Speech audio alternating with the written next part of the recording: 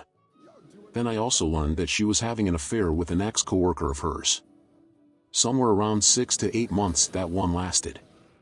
Finally, she has been seeing this guy she met on Bumble for 2 years. Has gone on overnight camping/hiking trips with him and used the cover of her now ex-friend. I confronted her on all of this, and she denied everything. When shown the evidence, she claims it was forged evidence. Then, after a while, admits to half of it, then denies it all again. I handed her divorce papers this past Monday. Editing to add, since I have gotten a few messages about this now, no, I will not be sharing my wife's nude pregnant photos. The hell is wrong with you people? Anon 5402. I took a shit in my roommate's $300 Uggs because he had sex with my boyfriend on my bed when I was in a psychiatric hospital after a suicide attempt. Support only. I didn't even know my ex was into dudes. Edit. This was 3 or 4 years ago and I'm currently in an amazing relationship with a very kind man. Thanks for all the support so far guys, it means a lot. I've come a long way but man, those days were rough. I do feel a tinge guilty about how I reacted, so I appreciate you guys here giving nothing but love. Edit 2. Wow, was not expecting this to blow up. For those of you saying I need help, trust me, I get that. I was in a very dark place at the time. And I was very drunk while doing all of this. I ended up going to rehab and am happily sober now. My life has immensely changed for the better, and I handle things way better now. Edit 3. For those of you wondering why I let the ex off easy. Honestly, I should have guessed he wasn't that into me. I just wanted him bad and deep down knew he was using me for a place to stay/food/my car/etc. I got myself into that situation. It was a really rough time and I had literally zero self-respect. What really broke my heart was my best friend betraying me like that. I did kick the ex out and he was homeless/without a car/etc. so he didn't get off easy, that's for sure. But at the same time the pain from him cheating was absolutely nothing compared to the realization that I lost my best friend. Edit 4. Also I realized my title was very confusing and long-winded lol. For those confused, I'm a female. My roommate was a confident gay male. I didn't know the guy I was dating was into dudes. Edit 5. I apologize to my old roommate and vice versa. We are both in better places and good friends again. I forgave him and he forgave me. This charade was years ago and we have moved past it. Okay, last edit. To whoever gave me gold, that's so sweet. I honestly did not expect this reaction. It's my birthday today and I've had a great time reading all these comments, so thanks Reddit. You guys rock. An uncharted island. I just told someone I was too tired from day drinking to hang out, but it's actually because I had 8 hot dogs today and I feel like I'm going to die. ReadIT now here. Well, we all got some confessions. Make yours in the comments. Throwaway 1529069. I faked my resume and now I'm in the shit. Remorse. Throwaway account for obvious reasons. Since I started high school, My parents stopped checking in on my grades, and their mentality was basically, we don't care as long as you get into a good university. And they've carried on this mentality to when I got into college, and they didn't really check on my grades and gave me free rein as long as I majored in the subject they wanted and graduated on time with good grades. Well, basically what happened was that I failed my first year and had to switch my major. I didn't tell them and they didn't ask, so I thought as long as I got my shit together and not drop out, I'll be fine. One day out of the blue last semester, my dad asked me to write up a resume. I panicked and wrote up a resume but changed the GPA and major and made up some shit and thought I saved myself.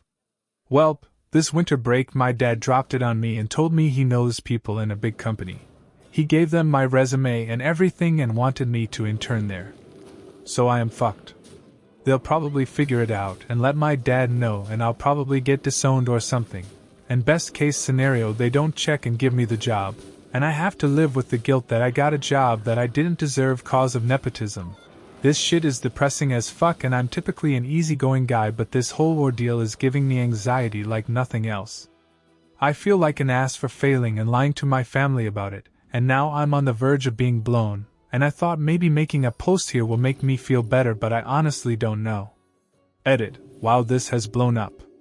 In all my years of Reddit, the post that gets blown up is a confession post with a throwaway account. Talk about a wake-up call.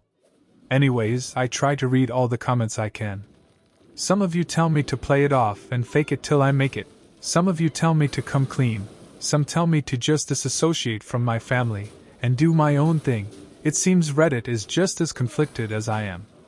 I don't know what I'll do, but I just want to say thank you to all that took the time to read and comment. I appreciate all the comments, even the harsh and brutally honest ones. My guilty conscience 1.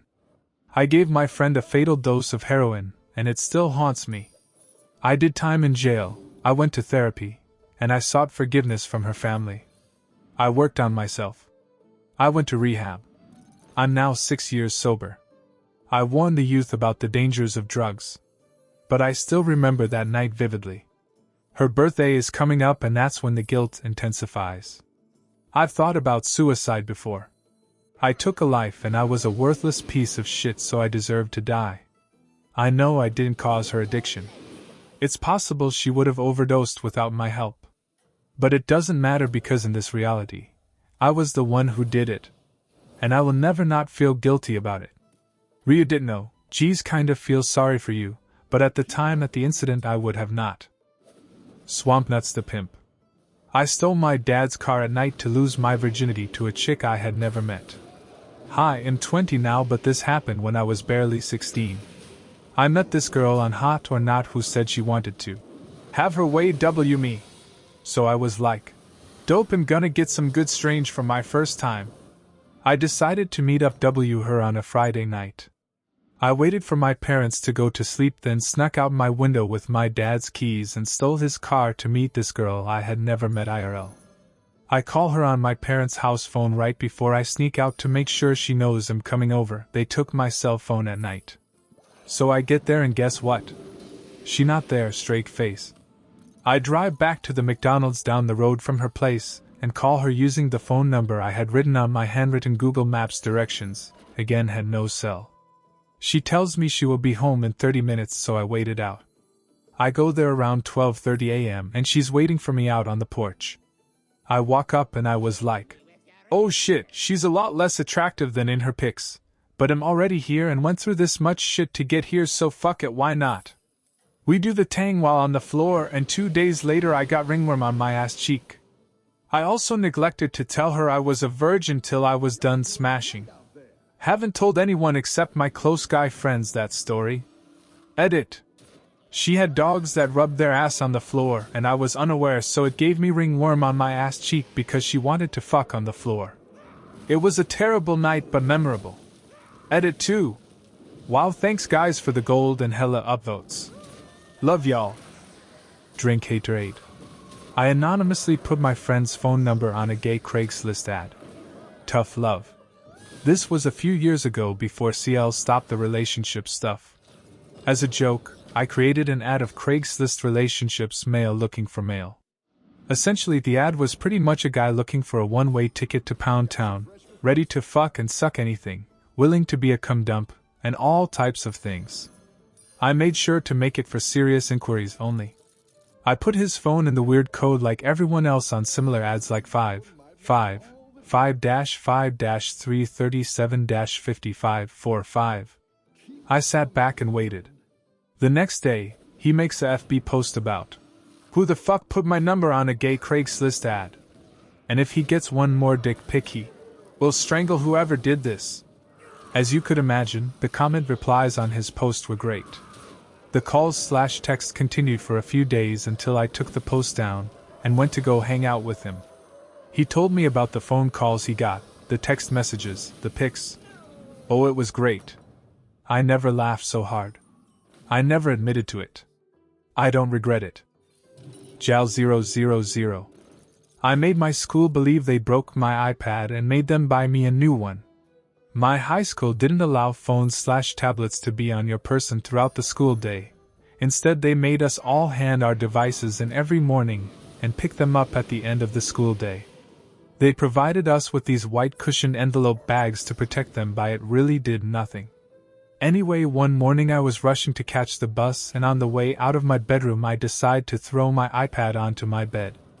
But it bounced off, landing face down on the slate tiles. I knew straight away it smashed from the sound. I stood there cursing myself until I had an idea.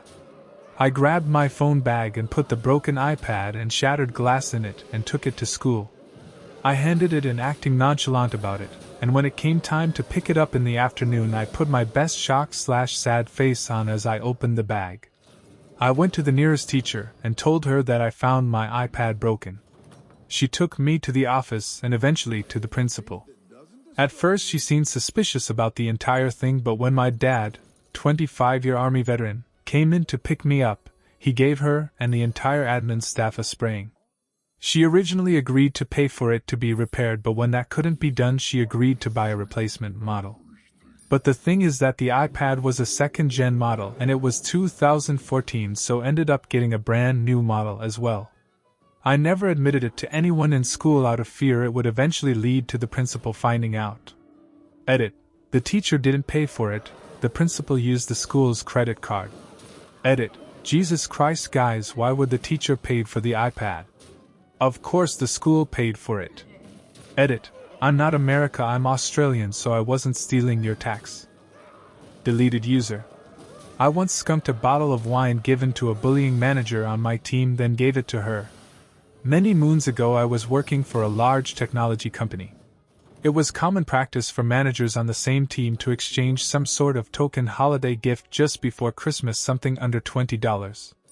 One of these managers was a very nasty woman who was quietly bullying some of her employees and one of the other managers on our team. We were trying to deal with her through the proper channels, but the holidays sprang up in the meantime. When the holidays came around, I bought a case of a nice red wine that I enjoyed and prepped them all with gift bags. Except one bottle, the bottle for the nasty manager.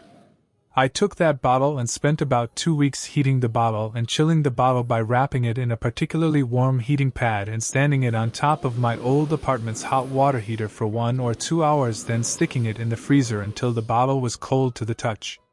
My goal was to ruin the wine, turn it to vinegar. The holidays came and I gave my fellow managers their gift wine, and we all headed out of the office for a few days for company-wide oil. When we came back, everyone was talking about how wonderful the wine was. Except the nasty manager, who was surprised everyone loved it. She was going on about how nasty it was and how bad it smelled and how she couldn't even drink it.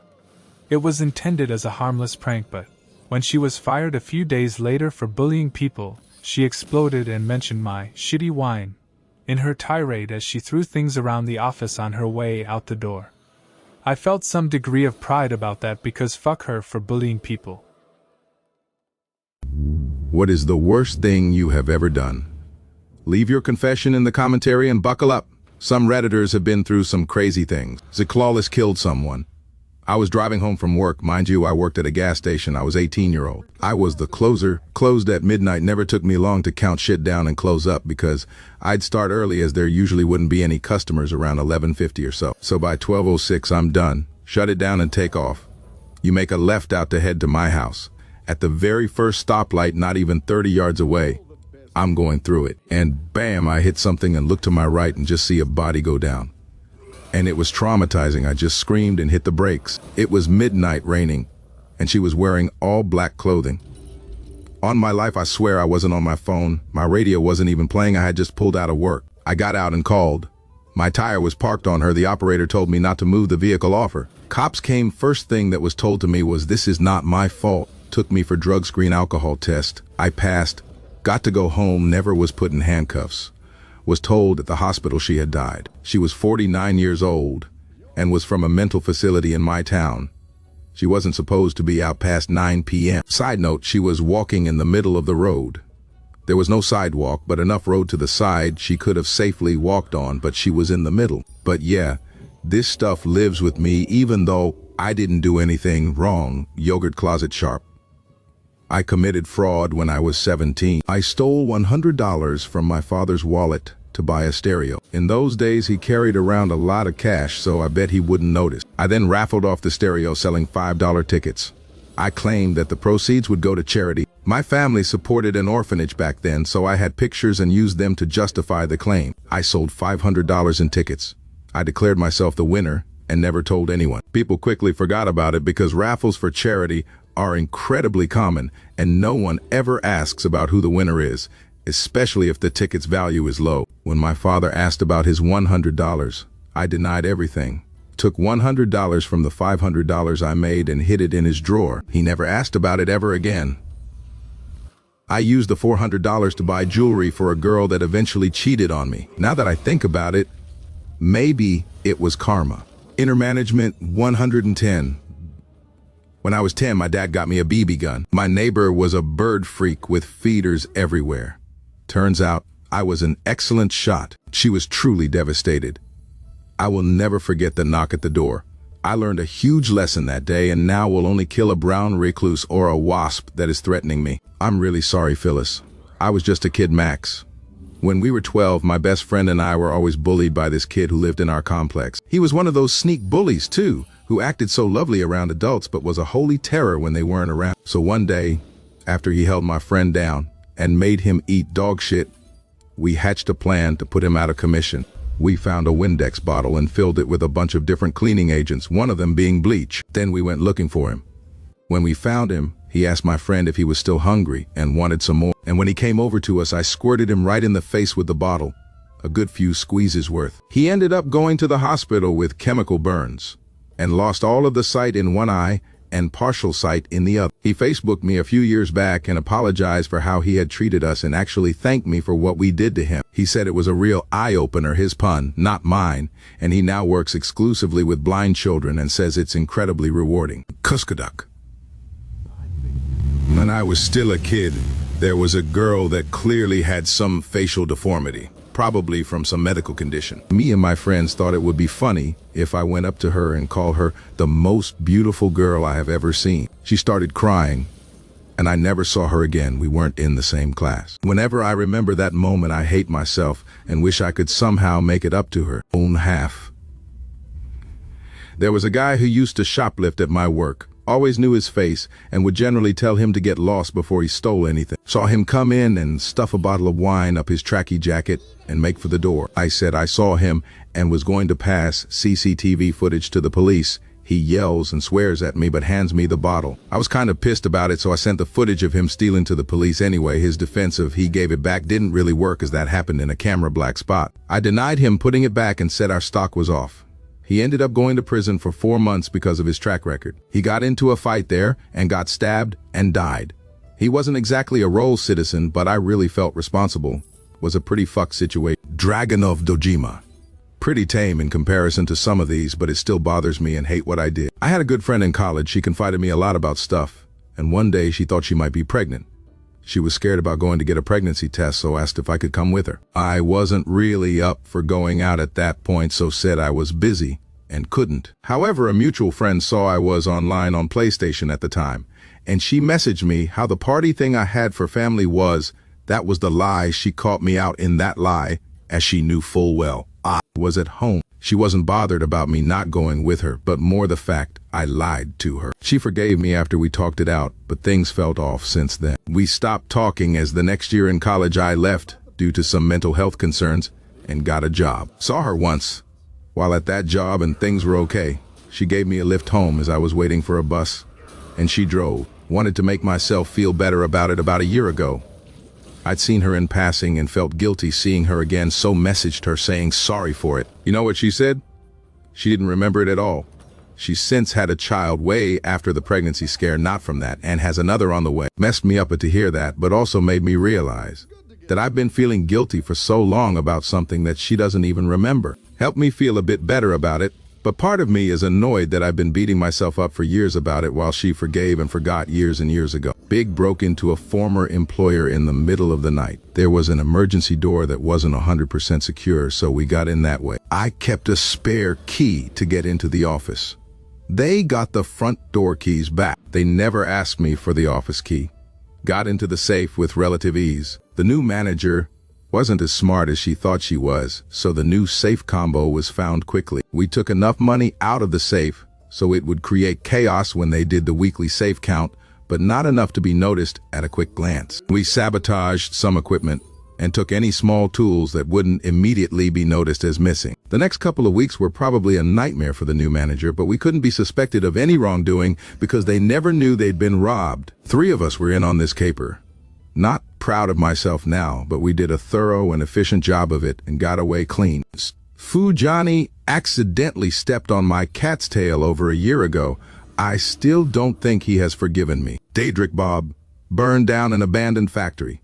It was recently closed down, and myself and a few friends got out of school and went to have a look. We got in and found loads of half bottles of chemicals, and we poured them all into this huge tub thing that looked like an oversized bath. We flicked lit matches and not expecting much, but I think the fumes caught and it went up like a bloody bonfire, reaching the roof and raining down flames, setting everything alight while we legged it. It burnt pretty much the whole main building part of the factory to the ground, and the fire service had to evacuate several streets as they thought there could be gas bottles on site. Thank God no one was injured or worse. The word on the street was the owners got a massive payout and were investigated for insurance fraud. No idea how that played out, though. The site is now a housing estate. ABN. When I was in bi-curious phase, I made a FW. He used to give me BJs. When the bi-curious phase was over, I told him I don't want to do it anymore, as I'm not into guys. He begged me not to leave and offered my money.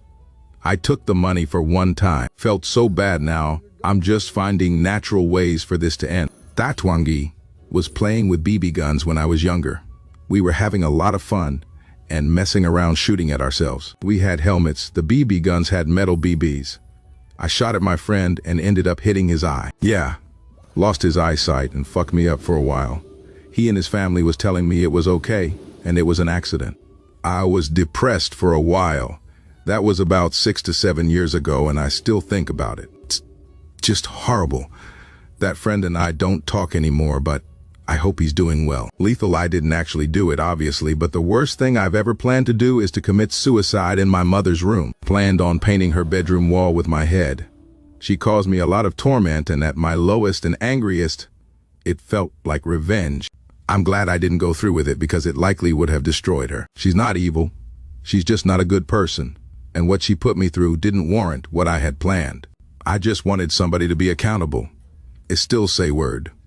Someone ran over my cat and never stopped killing it, and I had no money, was a pregnant single mother and going through a really hard time. I didn't have money for disposing the cat, nor knowledge of what to do, and I needed to go somewhere, so put it in the dumpster. I didn't have an emotional connection to her. She was a bit of a nightmare, but beautiful. I feel bad about it though, and I did at the time as well, but just really didn't have the energy to do anything else. Krishatsip.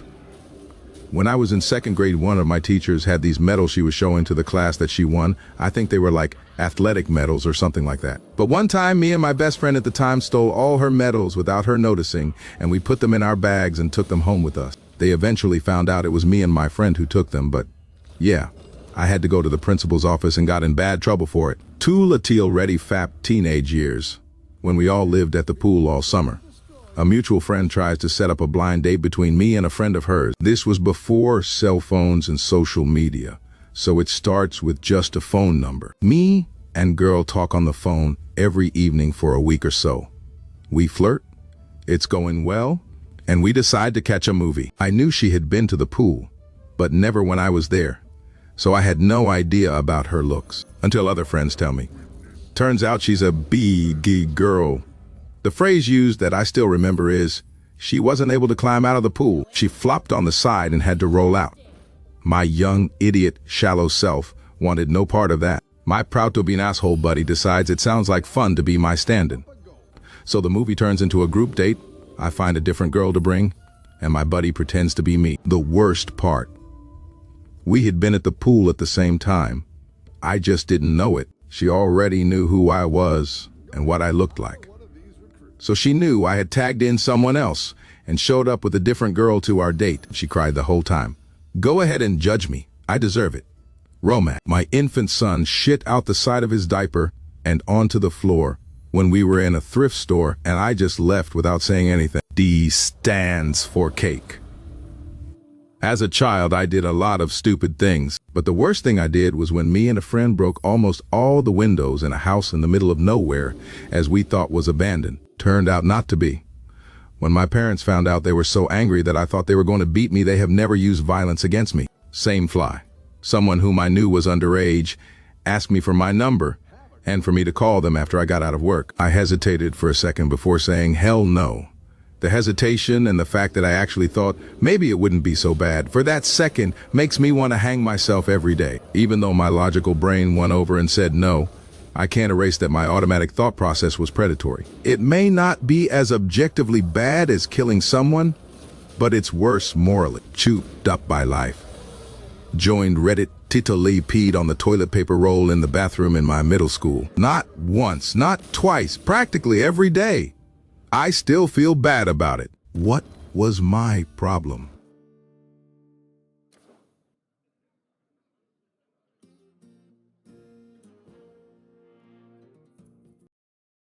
Dear Sale 7890. I've paid thousands of dollars for segs over the years.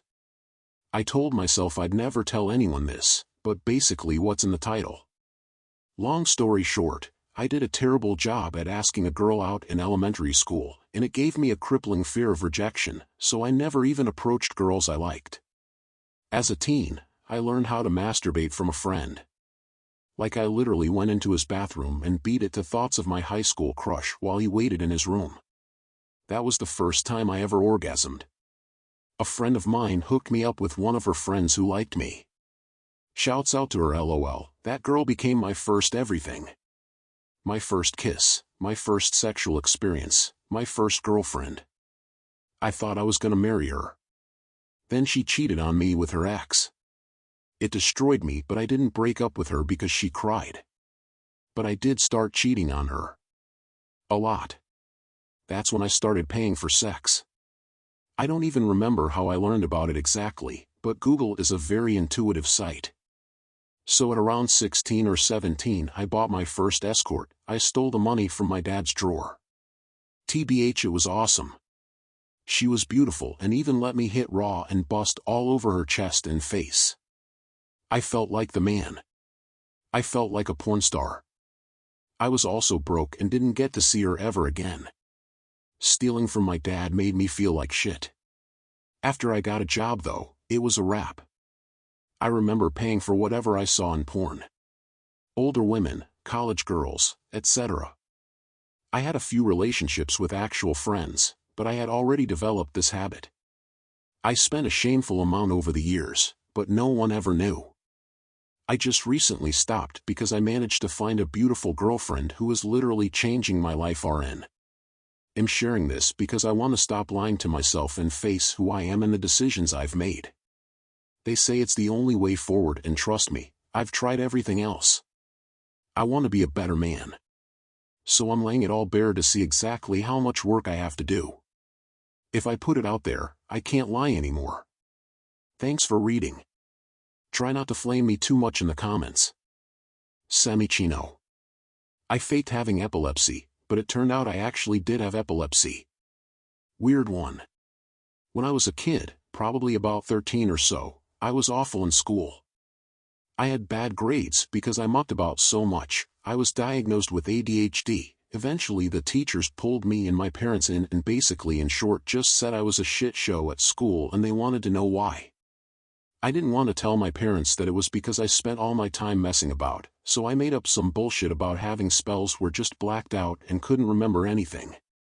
I think I'd actually just seen an episode of Casualty where someone was having absence seizures, so I probably just thought that would fit. Looking back, obviously, I know this was a very wrong thing to do, but in a way it probably saved my life. My parents took me to the doctor about these blackouts and I remember I was absolutely shitting it, because I knew my parents would be finding out I'd lied as soon as I got the tests.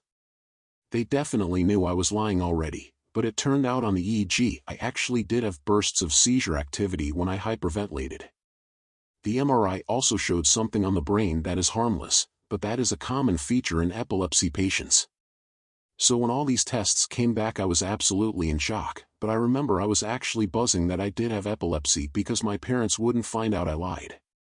I was having blackouts, I just didn't know I was having them, and when I couldn't remember stuff I just put it down to the ADHD. I got put on medication and got extra time in all my tests, so for 13-year-old me having an epilepsy diagnosis was a big win. Now at 20, I know that it really is not a big win. Epilepsy is horrible and I wouldn't wish it on anyone. I'm lucky to only have focal seizures, but even they are difficult to deal with. But anyway. Lucky me, yeah. Electronic Rest 1175. I used an app hack to get free unlimited CC's pizza for years. I'm 22 now, and I've used this scam for since I was 15 to 16. I was playing around with the app and used the free drink, buffet, or large pizza for your birthday offer when I set my birthday. I set the time on my phone a year ahead, and I got the same offer again. Eventually, the app stopped letting me do it unlimited times per account, so I had to start creating more accounts. Then I hit a limit on how many accounts could be created on one device. I figured out that I could create unlimited accounts if I used the actual website. This hack worked until this year, when the CC's app reward program went away. I used this twice a month in high school, and would occasionally use it to get a stack of large pizzas for my friends and me. I used it a lot more in college, and my friends and I would sometimes study in the middle of CC's. I wouldn't be surprised if I spent the virtual equivalent of over $10,000. Thanks for getting me through college, CC's. I'm glad I'm much richer now and don't even think about eating that cheap pizza and cinnamon rolls anymore. Trying to be better 1964. I touched multiple girls inappropriately when I was in middle school and early high school. For quick context, I, now 32, had pretty difficult childhood. Large family, untreated ADHD, bullied and targeted by my own siblings my whole childhood, emotionally neglected, and ostracized. Knowing what I know now, I was clearly in severe need of mental health care and therapy, as I clearly had reactive attachment disorder on top of the untreated ADHD. My siblings locked me in the snow for hours, would attack me and harass me, and then I would deal with the same things at an extremely small school, 300 students pre-K-12. Even knowing what I know now, I still lay in bed some nights so angry and ashamed of myself. When I was 15, I had no control of my anger or emotions, and so people avoided me. Then, a group of guys started talking to me one day. They pointed out a girl in our class who was known for dating around. I don't know how they convinced me, but they convinced me to walk over and grab her butt. One of them did it first to show me it was okay, so I did. She laughed it off and told me not to do it again, but the guys laughed and told me she was just saying that.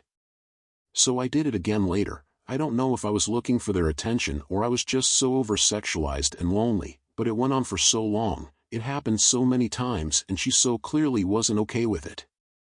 Then one day in weight class, the girl I had a crush on let one of the guys touch her breast for God knows what reason. So impulsively I reached up and did the same. But worst of all, there was a group of siblings my parent babysat. One of them was not much younger than me, but in teen years even a year is considered a long time. One day we were swimming and I was tossing them around the pool and wrestling, and I realized I was getting excited. I took advantage of the wrestling. It was never under clothes, and it never went past touching, but to me that doesn't make it any less awful that I would do that. I just lay here some nights and these intrusive thoughts pop up like, remember that time you just did these things to these girls, and I get so angry. I pray that she never realized I did that and that I didn't scar her because I was such an awful person. But even still, anytime I feel like I'm doing good, and I've overcome my past, these memories haunt me and tear me back down. Edit for clarification's sake and accountability, so for starters. I think the main feedback I am seeing are the comments about my ADHD, other disorders, and the story of the guys. My intent was not to try and use those as fluff or a crutch. I over-communicate and have had posts on other subreddits taken down for being too long. So I didn't want that to happen, and I obviously didn't explain my own perceptions to things properly. My mental health issues are not my fault, but they are my responsibility. The choices I made to assault these girls was still a choice I made to chase my own lustful desires and satisfaction with no consideration of them. The other guys encouraged me the first time it happened, and with one girl. They did not play any part in it from then on except as witnesses, and played no part in the other two girls I victimized. I think my state of mind was looking to it as a roadmap. Two things can be true at once: first, that my life was difficult and thus there were many of Maslow's hierarchy of needs that I did not receive. Second, that it does not excuse my behavior or justify it in any way. But in my studies of psychology I've come across a common thread of seeking the purpose behind the behavior. So I guess my quick typing without context came off as justifying, but that was not my intent nor my feelings on the matter. Second, I want to apologize for not having the foresight to place a trigger warning for anyone else who has been victimized in the past or affected by actions such as this. It does not bring me any comfort to see other posts about how common this is. My hope for this post was not to hear other horror stories about this being a normal male behavior. I have been in therapy a few different times, however the times I have gone into therapy has felt directionless. Even still, therapists are trained to be unjudgmental, to remain impartial and unmoved. I posted this to get real, true responses. So thank you. To those who have offered words of support and understanding. Thank you for showing me that there are people out there who will understand that I strive every day to get as far away from the person I was as I can. That I am not that person anymore and never will be again. This was what I needed, to know that others could see past who I was and understand that I despise who I was. That I could still be seen as a person by real people and not just a therapist in a chair being paid to convince me I am a person. To those who were critical and correcting. Thank you. I learned a while back the value of criticism. Having real people provide insight into these things helps to identify blind spots and mistakes. To those who were raw. I appreciate your feedback. I understand there's nothing I can ever do to make it right. I can't take away the things that I did regardless of age or circumstances. I am not seeking any forgiveness or get out of jail free card. I am not trying to manipulate people to coddle me or tell me what I did wasn't a big deal or normal. I recognized my failures. My desire to be a better person is not dependent on anyone's forgiveness of any mistakes I've made past, present, or future. I want to be better because I recognized how horrible and disgusting the things I did was and how much hurt and trauma I could have, and as others pointed out, likely did cause. If someone is truly remorseful, they will change with or without forgiveness or acceptance, because it's what's right. I can promise you that I will never be that person again, and I will continue doing everything I can to advocate against these behaviors. Thanks for tuning in.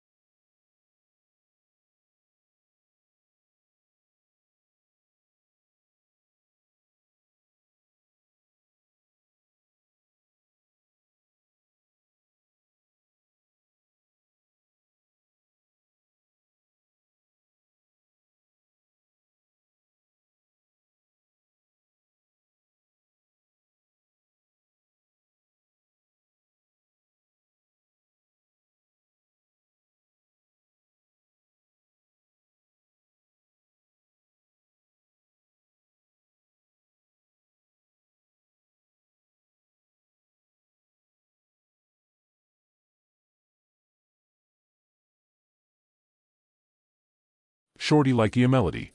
I left a job, and then I changed everyone's passwords. I don't even care that this was immature and petty of me. I can't stress how awfully I was treated in this job, and how the entire team joined in on it. I was the only woman on the team, so it could have been that, but I don't want to play the gender card. You're probably thinking it's not one-sided, but it was. I was never rude to these guys. I'm not too fond of confrontation, so I used to be a doormat. I was afraid to rock the boat, so I just accepted how I was treated because I needed a job desperately at the time. One evening I decided it was the last straw. I went home for the night and never went back. I got various calls from them all on WhatsApp asking why I hadn't shown up, and I ignored it. Like I said, I can't handle conflict very well, so I couldn't face talking on the phone to them because I was already very upset from the evening before. A week after I quit my job, I realized I was still logged into my manager's account and he hadn't changed the password. This account was basically the restaurant's entire database. It had information for menus, staff, ordering, stock, etc. I decided to change the email to a fake one I'd made, and then I changed everyone's password so they couldn't access it. I don't know what happened after that. Nobody ever contacted me. I don't know whether I was the suspect or not. I don't go to that part of town anymore. Punch_your_facehole. I used garlic and onions in a meal when I was strictly asked not to. My stepmother-in-law won't allow my father-in-law to eat anything with garlic or onions, not even garlic powder or onion powder. She claims that it hurts his stomach. So, whenever they're in town and come over for dinner, I refrain from using garlic or onions, which is frustrating because I use those two in just about everything I cook. For a little backstory about my step-mil's cooking, she makes the blandest food. Once, we went to her Thanksgiving dinner. She cooked the turkey around noon, cut it up, and had it out around 3, but no one was allowed over until 5 p.m. By the time we arrived, the turkey was cold AF and drier than the Sahara Desert. The woman just doesn't know how to make a tasty meal. Anyhow, my FIL visited us once without his wife, and I made chicken breast with garlic and onion seasoning, and he loved it. Nothing happened to him after he ate it. He told me that he can eat garlic and onions if they're cooked. But for some reason, when he's around his wife, both of those ingredients are not to be used. They visited before Christmas, and we planned a dinner at my house. My SMIL made it a point to call me to remind me not to use garlic or onions. She also called my wife to remind me not to use garlic or onions. I was so annoyed that she made it a point to remind us not to use the two ingredients after years of her constantly reminding us. That night, I cooked the chicken breast with sage, rosemary, thyme, garlic, and onion powder. Both my SMIL and FIL loved the meal. In fact, they commented on how juicy the chicken was and how delicious it tasted. It turns out they both like garlic and onions, but, for some reason, just have an issue with it. Also, neither one of them got sick. Automatic Speaker 671. My mom took $50 from me, so I lied and told her I didn't know where her $200 went. Me and my mother have an up and down relationship. Sometimes we'll be best friends, the next she'll wish I was never born, a burden to her. It was my payday. As soon as I got home, she demanded $50 from me. I had just given her 152 days prior. I knew what it was for. She wanted to gamble, or she was giving it to my stepdad so he could gamble. No matter how many times I told her no, she would get louder and threaten me more, so I just gave in. She wasn't gonna pay me back, she never does, but what could I do? A few days later, me and her were talking in her room. When she got up to leave, I saw it, $200 dropping from her wallet. When I saw it, I didn't know what got a hold of me. This felt like my way of getting revenge, being able to pay myself back kinda. I quickly pocketed the money and went on my way. A few hours later, my mom called in a frantic asking if I'd seen $200 around the house. I told her no straight to her face and hung up. To this day, she still doesn't know. I hated stealing and lying to my mother's face, but I also still feel it was deserved after years of her taking from me. I've been living with this guilt for about a month now, and it eats me alive every day and keeps me awake at night. I'm sorry, Mom. Edit, man. Every single one of y'all's comments make me smile and tear up. I wish I can thank you all personally for all the advice I've been given and the feedback. Even though I still feel guilty, I feel a lot better knowing I'm somewhat reasonable for my doings. For those with similar stories to share, I also feel deeply for you. You've all helped me a lot.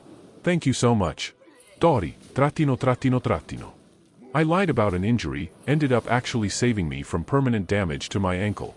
When I was about 7, I was moving to a new house with my family. I tripped and rolled my ankle in the bathroom and it kind of hurt, but the pain went away after a few hours, but as a dumb and lazy kid I decided to lie and say it still hurt really bad to get out of packing to move out, kept this act on for about a week, and my mom decided I needed to go to the doctor to make sure I didn't sprain my ankle or anything. My little 7-year-old self started to panic a bit because I really felt no pain at all, but I thought I was too deep into the lie to back out by. Then, we went to the doctor and did an x-ray, and I was thinking, I'm screwed, I'm perfectly fine and this x-ray will just prove I'm lying. Results came back and I was thinking I was about to get in big time trouble for lying about something so serious, only for the doctor to say I fractured my ankle. Apparently I was going on for days with a fractured ankle that didn't hurt whatsoever and didn't realize I had to wear a boot for the entire summer. I felt guilty for lying about it for the longest time, but if I didn't I could have seriously messed up my ankle. Now I laugh thinking of it since it's such a stupid story. No one except for me knows that I lied about this, and I don't know if I ever will tell my parents. Probably one of the more tame confessions here, but definitely a strange one I thought I should share. I really don't know why my ankle didn't hurt. If you have anything to confess to, leave a comment down below. Thank you. Angry Canal. I used to get my little brother to sleep in bed with me. Throwaway here. I'm a dude, and when I was between the ages 17 to 22, I used to get my little brother who was between the ages 5 to 10 to sleep next to me. It wouldn't be actual sleep, just light naps. He would come to me wanting something E.G. the TV remote control. I would tell him he has to sleep beside me for a little if he wants it. He'd be reluctant and annoyed but would eventually agree. So I would lie in my bed and he'd be next to me. I'd be on my side and he'd usually be on his back. Sometimes I'd try and be the big spoon and cuddle him. He'd lie there frustratingly waiting for the nap to be over and constantly ask if it's enough. Sometimes when he tried to get up, I'd pull him closer. I would then let him go and give him whatever he came to get. Why I ever did this. It was nothing sexual, I've never gotten aroused by it or anything. I just liked having him there close to me, especially since he was so adorable. I'm sure he thought I was weird as hell. Looking back, that was fucking weird and I'm horrified that I ever did that. I feel like a pedophile even though I never touched him inappropriately or even thought of him in a sexual manner ever. I have also never been sexually attracted to kids or looked at child p*******. Anyway, this was very infrequent. Just happened here and there. Probably like 6 times in total. I stopped eventually for some reason. I feel really bad for him that I ever did that. Am I a freak? Edit, our relationship now is great. He comes to me whenever he has issues, wants somebody to talk to. He's my favorite family member and I'm his, going by his words. Zenergy Music. It was me that moved your garden gnome every night. When I, 42M, was in my 20s, I worked in a nightclub and used to walk home with a couple of coworkers pretty much every night at roughly 3 a.m. On the way home there was this one garden that was always perfect. It had a little pond with a gnome, one of those that has a fishing pole, you know the type, right? Well, one night we decided it would be fun to move said gnome to a neighbor's garden. No damage, we were not heathens, lol. The next night, said gnome was back in its place as if nothing had happened, so of course we moved it again, to a different neighbor's garden, and we continued to do this every time we walked home, normally at least 4 or 5 times a week, for the next 6 to 8 months or so. I hope we didn't annoy you too much and you took it in the spirit it was meant. It always made us smile to see him back in his original place. Edit, thank you guys and gals, the responses have made me smile so much. I'm really glad that there is still room for this sort of prank in the world. I like to think that the owner had kids/grandkids that always wanted to hear about the travels of the magical gnome. Grey Dutch Bunny. I lied on my resume because I was getting desperate. I recently graduated from grad school, and I am looking for a job. So far, the job search is going horribly and I haven't gotten any offers. I read somewhere on LinkedIn that the way companies are exaggerating about the experiences you should have is getting ridiculous. It showed a post of a firm requesting over 5 years of ChatGPT experience when the software only came out last year. This sparked quite a lot of comments saying that at this point, you should just exaggerate or lie on your resume as long as you can prove that you have the expertise in the topic you are lying about. For example, you could say you have 2 years of experience as long as you can prove that you can live up to what is required for the job. As a recent graduate in chemical engineering, I only have half a year of industry training. I have not been getting any offers, and I am getting desperate. I have enough money in my bank account to live 2 more months or else I can't pay rent. I know that my training in school is more than what they are looking for in the position, and I can for sure do the job that's required, so instead of putting down half a year of work experience, I put down 1. I have already sent out the resume to several companies, and since then, I have been getting interviews. However, I now have to live with the guilt of lying. After a week of living with the overwhelming guilt, I changed my resume back. I need to lay everything out here as a confession. It was wrong of me, and now all I could do is to be honest from now on. Edit? Okay, so this being my first post and blowing up was kinda cool. Anyways, got through my first interview with the rounded up resume today, will keep you updated if I got the job or not. Deleted user. I only hire cute girls or ugly guys at the college job I work. I work a job on campus, I'm a student interviewing and hiring other students. If they're obviously not what the job needs, they get booted off. Everything is fair until there's a tie between a number of students, more than we can afford to hire. After careful evaluation, I choose to hire the top most charming and attractive girls, and the bottom of the barrel guys. It's good for business.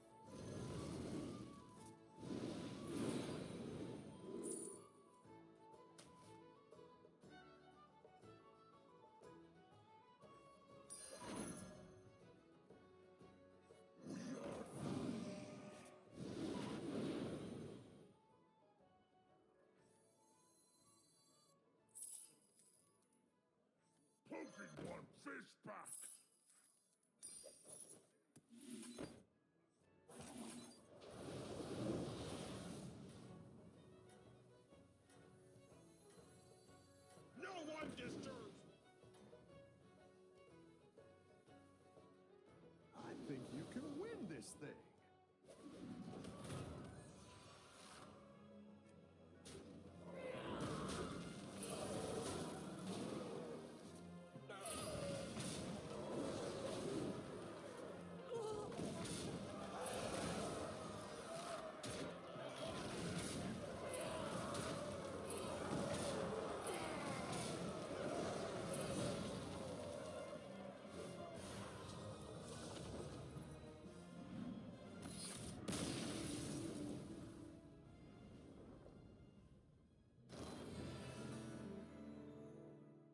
Ferrari_caught watch.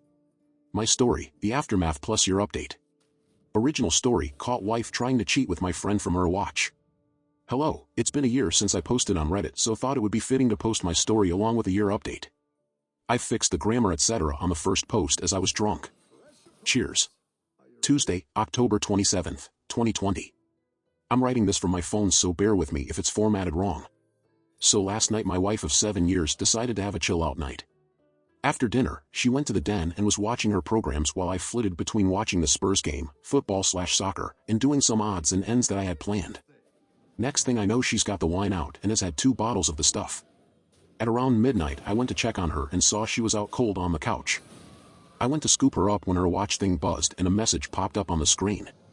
It said something along the lines of, haha, I can't do that, my name would knock 7 shades of shit out of me, tongue sticking out. I wondered what the fuck that was all about, so I pressed on it, and it was a conversation between my wife and a friend of mine. Now I wouldn't say this guy is a close friend, but he's someone I've played 5-a-sides with for years, drank with and have known since we were teenagers. We used to call him Jacket Holder because when we got into scraps as teens, he'd always be the guy holding the jackets while everyone else went for it. Right, so as I said, I pushed on the conversation while this thing is still attached to her wrist, and scroll up to the top, and as far as I can tell it's him that contacts her first, unless she's deleted. There's lots of flirting and winking going on, but nothing that you could outright say was cheating. Then I get to last night, and when she's drunk she starts openly begging him for sex. I couldn't believe my fucking eyes. I'm paraphrasing here because I can't remember the exact words, but she was saying shit like how much she had always wanted him, how no one would ever find out if he did want to do something, and the last one that fucking killed me, that she was great at keeping secrets. I tried to scroll on her watch but couldn't find any other messages, and I don't know her phone passcode. I put her in her bed and just sat in the kitchen in shock until I fell asleep, then got up for work at about 5:30.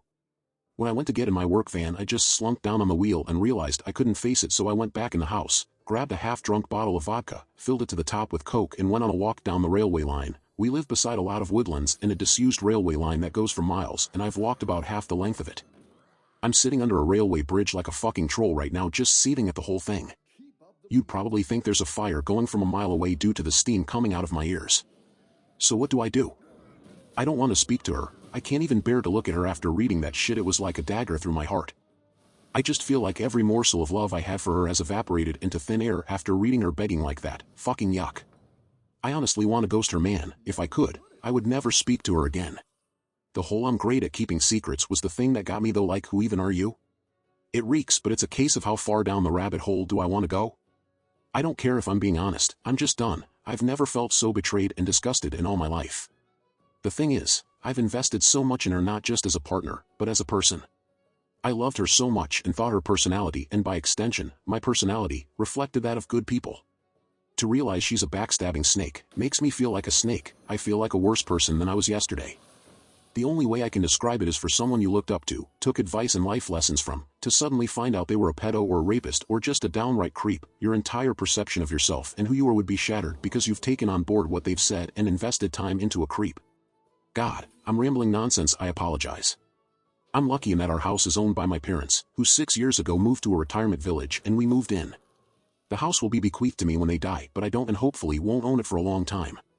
They couldn't be bothered with the upkeep and all the problems etc. and wanted to see out their final days in peace, so when we do divorce, my soon-to-be ex won't be getting her hands on it. So what do I do then? I'm honestly thinking of just not saying a word and throwing her right out.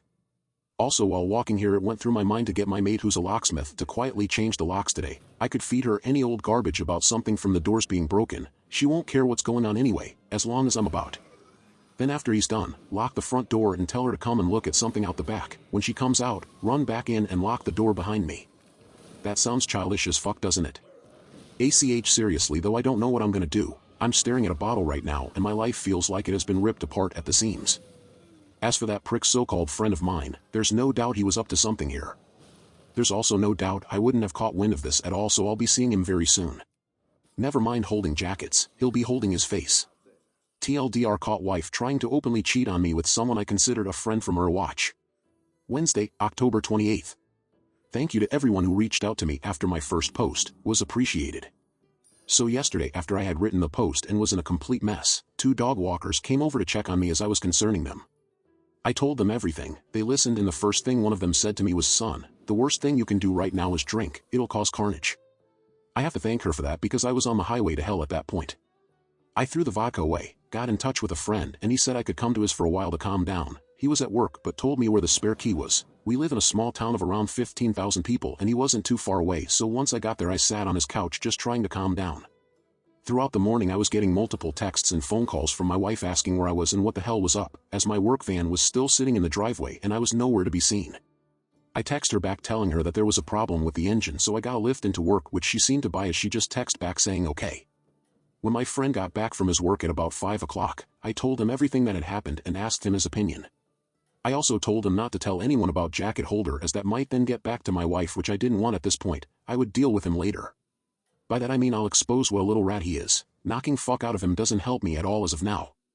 As an aside to the people saying he had done nothing wrong, he messaged my wife first. He was being extremely flirty. What the fuck is he even playing at messaging my wife for in the first place? He only knows her in passing, from afar. Look, I've got no problem with 2 adults conversing with each other, but they hardly knew each other and it was flirty from the start, as far as I could tell. I think they've seen each other while out and about and it's gotten flirty then. So my friend convinced me to try and keep a low profile and see what I could dig up, but at the same time speak to a lawyer and get the ball rolling in terms of finding out my options, which I have done today. He took me home about 6 o'clock and I was honestly dead on my feet by that point. I think the adrenaline pumping the entire day then suddenly stopping knocks it right out of you, so I was extremely tired when I got home. The second I walked through the door I knew something was up, as my wife was on me right away asking me all sorts of questions about work. I asked her why does she even care. She said that I'd left my big flask and lunch bag in the front passenger side seat of my van and something's been up today. She could feel it. I was about to lie, but I was just too tired. I couldn't be bothered putting any sort of charade up, so I just said yeah, there is something up. That when I was putting her drunk arse to bed last night, a message came up on her watch, which I read, and all the other ones, and that she was a fucking disgusting cheat that I wanted nothing more to do with. Her demeanor went from an arms-crossed person in power to a scared little girl within about a second. Great at keeping secrets, eh? Begging that little rat for sex, eh? Yep, read it all. She started sobbing and I walked away and upstairs into the shower. When I got out she was sitting on the top stair crying still, and the excuses started right away. How she was drunk, vulnerable, had never done anything like that before, how he had messaged her first and it didn't mean anything, She was never gonna go through with it. Pretty much everything that everyone on here was saying she would say, like she had the playbook out. The only thing she didn't do was try and blame me. She probably knew I would have thrown her right out the door if she had tried that shit. I told her that I wanted a divorce and her out of the house within a month. Also told her that she was moving to the spare room. I've been pretty much ignoring her ever since, just scowling at her and shaking my head when she starts waffling nonsense. I don't want to hear it. She slept in the spare room last night and I haven't spoken to or texted with her at all today. If I'm lucky, maybe she'll be gone when I get back from work, but my luck's not that good, I suppose. I'm getting her out though. I was telling my parents what was happening and my mother was adamant I wasn't throwing her out onto the streets. She and my mother are close and always have been. We'd have been together 11 years in December. My mother was saying she made a mistake and that we should sort it out like adults, that we've been through too much together and that she didn't actually do anything, it was just words. She completely took her side over mine, couldn't believe it. Could this fuck me here? Like, do I have no right to ask her to leave if my mother is against it? It's gonna be my house when my parents pass and I did nothing wrong, so I'm not leaving. It's probably gonna turn into a War of the Roses Part 2.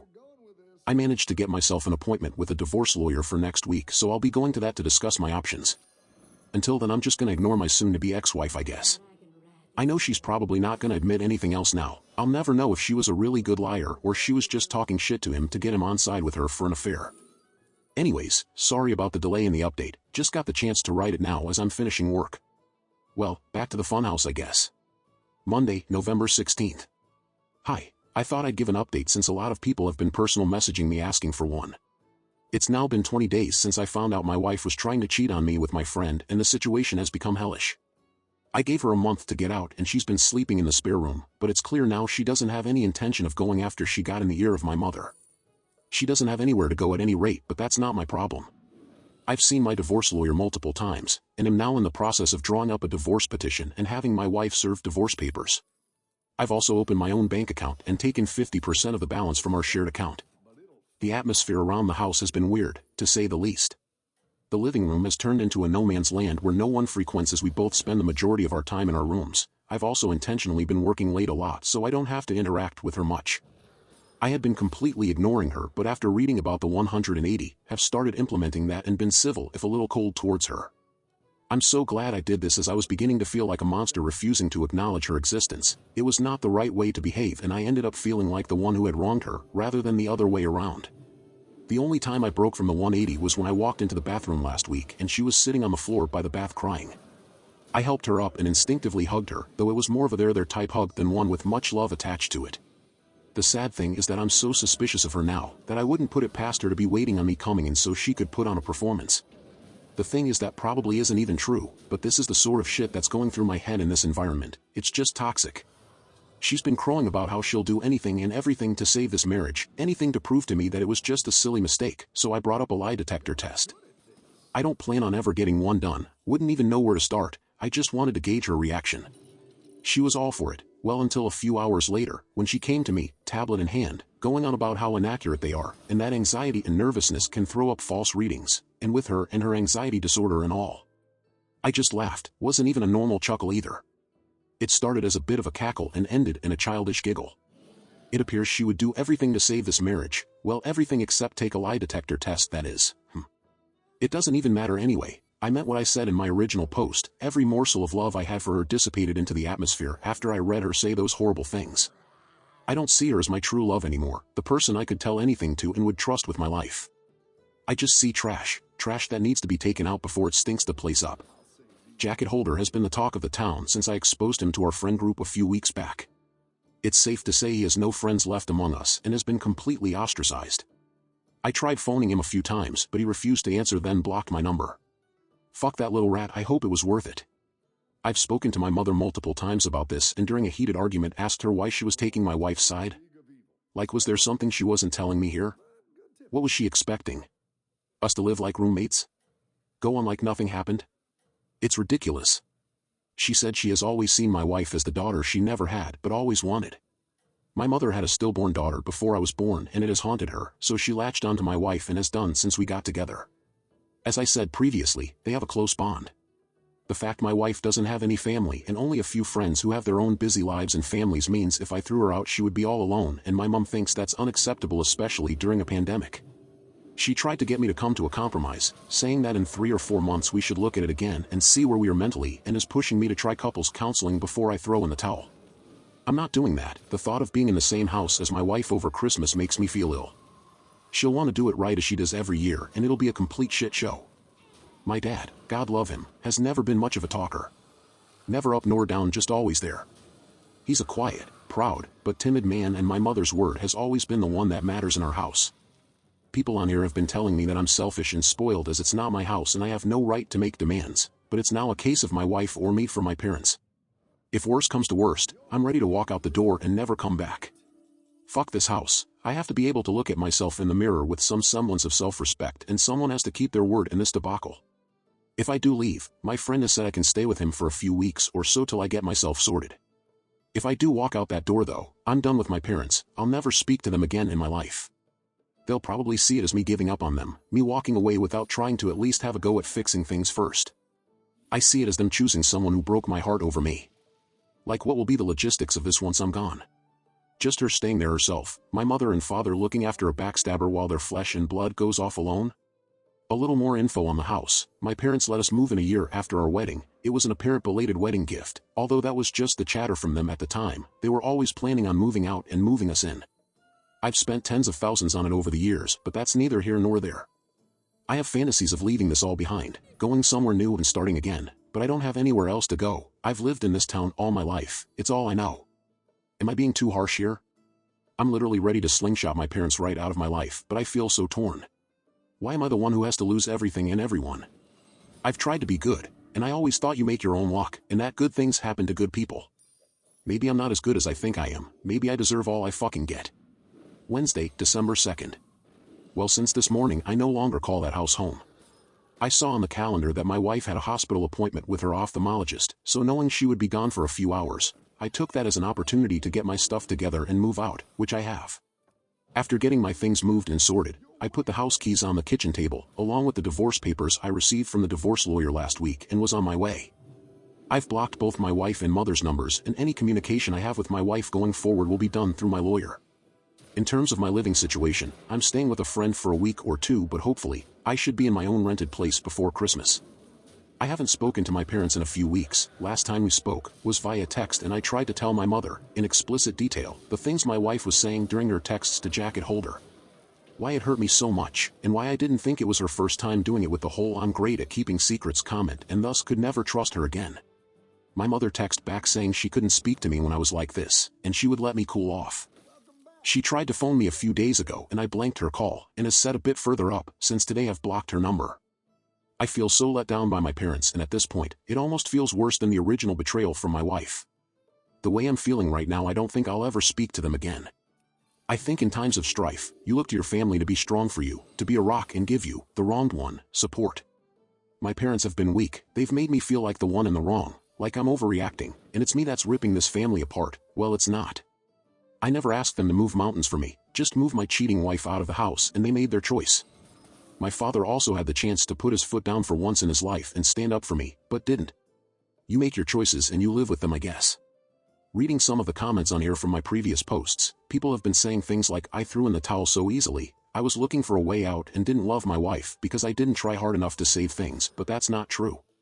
I love my wife more than anyone on this earth, and I was broken when I discovered what she was doing. I think we all have boundaries, and once those boundaries have been crossed, things change irrevocably. When I read those horrible texts, something changed inside of me. I fell out of love with her, like being snapped out of a spell in the movies. Anything tried after that is just delaying the inevitable. I have to say that I'm interested in the whole dynamic of their relationship now that I'm gone. Like, are my parents gonna continue supporting her knowing that it has finished their relationship with their son? As for me, I'd love to travel. My wife hated flying, so most of our holidays had been to southern England, the likes of Newquay and Torquay in Cornwall and Devon, so it would be great to travel abroad again. The last time I was abroad was when I was 20 for a mate's holiday in Greece, so 13 years ago. I'd love to see a bit of America, so once this pandemic calms down, I've definitely got my sights on the States. Thanks. Bye. Wednesday, May 26th, 2021. It's been over 7 months since I first posted on Reddit, and I honestly thought that was it for me, as I didn't need any more advice. I had made my decisions and done what I said I would, but I got a phone call this morning that has dragged me back into the mire. I have moved 15 miles away, changed my phone number, and am still in the process of divorcing my wife. She has completely ignored all the requests from my divorce lawyer to cooperate, which has hindered things. We're now in the process of putting in an application for deemed service and trying to have her served officially by the courts. If she continues to ignore, then I can proceed with a divorce without her input. Well, this morning while at work I got a phone call from my friend telling me that my dad was trying to get in touch as my mother is not well and would it be okay if he gave him my number. I said okay, and my dad phoned to tell me mom is in hospital. She's stable though not great. Obviously, I was shocked as I've not heard my dad's voice for so long. It was also the most emotional I've ever heard him. He told me my mom really wants to see me, so would I meet him at the hospital tonight and go in and see her with him. I said okay, and I've arranged to meet him outside the hospital. I ended up going home from work as I couldn't concentrate, and I'm climbing the walls here wondering if I've made the right decision, wondering if I'm about to get dragged back into the shit show that I walked away from.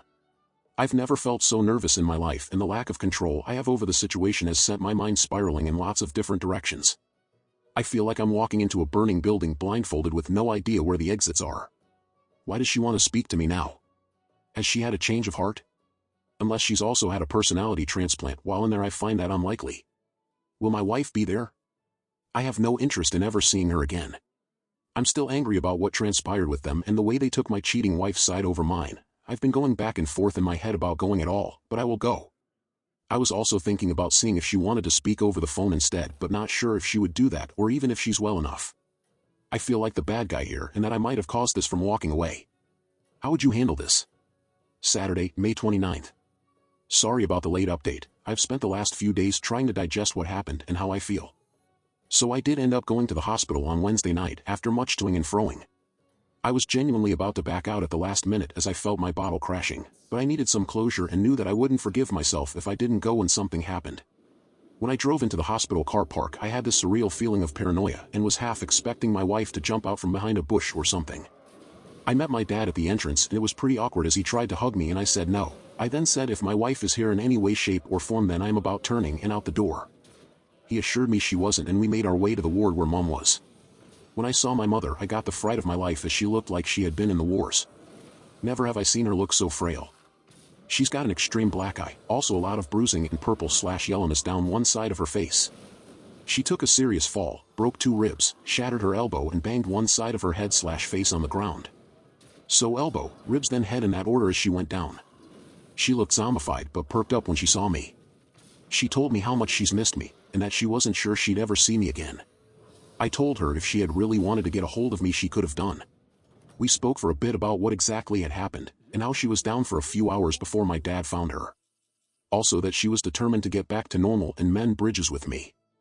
I brought up my wife and that I had been pushing for a divorce, but she was either ignoring the letters or wasn't getting them, so I asked if she's still in the house. Mom admitted she was and Dad started to look uncomfortable. I just looked away in disgust. Mom started saying how lost my wife is without me and that she's not in a good way. I knew then that nothing will change. She's not had an epiphany or seeing things from a new perspective. She just wants the status quo back. She said that the house is my home and always will be, but I told her I don't want it. It means nothing to me anymore and all it holds are bad memories. I stayed for under an hour all in all. When I left I said if I want to get in contact I will, but don't be waiting over the phone for me to call, as you might be waiting a while. When Dad walked me out he asked if I would keep in touch with him and I said I would. Whether that's right or wrong I don't know, time will tell. When I got home my emotions were a bit all over the place, from sadness to anger, but I'm glad I went. Couldn't help think about my wife as well, and what she once meant to me. It'll never not hurt. When I think about everything that's happened in the last 7 months, it honestly doesn't feel real. The speed at which everything fell apart was just spellbinding. I know life comes at you fast, especially when you're not paying attention, and I wasn't paying attention. It was just sheer luck I found out about her trying to cheat on me, cosmic coincidence, nothing more. I never saw the signs or put everything together. I just saw something on her watch and it tore my fucking life apart.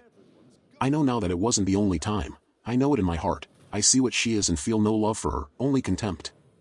I feel she stole the best years of my life. When I think about all the good times, they're just soured. It feels like someone else's life, not mine. My friend was saying I should see a therapist or something to try and let everything out, or else this will fundamentally change who I am and the way I build relationships going forward. That's something I'm going to do, I think, as I do feel a bit broken inside. The last 7 months have been the worst of my life, but I'd rather they happened than been kept in the dark. I'm just hurt that it happened the way it did, but you can't choose the way someone fucks you over, I suppose. You just have to learn from it. I remember reading about loyalty being the most undervalued character trait, and I see that now. It's probably because you don't really know if someone is truly loyal to you until, well, they're not. It's not something you deal with every day, but now more than ever, I know how important a trait it is. Tuesday, July 20th. Hi, so I thought I'd post an update to my previous post, as quite a few things have happened. Firstly, I'm now in the home stretch in terms of divorce from my wife. She has signed the divorce papers and sent them to my divorce lawyer, so all that's left now are the formalities. She sent me a message via my dad, where she said she's sorry for not letting me move on, that she thought she could save things but now she knows she can't, and she has to move on for her own well-being. I thank her for seeing sense. She doesn't want anything in the divorce and said she's going to move out of the house when she can get on her feet, which I'm okay with. In terms of my mother, I haven't spoken to her yet, but my dad said she's doing a lot better after getting out of the hospital and getting some normality back. I don't know how things will pan out with them, but I've said that if the house is going to be mine, then I want them to put it into my name now, to give me some security, then we can start trying to build bridges. We'll see how that goes. My biggest battles ahead are in my head, and trying to get over everything that has happened. The brain is a wonderful yet frightening thing. To give you an example, I can still taste the truffles I scoffed, then threw up, at my grand's house when I was like 5.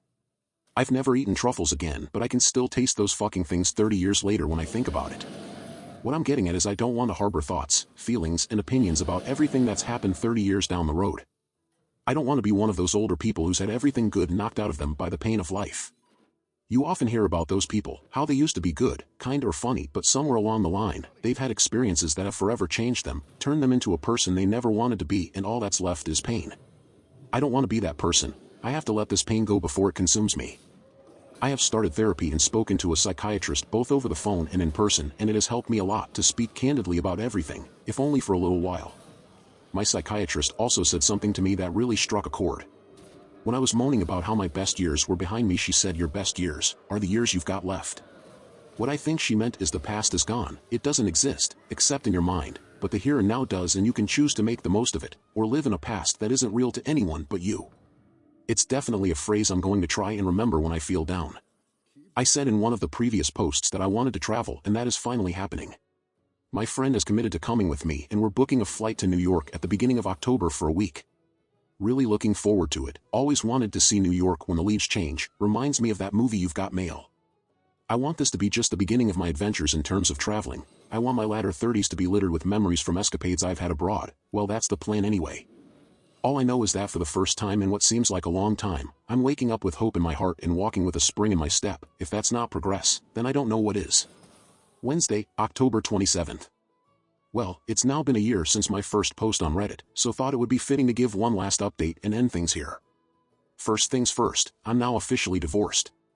Feels like a weight has been lifted, but also a firm end to what was nearly a third of my life.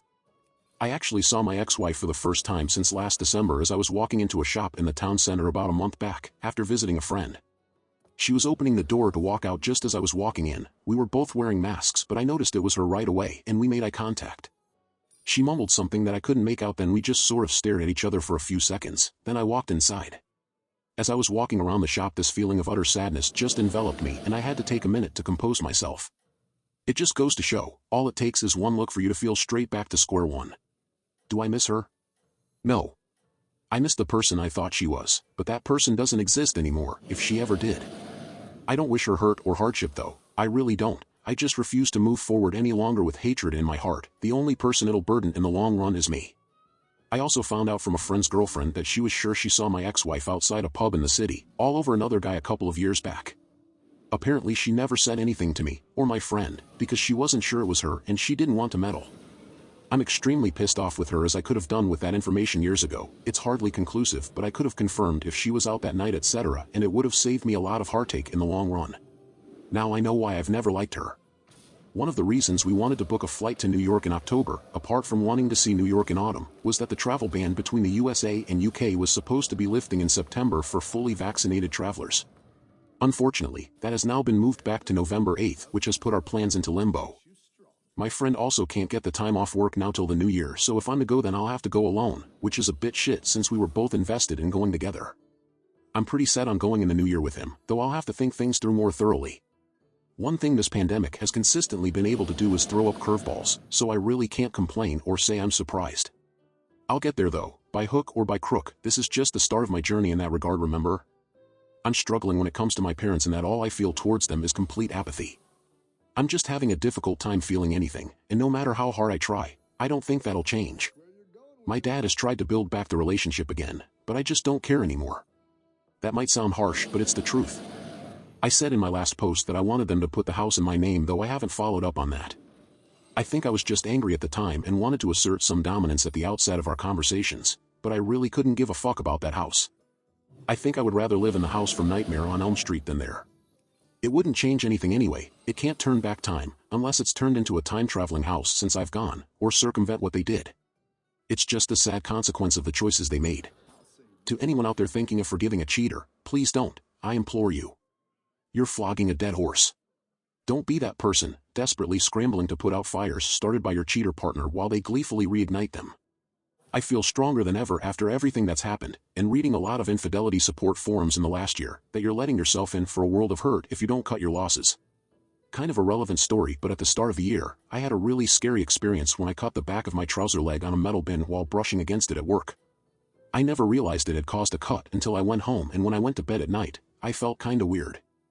I woke up about 2 a.m. and my leg was pulsating. I felt deathly ill, was seeing double, dizzy, and was alternating between a severe fever and chills.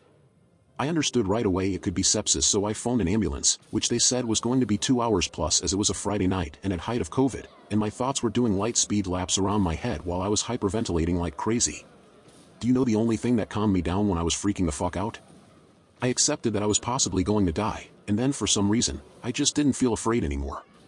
I don't know if it was the whole accepting fate state of mind, but when I accepted that it might be over, it took all the permutations out of the equation and everything became very simple and calm.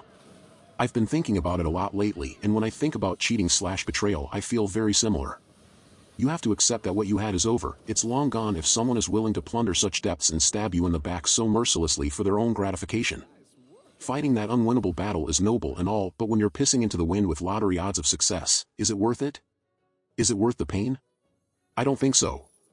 I understand everyone has their own situations with kids, etc., but some fights are just straight up folly. Accept that it's over and things will quickly become clearer. That's just my view. It's only after we've lost everything that we're free to do anything. Tyler Durden, Fight Club. It's funny, I haven't written about my thoughts and feelings since I was in high school. I work up roofs for a living. This experience though has coaxed that side out of me, a side that I had pretty much forgotten existed. If something good has come from this fiasco, it's that I'm not going to bottle things up any longer. It's been cathartic for me to get things out there and see the bigger picture of my situation. Writing things down has helped me more than I ever imagined, so it's something I'm going to continue to do, even if it's just writing to myself on a journal or notepad. I think there are instances in your life, when all said and done, that you can put a pin in and say, things were on a knife edge that day and could have gone either way. I shudder to think what would have happened had I not reached out for help on here, or seen those dog walkers. I'd likely have been blackout drunk, at death's door in a ditch somewhere, or in jail for firing Darren, aka Jacket Holder, straight through his fucking window frame after going through his house like a tornado. Honestly though, it frightens me to think where I'd have ended up if things had gone south. I was not in a good way, and being drunk, embarrassed and incandescent with rage is a combination that can cause chaos whatever way you cut it. In the end, I'm just happy I made it out the other side without hurting myself or someone else. Most of my posts have been about the ins and outs of what was happening, however, I think the last few have been more about how I feel towards what has happened. Betrayal just renders such passionate and invasive thoughts. There's no action on this earth quite like it. Being stabbed in the back by people that you love? In so many ways it's unique, and the emotions you feel after it are by the same token equally unique. So cheers for hearing me out. I said in my first post after finding out that I felt like a worse person than I was yesterday. Well, after everything that has happened, I feel like a stronger one too. Thank you for reading my story. Jay.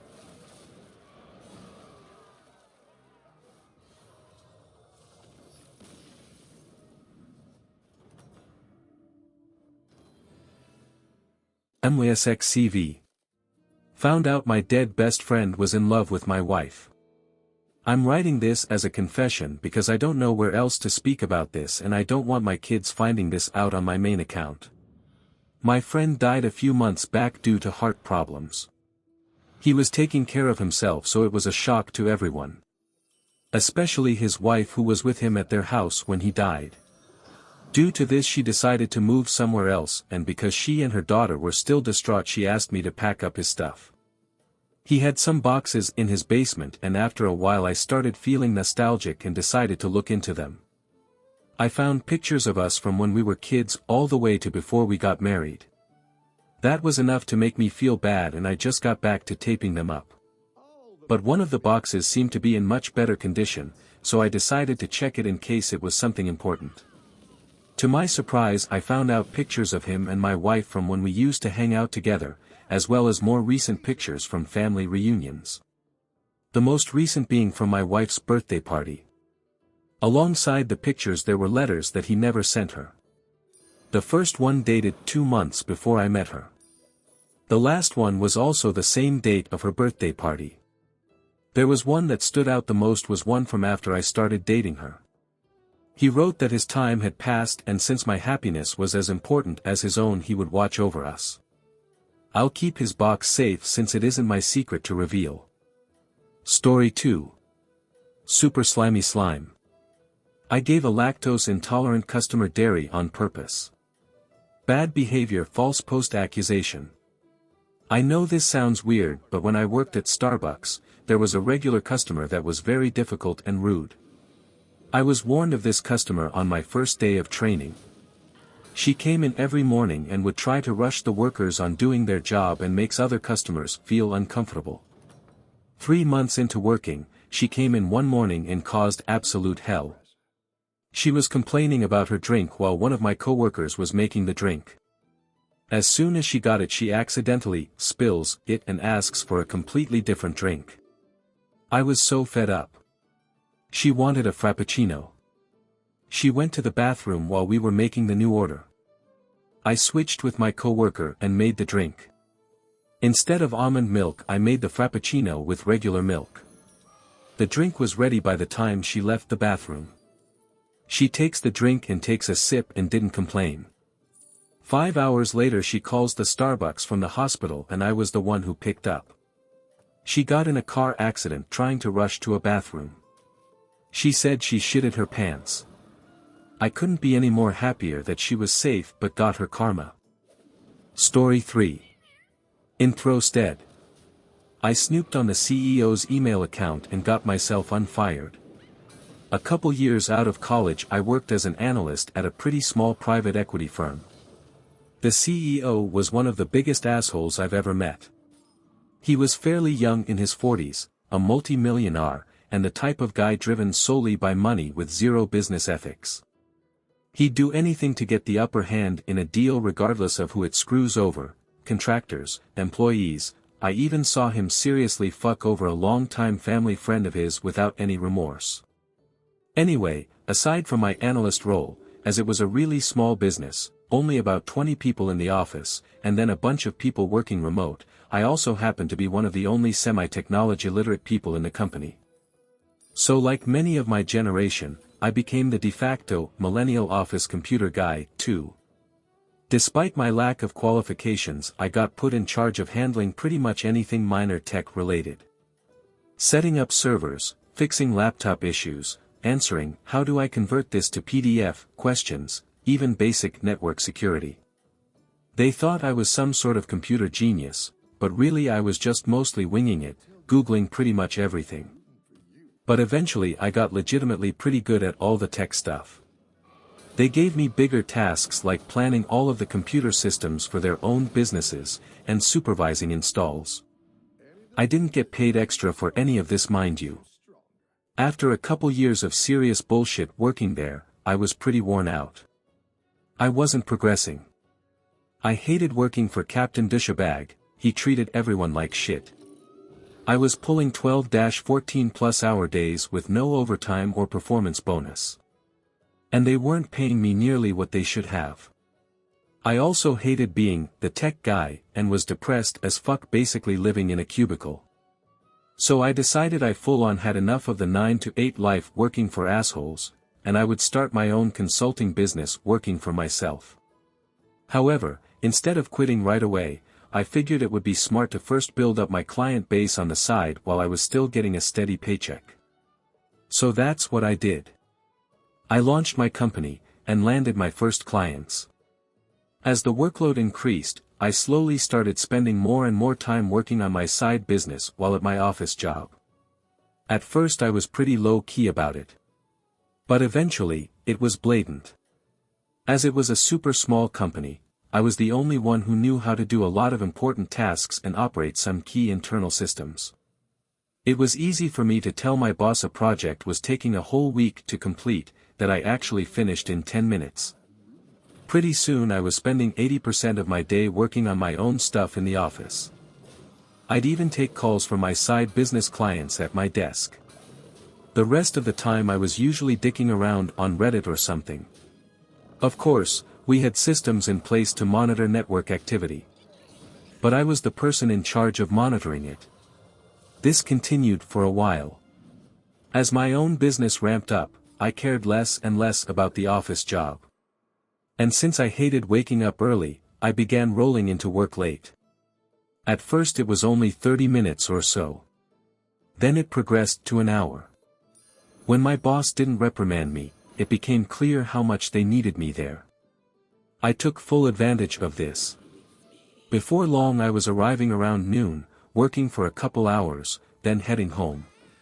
My co-workers weren't happy, but I helped them with all of their tech problems and they hated the company too, so they kept their mouths shut about it. My boss eventually said something to me about all it at one point, but I just came in on time the next few days and then went back to coming in whenever I wanted. After more than 2 months of coming in 4 to 5 hours late, and working on my side business in full view of my asshole boss, I couldn't believe I wasn't fired yet. I deserved it and felt it was inevitable. On a hunch, I decided to do a little investigative work. As I was the tech guy, I also had full access to the company email server. So I logged into the CEO's personal email account, and searched for my name. Lo and behold, there was a recent email thread between him, my direct boss, and some other team members with my name in the subject line. Obviously I open it. They're discussing my recent performance issues. The last email in the chain basically said, if nobody has any objections, I will be terminating him at the end of the week. 2 days from then. I wasn't surprised, but I decided there was no way I was going to let these assholes fire me. Although I didn't give a shit about that job, I didn't want to have a termination in my work history. I also wanted to keep getting paid for a while longer.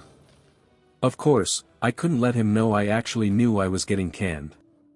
So, I formulated a plan to perform a little Inception reverse psychology mind fuck on the CEO. The next day, one day before they planned to fire me, I requested a meeting with him to discuss my current performance. In that meeting I sat down, and he asked me what I wanted to talk about. So I told him, paraphrased, look, I know I've been a shitty employee lately. I'm sure you've noticed. Correct me if I'm wrong, but I've been kind of getting the feeling you guys are planning to let me go soon. When I said that the shocked look on his face was priceless, he must have thought I was psychic to work that out on my own the day before it was going to happen. I remember him just saying something like, I continued while he sat flabbergasted. So I'll be honest with you, my heart isn't in this job anymore. As you know, I'm an entrepreneur at heart, which I'm sure you can relate to. I want to start my own company. However, as you're aware, I have a lot of responsibilities here nobody else can do. I then proceeded to list all of the things I did and projects I was working on. I could see it on his face when the realization sunk in of how screwed he'd be if I left suddenly. So here's what I propose. You don't fire me. I don't quit. I keep working here for a month, finish my current projects, and train whoever you want on everything I'm in charge of. After a month is up, I will continue to come in once per week until it's complete. After that, if you still need me, you can pay me on an hourly project-by-project basis. I intentionally mentioned the possibility of me quitting so he could feel like he won the negotiation, even though I technically had him by the balls. He paused to think for a minute, then said something along the lines of, okay. You have a deal. So, not only did I get myself unfired, I actually turned the company into a paying client. During that month, I continued doing pretty much whatever I wanted since I had an expiration date, while training my replacement as promised.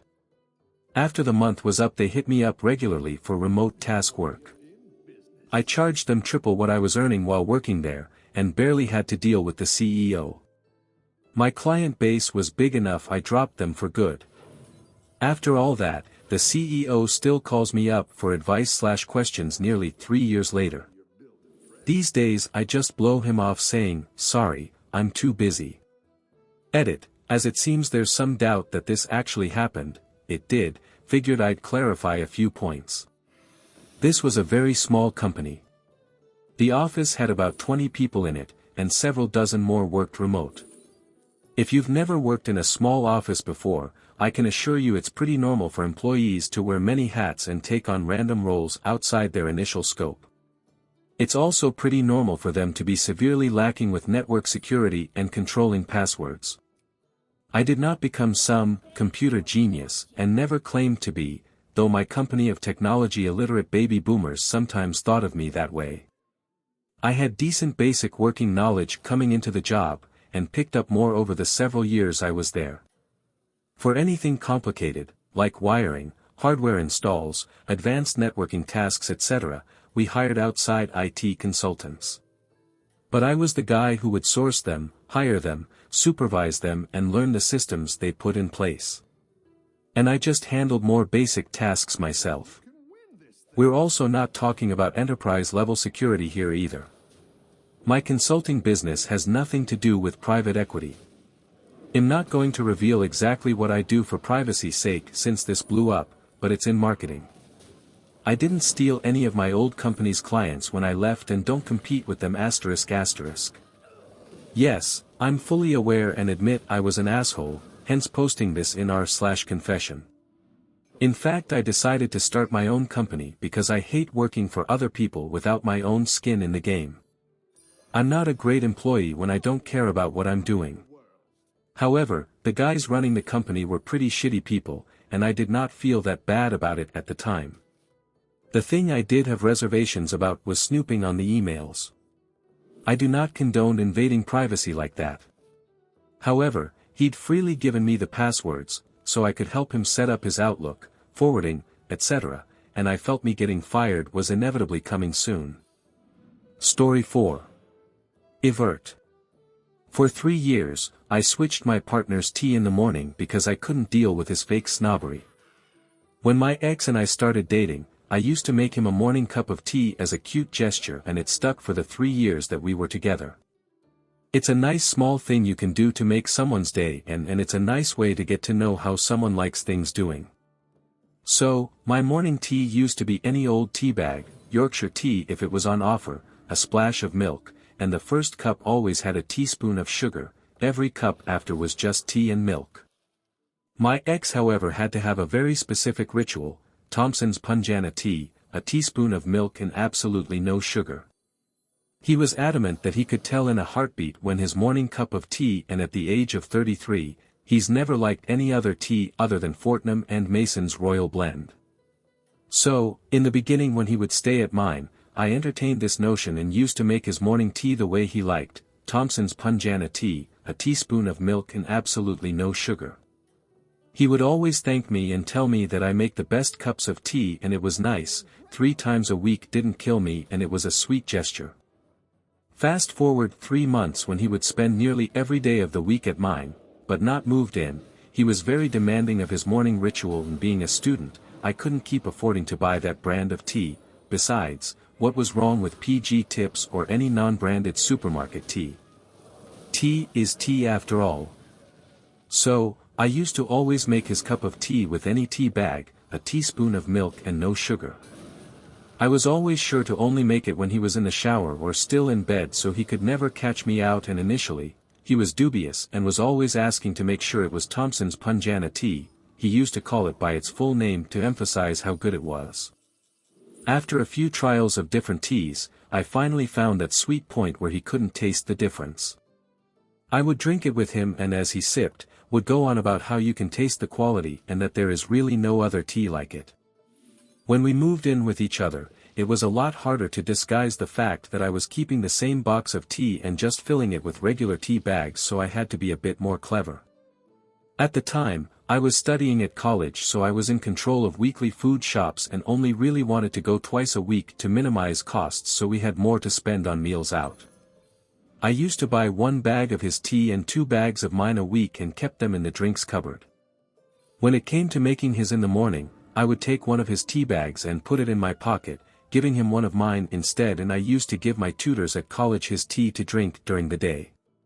He would always comment that I run out quicker of my tea bags because of the quality, and that with Punjana, 1 bag is enough for a considerable amount of time. Little did he know. This went on for a couple of years, and I never told anyone about it out of fear that he would find out, as after all, he really couldn't tell, so why ruin the fun? It was saving me money and it was sort of amusing. I never let him make a cup of tea unless I was away, so he never really had to find out. After we split up, we remained good friends, and I've spent some time with him too in our old flat. Every time I visit, he always asks me to make a cup of tea the way I used to for old time's sake, because everyone he's been with or dated after me can never make it taste the way I did. He even says that when he makes it himself with Punjana that he could never make it taste right, and that I was some sort of special tea maker. I still haven't told him. This is a long post about tea, so the TLDR, X used to play on that he was very fussy with tea. I switched his morning cup to a considerably cheaper tea bag and he could never tell the difference and still can't. Story 5. Brightside 256. I made my brother think he has alopecia for the last 15 years. This is probably the pettiest thing I have ever done, and I regret it to this day. When I was 15 years old, I got my first job and started to have some money of my own.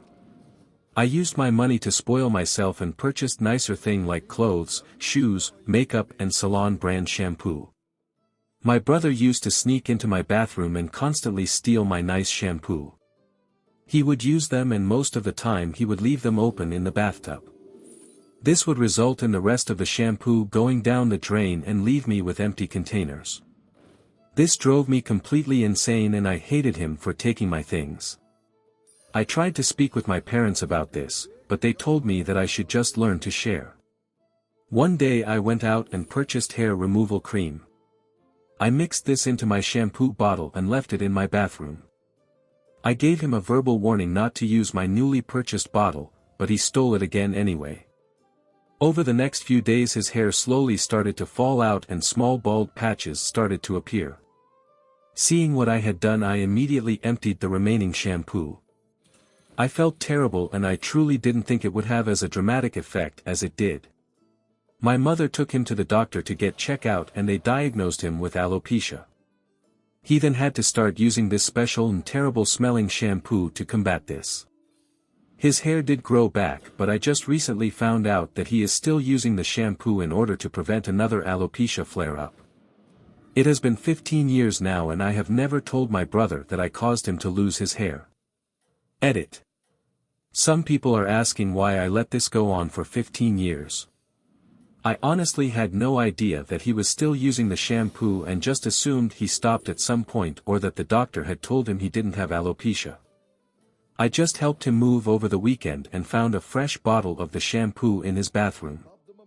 I completely forgot about this until now. Edit 2. He lived in the basement in the mother-in-law suite.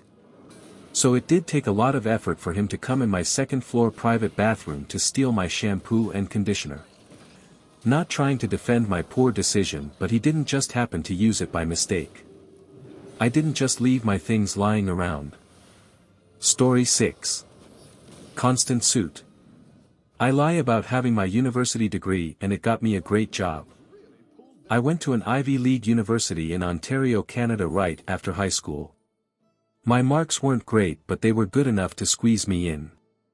I spent most of my time in university partying rather than studying, but still managed to pass all of my first-year classes. In my second year I skipped a lot of classes and was very lazy with the coursework. My marks were terrible and I failed a couple of my courses. In my third year, about halfway through, I dropped out and got a job landscaping. I did that for a year when I realized it really sucked, and I began to regret not trying harder while I was in school. I figured I would apply to jobs that would normally require the degree that I would have gotten. I had spent the few years in school I was easy enough to make the timeline on my resume make sense, and although I dropped out I had a decent knowledge of the area. The field I was attempting to enter is difficult start out in, and it took a few months of sending applications to get an interview. The company I got an interview with, my now current employer, is an internationally recognized name in the energy sector. I was extremely surprised to get my interview. One of the documentation requirements was university transcripts, and with an hour or two in Photoshop I had my proof of graduation. I sent in the papers with the other required information and never heard anything back describing any problems with my records. I ended up going through 3 interviews in the process and received a position. I have now been working with this company for almost 5 years. They provided all the necessary job training and nobody has ever questioned my education. I entered with a starting salary of $72,500 CDN and received annual raises. Upon hiring me I was told that the management staff was quite impressed with me through the hiring process and that they usually only hire applicants with minimum requirement of a master's degree. I basically shit my pants every day while in the interview/training process, but now I don't really think about it ever. I didn't tell me university friends I faked having my degree. The only people that know I did this are my parents. Thanks for reading. Story 7. Dump_poon. When I was a server I threw a customer's phone into a trash compactor. I had just started serving tables at a restaurant, and I was working my first super busy brunch shift. I had 6+ tables and I'm not gonna lie, I had a tough time running all the mimosas that my tables were ordering.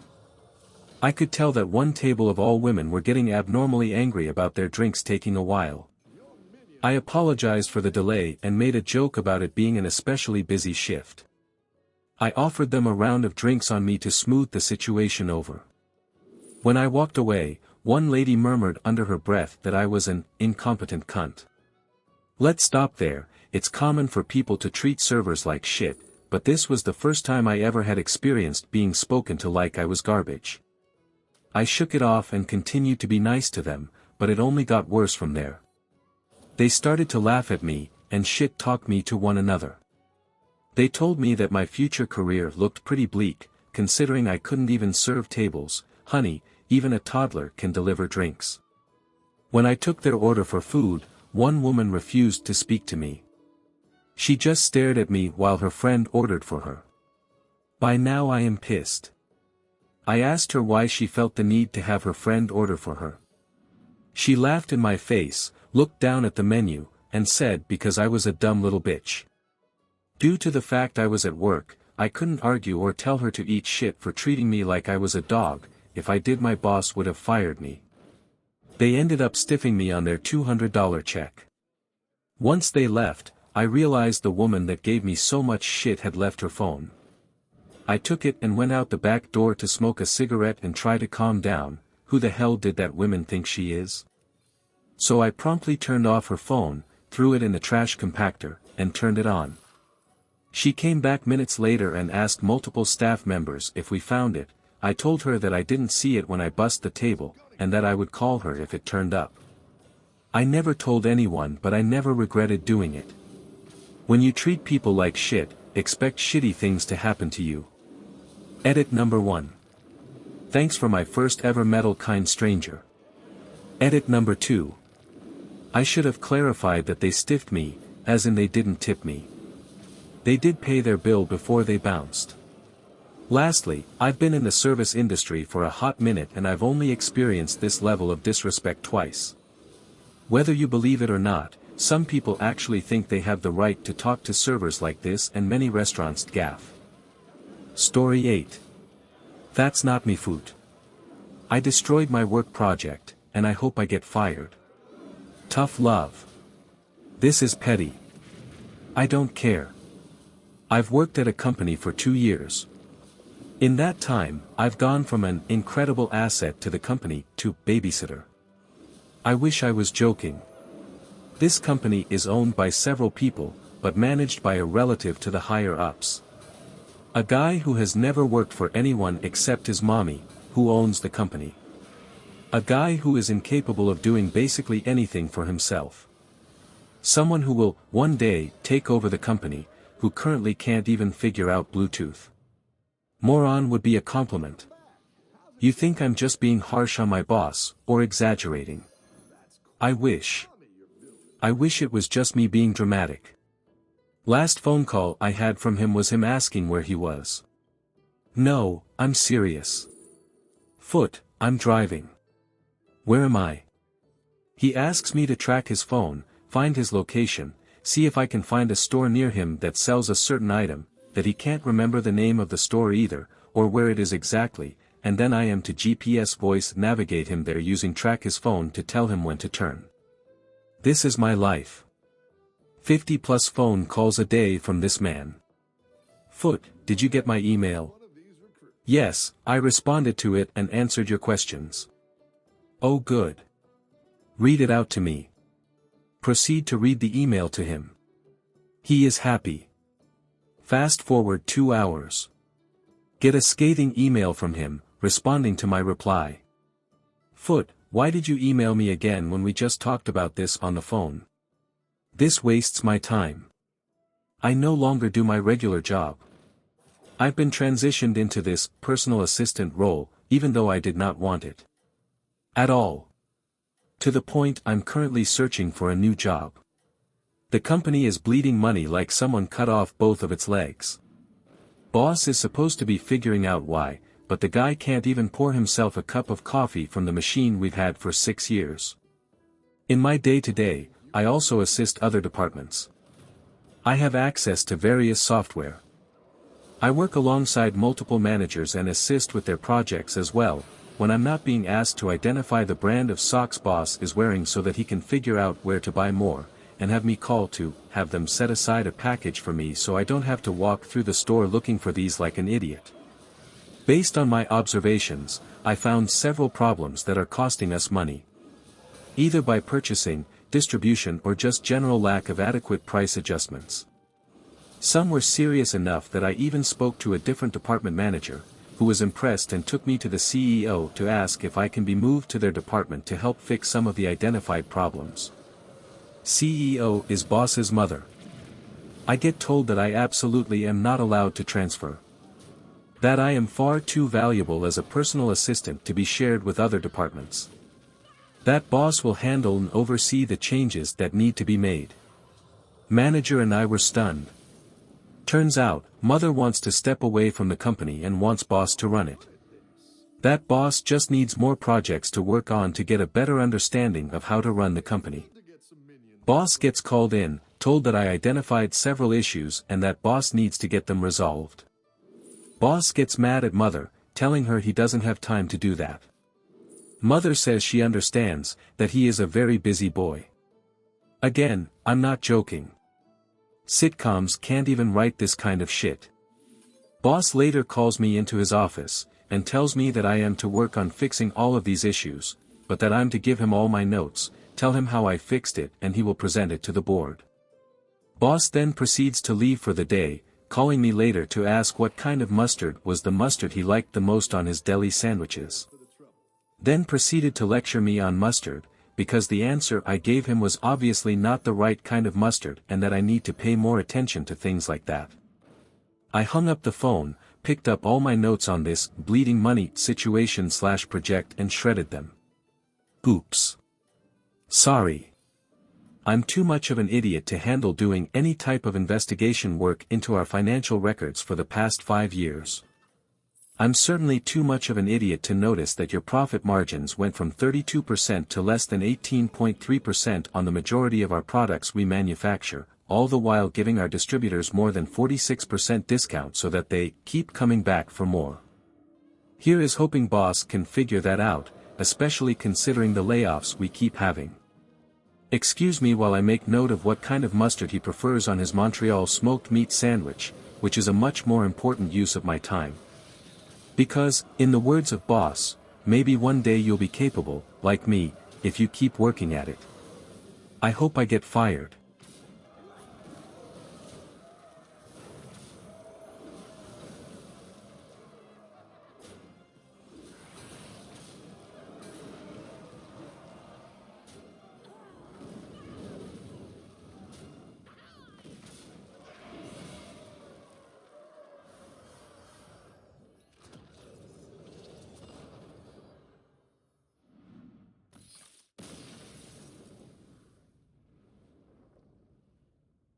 Comfortable Bird 8817. I pushed my mother during an argument and now I regret it deeply. So a little backstory here. I was preparing for my college entrance exams for the past 2 years and wasn't as serious about it as my classmates. Right now I got admission in a reputable college and it is well known, so that's not so much of a problem. The problem is that my mom used to pester me a lot regarding my studies, which I understand. But just at the start of 2024 I got into contact with one of my old friends once more, and he too was coincidentally studying for the same exams, so I told my mother about this and she and his mom got in touch. This guy had been preparing for these exams for quite some time while I only got serious about it recently, and my mother loved to compare us both every fucking waking moment. She used to taunt me so much that it led to so many arguments. Those arguments were so heated my throat used to hurt the next day from all that shouting. She taunted me and humiliated me by saying that shit in front of my physics teacher, my maths teacher, but she was smart enough not to talk about him in front of my father. I used to scream, tell her to leave me alone, try to make her understand, but it didn't work, and that guy is a complete douchebag in real life. I told my mother about this. She wanted me to hang out with him despite me telling her so many times how arrogant and annoying he is, but she didn't listen and I lashed out extremely bad. That was on Friday. Our fight was so bad and so much shouting was involved my throat hurt and her stomach started aching the next day, which she later blamed me for. Then today on Monday I wanted to talk to her about the college I had gotten and she just dismissed it. Another thing about her is that she is very disrespectful and will never acknowledge it. She talks to me like trash, calls me like some servant from across the house when she has work that needs to be done. She will curse at me when she gets angry, but when I reach my breaking point I am a bad son who doesn't know how to talk to his mother. She never accepts her faults. So today we got into the same argument after she again was acting dismissive of my college course, for which I will be going out of my city in a month for 5 years. She just seems so indifferent, not even a single compliment or anything, just picking at my previous mistakes and taunting me that I'll do the same when I go to college. It was all too much for me today, so when she was in my room again today pestering me, I told her to leave multiple times. I was on the verge of crying and threw a pillow at her to get the point across. She just brushed it off and continued. It all became too much to bear and I pushed her and she fell down on the floor. I regretted it so damn much and she was looking at me like I'm some monster, so she started crying and telling me what kind of son am I to do this, and she said to me she wants nothing to do with me and that she should have never given birth to me. She said she didn't want to hear my disgusting voice when I try to justify myself. Keep in mind that this is after I got accepted in a good college with a good course in AI.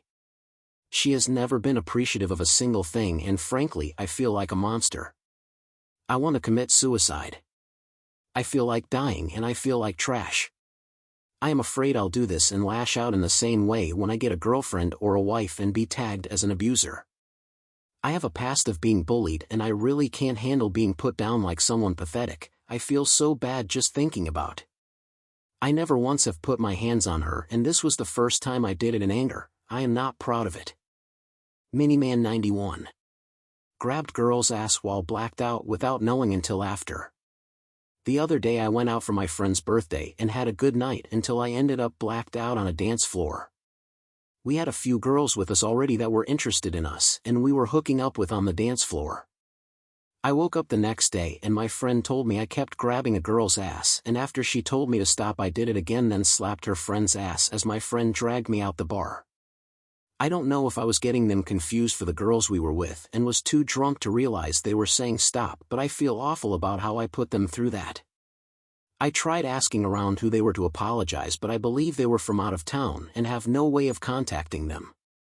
The worst part is I have no memory about it and only going off of what I've been told, and it makes me sound and feel like a monster. I'm up in the air on how I should feel about myself after this. I've given up drinking since, but no matter what I do I can't forgive myself for it. Smooth Cactus. I was selling elementary school kids drugs. Kinda. When I was in elementary school, my mom used to stock up on Superdin Energy. One day, I tried it and it was like a citrus explosion in my mouth, better than any orange juice I'd ever had. Whether it was my young taste buds or the actual flavor, I was hooked. Fast forward to 5th grade, and Digimon mania was sweeping through my school.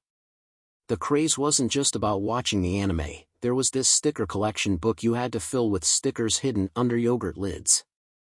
Being a massive Digimon fan, I knew every character, attack, evolution, and could belt out the opening theme by heart. I just couldn't let it slide.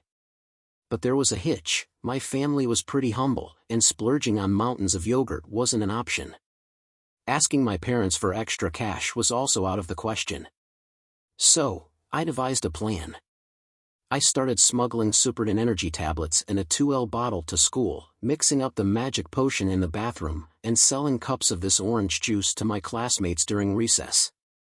On my first day, the entire bottle was emptied in 5 minutes flat. Business was booming. For a whole week, I ran my little enterprise under the radar. None of the teachers noticed, except for the coolest one ever, my 4th grade teacher, Mr. Sarhani, R.I.P., you were the realest.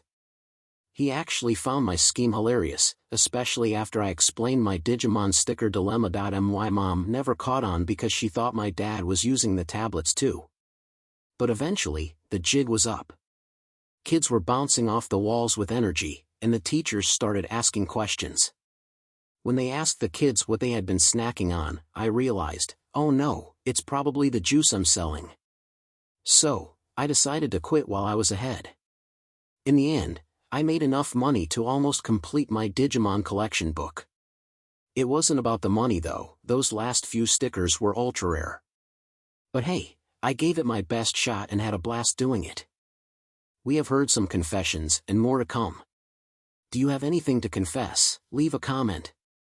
Not actual 6542. I severed the tip of my toddler brother's finger in a door. Sigh. This won't be short, but I never talk about this memory because of how uncomfortable it makes me feel and how much shame I carry. 12 years ago, my parents had left me and my siblings with a new babysitter that evening and went out to a town about 30 minutes away. There was older brother, OB, age 14, older sister, OS, age 11, me age 9, younger brother, YB, age 7, and youngest brother age 2 who we'll call Al. The babysitter was 17. So, sometime that evening I was playing with Al in the upstairs area of the house. Babysitter was tutoring YB with violin in the room he and Al shared.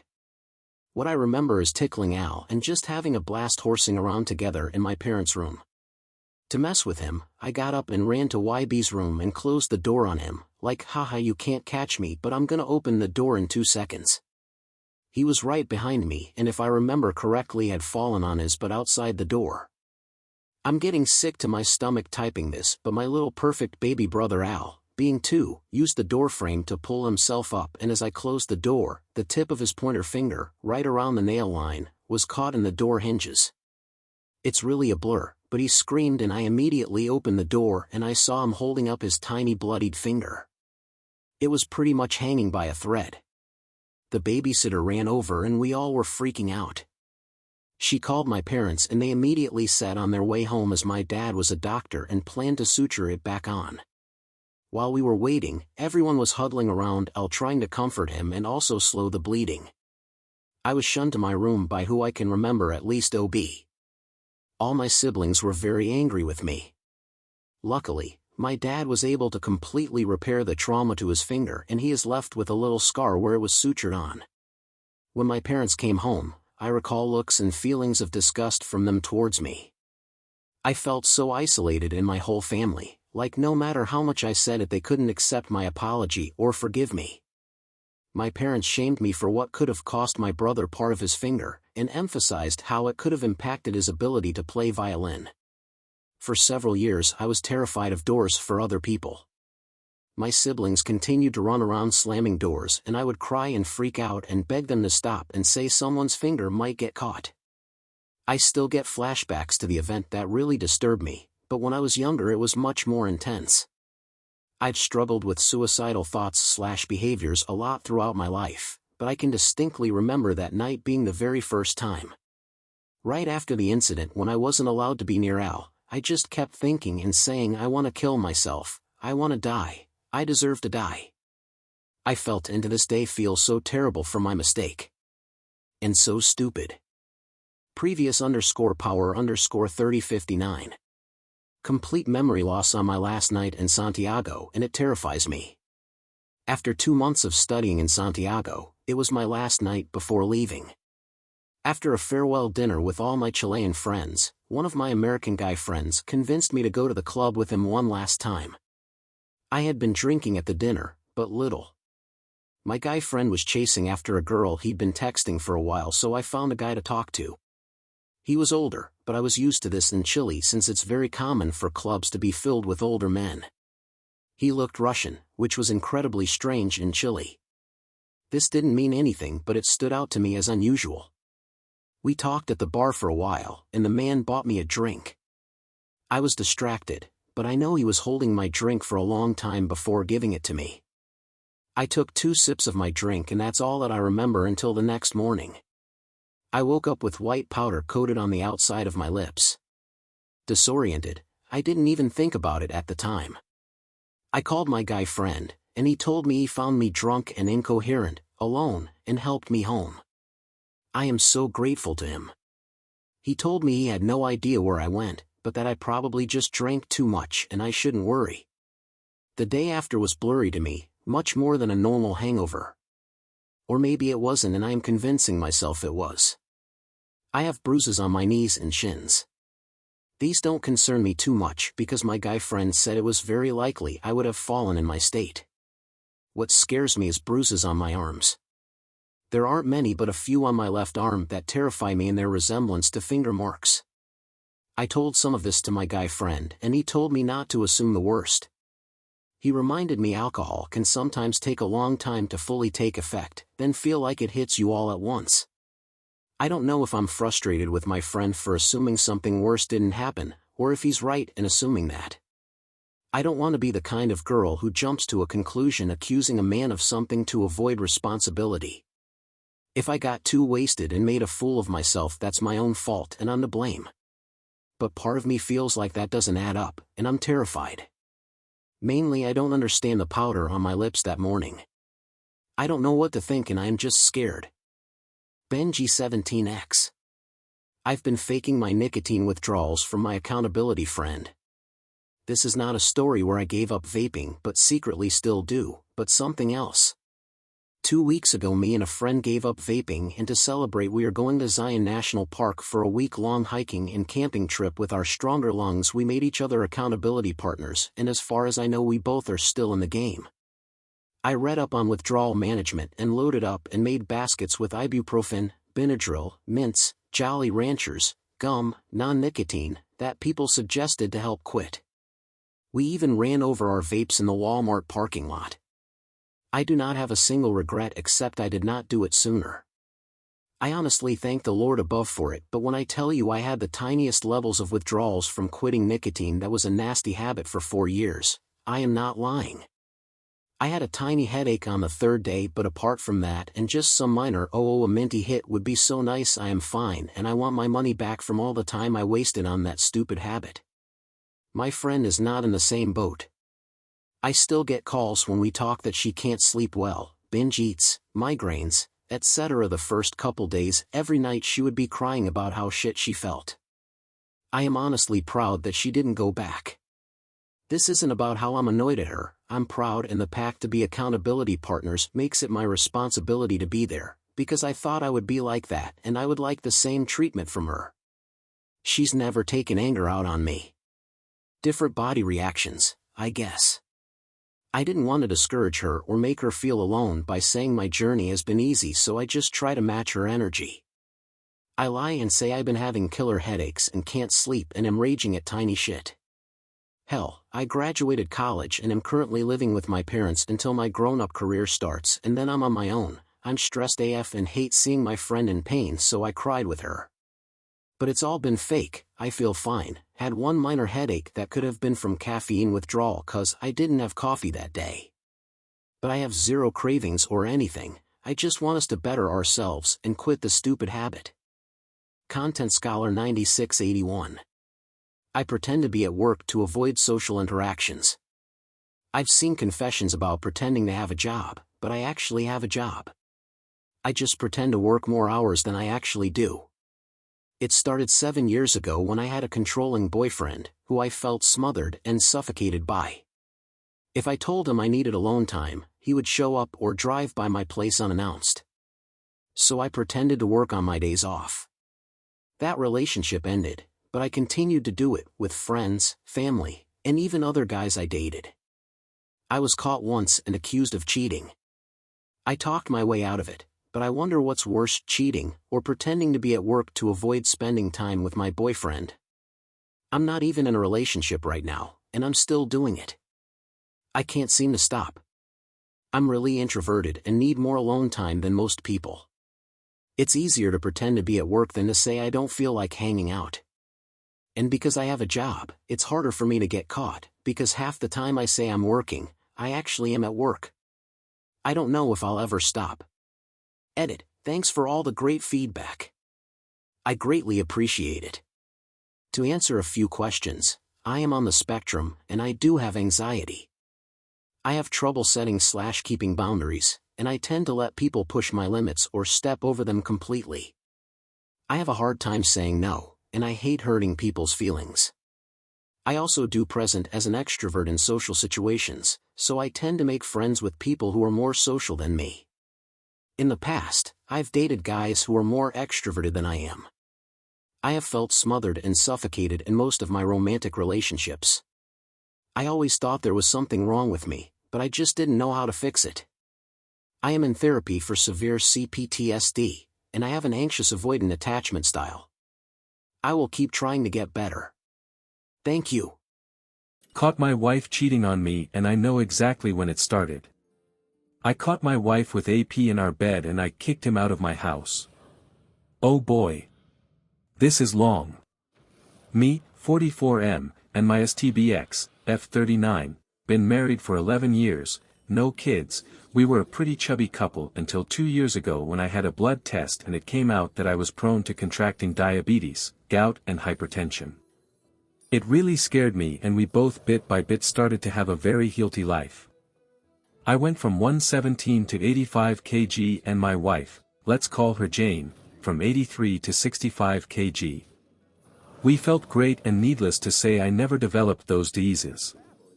We attended to a gym almost daily in the afternoon where AP worked as a coach. Let us call him Baldy. When my wife started getting in shape I noticed most guys turned to see her. I felt so proud of her. She is fairly busty and she has magnificent legs. Of course Baldy wasn't the exception. I notice Baldy likes to check women's butt. I've seen him doing it several times, and he likes to show off how ripped he is. When Jane and I were regulars at the gym I noticed she was enjoying the attention she got from men.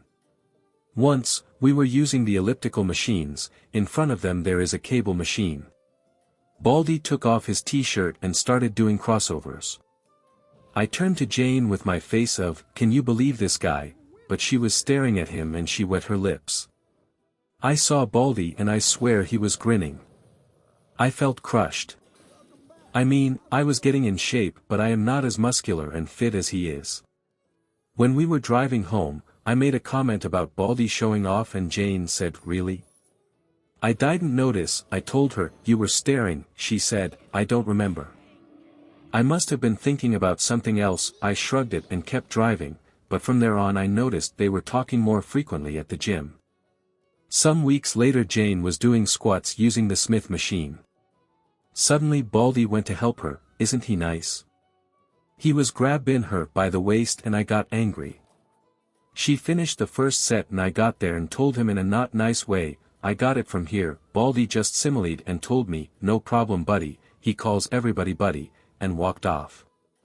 Jane knows me very well and when she heard my angry tone, she said, "My God OP." I told her, "We'll discuss this at home." At home drama blowed up. She called me immature and jealous. I told her I noticed he was trying to get into her pants. She said that she knows that but she would never cheat on me.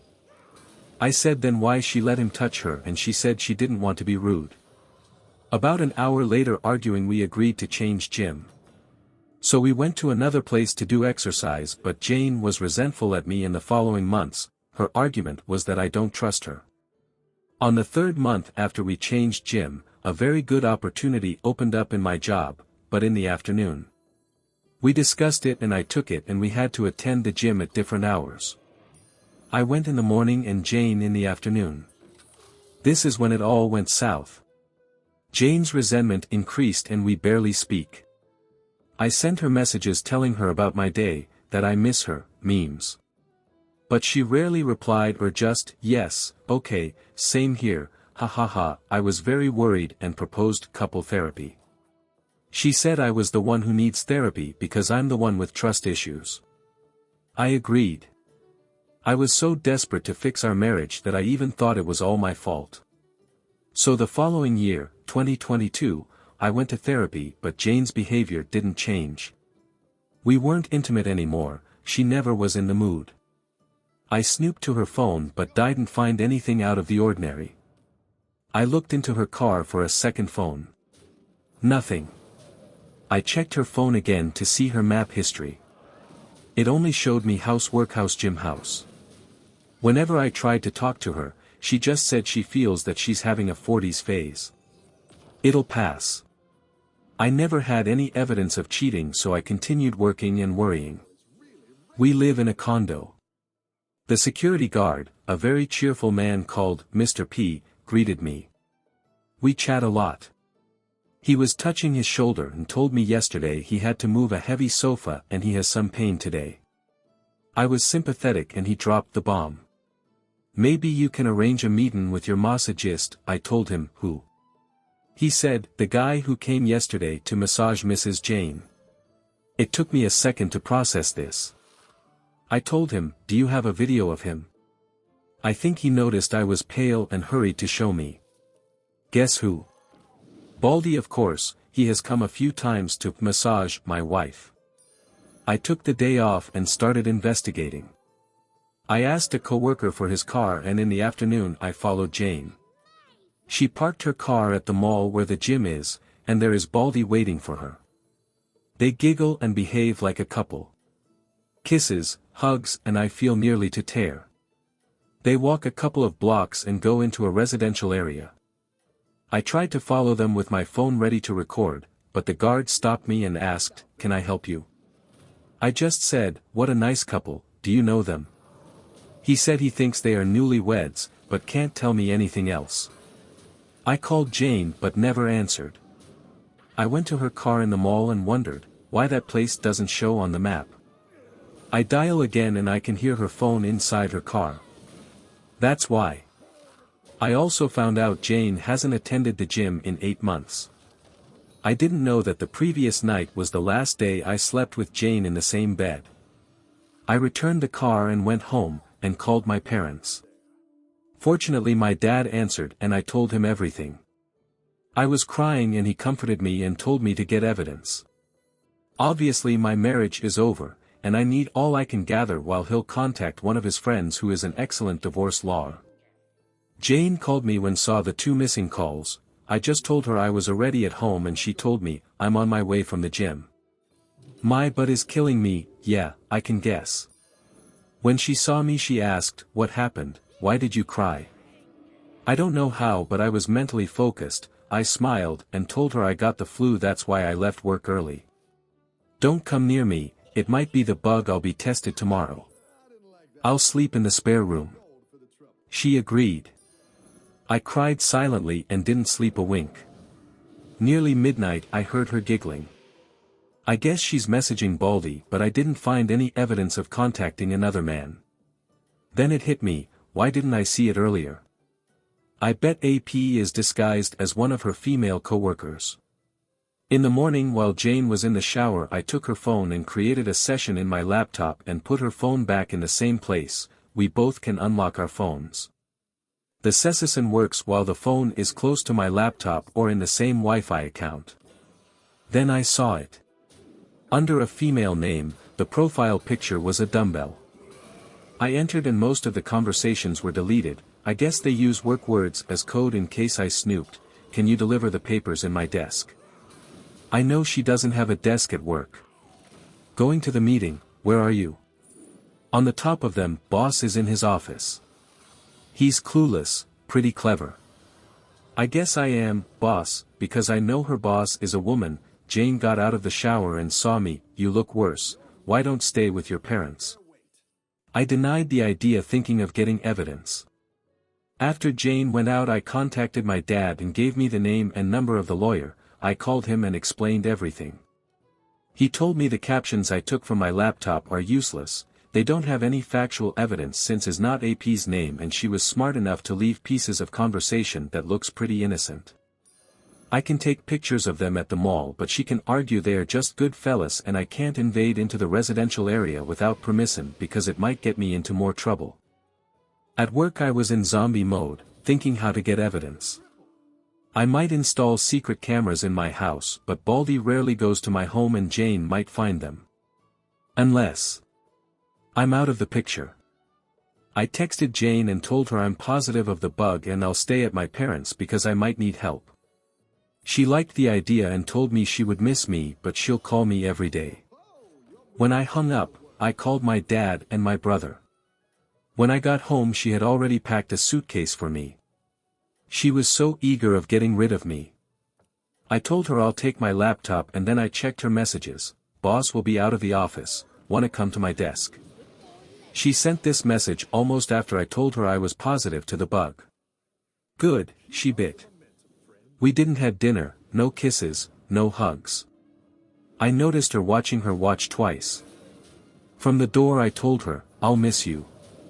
I was expecting her to shut the door on my face, but she walked me to my car. And I was gone. My dad and brother were outside the building waiting for Baldy to appear, but he didn't show up. After half an hour I thought, why did she walk me to my car? Of course. Because Baldy was already inside the building waiting, perhaps inside her car. It would be very suspicious if her massagist came at this hour. I came back, hurried to my house and entered silently. I heard music coming from the bedroom and the moaning. Next to the door there is a sofa, his and her clothes were on it. I put my phone to record and opened the bedroom door, and there she was, my wife, the love of my life for 11 years in all four, and Baldy behind her.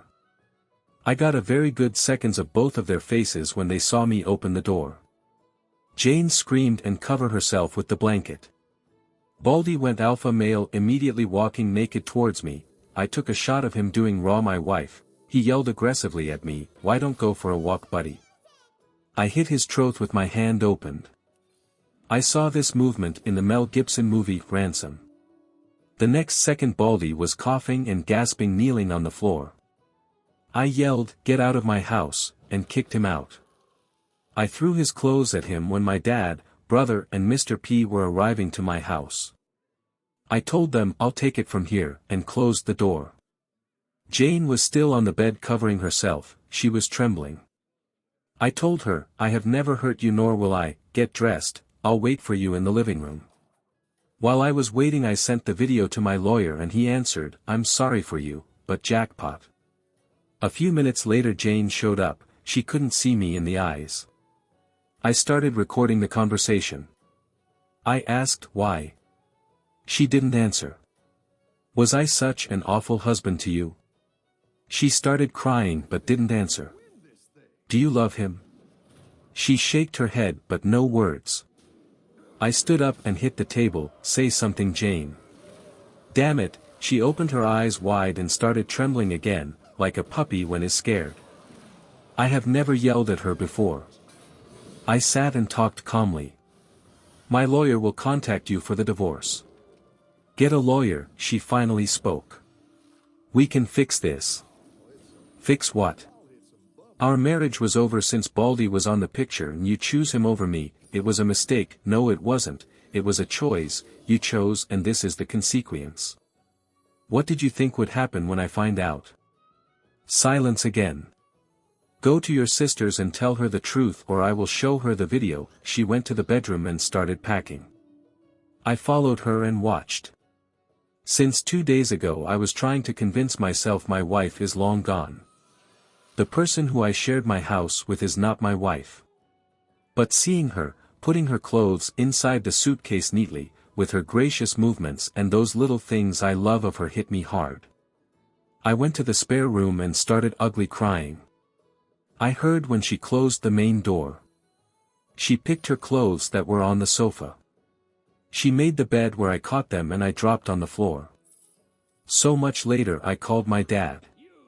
He told me Baldy wanted to press charges, but Mr. P told him he didn't sign in, so he's trespassing, the condo can sue him. He dropped it and went out.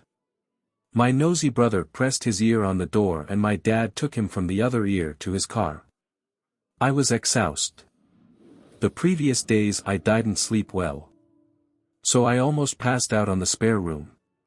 Next morning my phone had a lot of Jane's messages apologizing and asking for a second chance.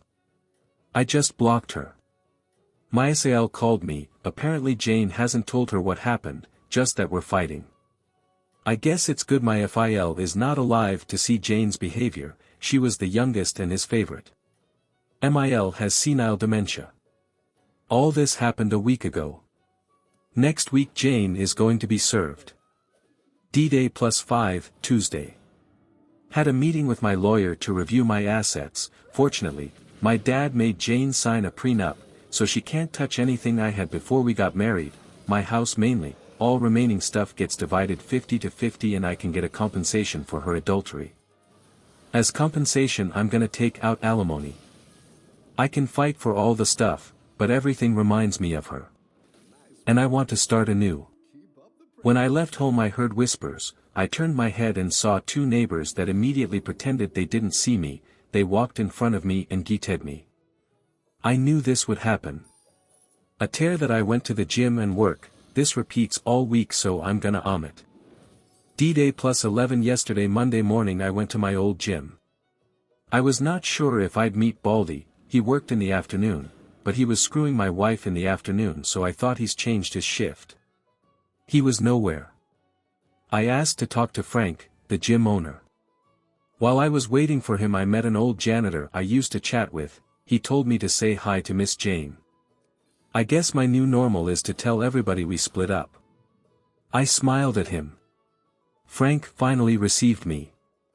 I asked about Baldy, he told me Monday is his day off, he asked for more hours and now he works from Tuesday to Sunday in the morning.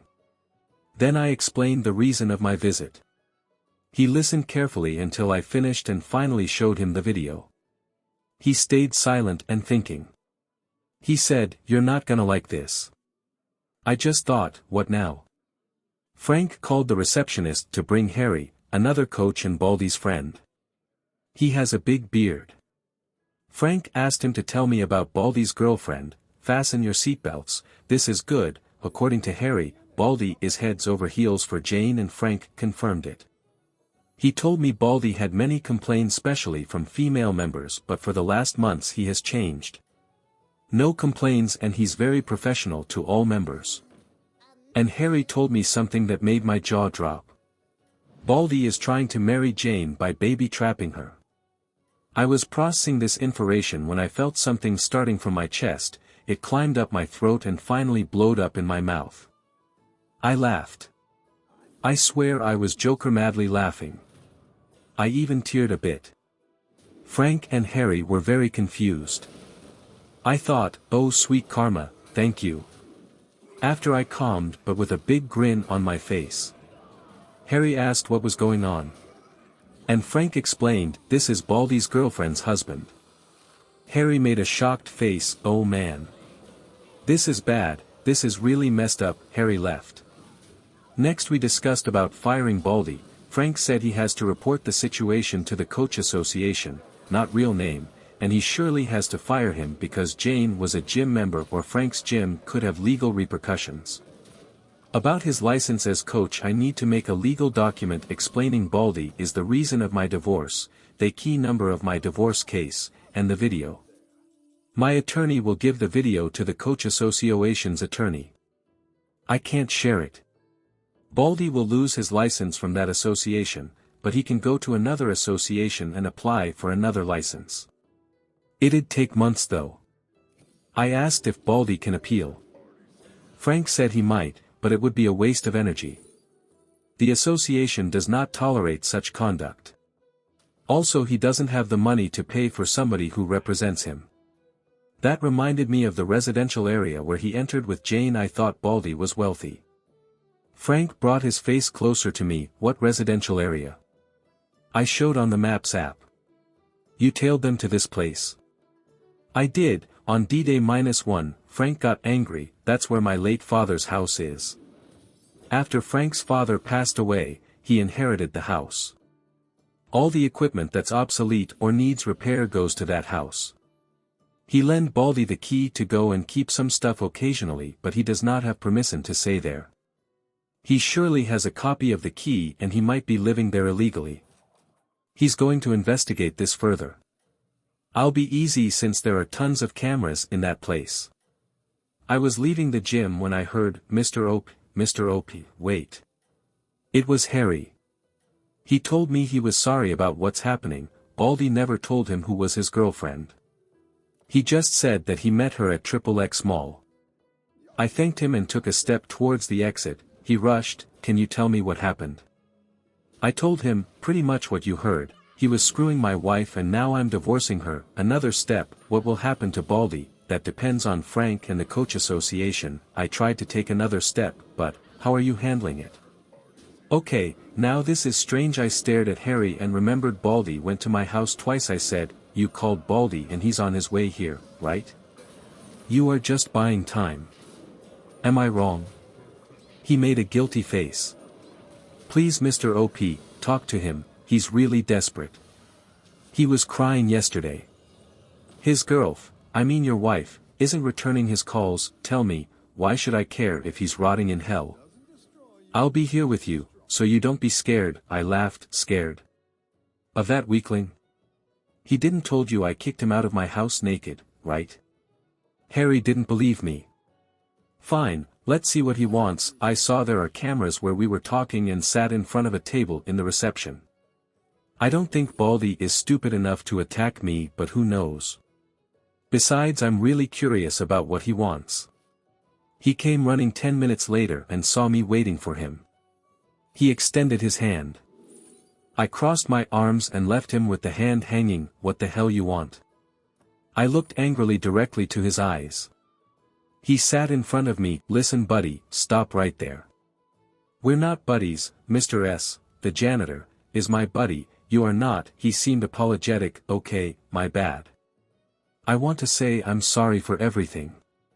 I never wanted to hurt you and I really care about Jane. Well, you just said 3 lies to my face. You are not sorry, you did mean to destroy my life and you just care about yourself. He changed from apologetic to annoyed. Okay, whatever man. Just tell me where Jane is. Last time I saw her was when I kicked her cheating ass out of my house after I kicked you out naked. I know Harry was listening. Baldy's face changed color to red. That was a cheap shot. I should sue you. As far as I know, you entered my home illegally and perhaps you were raping my wife. I have videos of you getting out but you didn't sign in. He changed again. Okay, I'm sorry. Tell me what you want from me. Please tell Jane I need to speak to her. In that moment Frank came in a rush. I guess he saw through the cameras that Baldy showed up. Everything okay here? Everything is fine Frank. I was just telling this sissy what I want. I stand up and talk close to Baldy's face. What I want is what is coming for you. What you deserve. What the law has prepared for you. I want to crush your dreams just like you did with mine. You want kids. Guess what? You won't and you will never have. Baldy said, what's that supposed to? But Frank asked him to see him in his office. Harry looked impressed. He grabbed Baldy's arm and pulled him. Dude, you're in deep shit. I finally left. Guilty but honest. My gross dad started dating a girl younger than me, so I started dating a guy older than him. See how he likes it.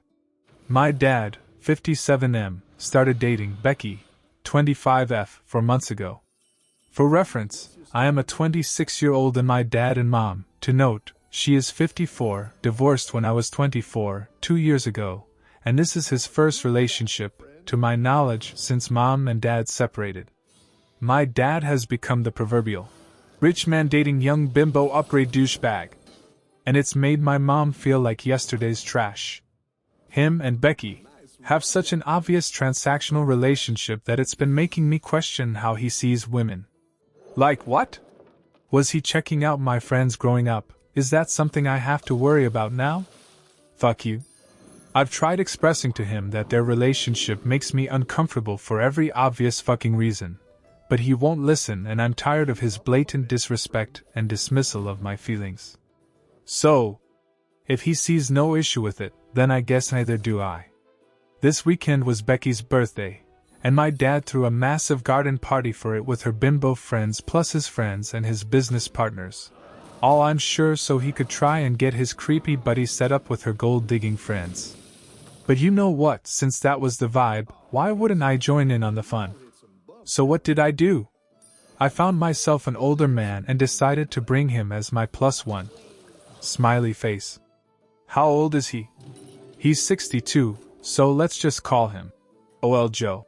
Only fitting if his girlfriend is younger than me, that my new boyfriend be older than him. So the party starts. I'm on my best behavior with him and all his friends, acting like I support it all when I leave to get my new guy because he just arrived. It was honestly art coming back up to him and all his friends sitting together at the main table, the birthday girl basically hanging all over him, to introduce them all to my old-ass boyfriend. Wish I took a photo of their faces. What's wrong, Dad? You don't look so good, Becky. You should get his heart medication. This party might be too taxing on him. And then I sat on OL Joe's lap. I made sure to be as shameless as his new girlfriend. And yes, I felt disgusting doing it. But it was fucking worth it to watch my dad basically throw Becky off of him, which ruined her special day. I cannot express how satisfying it was to watch him fume from across the table. But what was he going to say? And the best part? One of his partners knew OL Joe. They were golf buddies. Ha ha ha ha ha. And before he could say anything to me, I made my exit with OL Joe because he was taking me on a private boat ride, and we didn't want to miss our port departure. And now he's calling me non-stop, and I just keep sending him to voicemail. Though, I did text him about what ED medication he takes so I could recommend the brand to OL Joe. At this point I don't care how this affects our relationship because I am disgusted with him and his choices. I am satisfied with the payback and I hope he likes the taste of his own medicine. Edit. To anyone asking about OL Joe and claiming that I fucked myself over in this process. 1. I never slept with him. I ditched him after we left the party. 2. He was in on the whole thing, but only because he thought it was kink-related and that he would be getting action afterwards, which was never the case. Yes, I did things I'm not proud of. I took advantage of the guy. But he thought he was going to be taking advantage of me, thinking I was an easy target because I had daddy issues. So I don't feel bad about that or for him. I only slightly bad for myself because I sat on his lap. 3. Why any of you are concerned over this guy. He was a creep. He willingly came to a party where he presumably knew no one there because he thought me pissing my dad off was part of a kink game. He was weird, and in my opinion I fucked over 2 gross old men that day, so I pat myself on the back. 4. Sorry that I don't like the idea of my dad treating another human being as a sexual object, and trying to throw that back in his face by making myself into that objectified person. And I have that opinion of their relationship because I am watching it unfold in real time. If you saw them together, you'd understand where I'm coming from. He is handsy with her eye in public places and in front of me. And yes, she has a choice in this, but to play into that dynamic is also weird, and I feel bad that she's become so complacent in her own exploitation. That's sad. But if he wants to be with someone younger in a transactional relationship, clearly I can't stop him. But is it really so much to ask at his grown fucking age to have some fucking respect for your daughter and keep that shit out of my face and out of my life? I don't think so, but I guess that's just me. Lilpers. I bought the property he wanted. He was a jerk about it. The backstory.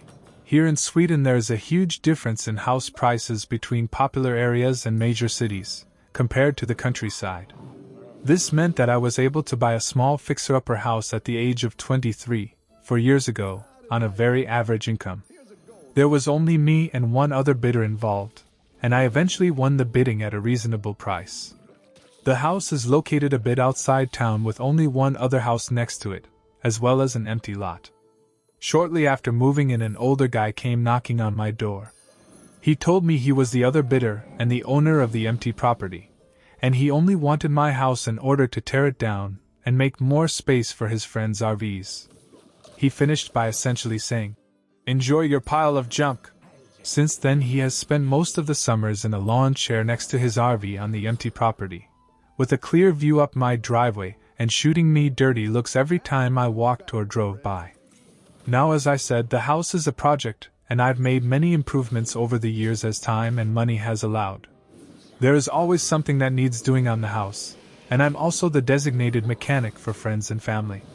There is usually a car or two getting repaired in my garage. This means lots of noisy tools. I've made sure to always start some kind of project when I see him sit down in his chair.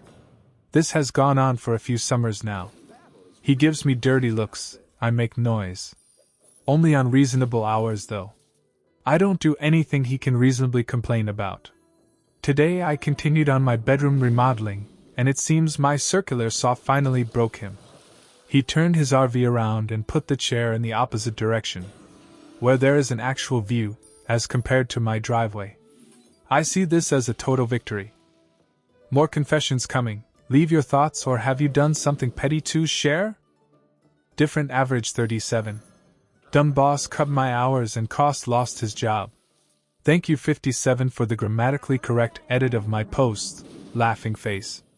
So, from the age of 16 to 20 I worked at a 24-hour fast food joint. After having worked there for so long, I was very good at what I did, to the point I could handle the entire store by myself as long as I needed, with little to no drops in customer satisfaction or speed. When I was 19, my grandfather got sick, which was really hard because I loved him to bits. My boss and I were close, so we worked out a deal where he would schedule me a ton, and I would essentially be on call for any time he needed someone to cover a shift. I would also work a straight 24-hour shift on Monday, busiest day. Being alone for 8 hours of it, these piled on hours resulted in me getting around 10 to 15 hours of overtime per week, sometimes more. This actually saved him money, because one guy working for $17 an hour at time and a half was cheaper than paying 3 guys $15 an hour to do the same work, allowing him to make way bigger profits. This allowed him more leeway and rep with corporate, meaning he would get bigger bonuses, and he could give me a raise after around 6 months, citing how well I worked. The other part was that I got a week off a month to visit my grandfather and assist him with his care or anything else I needed, while the extra money allowed for me to help pay for his treatment. Our agreement went on for a year before he was promoted to regional manager, which was a big jump. He got the raise cause our store was making like 15% more than the next highest performer while being in a less traveled area. The new manager who took over for him was a piece of shit. My manager told him of our deal, and he scoffed, and said it was dumb cause of how much overtime he would be paying me. My boss just shrugged cause, even if the store's performance dropped, he would just look even better. And so my hours were lowered to like 30 a week, yet he was still calling me in and scheduling me for solo 8 hours and full 24-hour shifts, so I was working shit hours but getting paid less. He also stopped the week off a month so I couldn't see my grandfather. So, I quit, and he soon realized how fucked he was. As I heard from my boss, the store's profits dropped to 15% lower than the next lowest store in the region rather than district, and the new GM was shortly fired for somehow dropping 125% in profits, and the guy tried to blame me for quitting. Nothing fancy, I just put in my 2-week notice, but I thought it was funny. Throwaway chi too. Mom shamed me for my dress. I got revenge. This happened 10 years ago, but I still think about it from time to time. The plot might not be that crazy, but at the time it was a real victory for me. Background: I, then newly 18F, went shopping for a dress for my senior prom with my best friend. We decided to get the same dress in different colors to match. I now recognize this as cringy, but we were 18. It was a one-shoulder mermaid-style dress. I showed my mom the dress when I got home without actually putting it on, and I don't remember her having any sort of reaction, positive or negative. The skirt needed to be hemmed, so my mom said she would take me to her friend who does tailoring. We went to the tailoring appointment a few days later, and on the way home, I could tell she was angry. She told me that she was ashamed to be seen with me in the dress and that I had shamed her in front of her friend. I was totally blindsided, because I hadn't thought of the dress as in any way scandalous, and my mom is not usually overly conservative. The dress was figure-hugging, but there were no cutouts, and it was absolutely a typical prom dress, not something that would draw special attention. She didn't forbid me from wearing it or even offer to get me something else. She just acted disappointed, and I felt like there was nothing I could do about it. I cried for a little while, but then came up with a plan. Revenge. I put the dress on Facebook Marketplace and sold it a few days later without my parents' knowledge. I did the exchange in a shopping center parking lot near my house. I didn't give a stranger my parents' address without telling them, "Don't worry." I got about 2/3 of my money back. I told my best friend about my plan, and she understood even though it ruined our plans to match. The weekend before the prom, I had my boyfriend drive me to a mall where there was a pop-up tuxedo rental shop, and I rented a women's tuxedo and bought cheap shoes to go with it. I had a driver's license to use for ID even though I didn't have a car. I brought my stuff home and stashed it in my closet. The day of the prom, and I had my boyfriend and some friends over at my house to get ready. I hid myself from my mom while getting ready, and when everyone walked out into the yard where my mom was waiting to take pictures, I walked out last in my tux. The look on her face was incredible. She is rather homophobic and generally critical of gender non-conforming clothing, so I knew she wouldn't approve. She clearly didn't want to say anything in front of my friends though. She pulled me aside before we left, and I told her something like, "I know you didn't approve of my dress, so I decided to wear something a little more modest." I told her I'd sold the dress and gave her some money to cover the alterations, even though I think she'd gotten them free from her friend, and then turned around and walked out. We have never talked about this incident. My boyfriend's dad drove me home and my parents were already asleep when I got there, so there was no awkward ride back, but I think my mom treated me with more respect ever after. The 0UTC4SD. Forgetting customer names. I recently started doing this to entitled customers who berate me over the phone and who don't seem to understand that their little piddly-ass orders doesn't make them king of the world. Whenever they call and ask for the status of their orders or tell me the need to speak to my boss, I go, "Sure, let me look into that." Or, "Yes, let me see if he's available." And end the sentence with, "I'm sorry, but may I ask who I'm speaking with?" For some reason, that drives them up the fucking walls. One customer went, "How can you not know who I am by now?" And I just replied, "I'm sorry about that, sir. I deal with a lot of customers on a daily basis." Guess this makes them feel as though they're not important. Bird off the bird. Manager made me share my calendar details, so I deleted everything except meetings and holidays. Today my micromanager came to my desk and made me give her access to my calendar so that she could see full details of every Outlook appointment. Of course, I complied. After she walked away, I deleted all of the tasks I've ever entered, to make sure I'm blocking off time to accomplish my work during normal business hours, and created a new calendar that I will use to document what I'm working on, and how long it takes me to do so. I did leave team meetings, paid holidays and PTOs/OO on the calendar she made me share with her. Hopefully it's not too obvious that I won't be using it in the way she believes will allow her to see how I'm scheduling my workflow. I am salaried, and am very diligent about getting things done between the hours of 8 to 5 so that I don't get fucked into working on nights and weekends. She has had to pick up work from other project managers whose workloads were too much for them to handle. I believe she's either trying to justify firing me, or assigning me other people's work. Now my calendar won't reflect my day-to-day tasks, so she won't know for sure what I'm working on until we run monthly reporting. I have to track my time in our software and meet a KPM of 80% tracked to a project each month. Thanks for watching. Feel free to watch the last minute of the game. Cheers.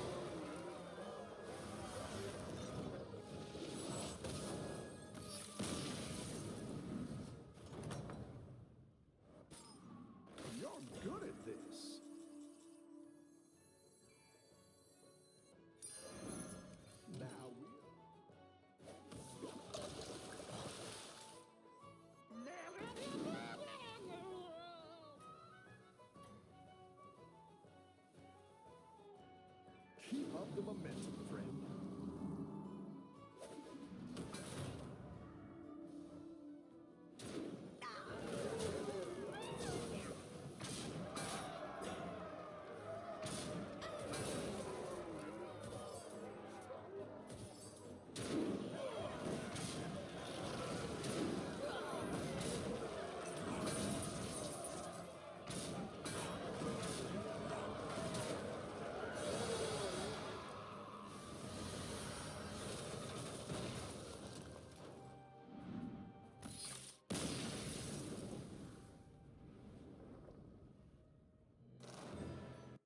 AITA for despising my mentally handicapped sister.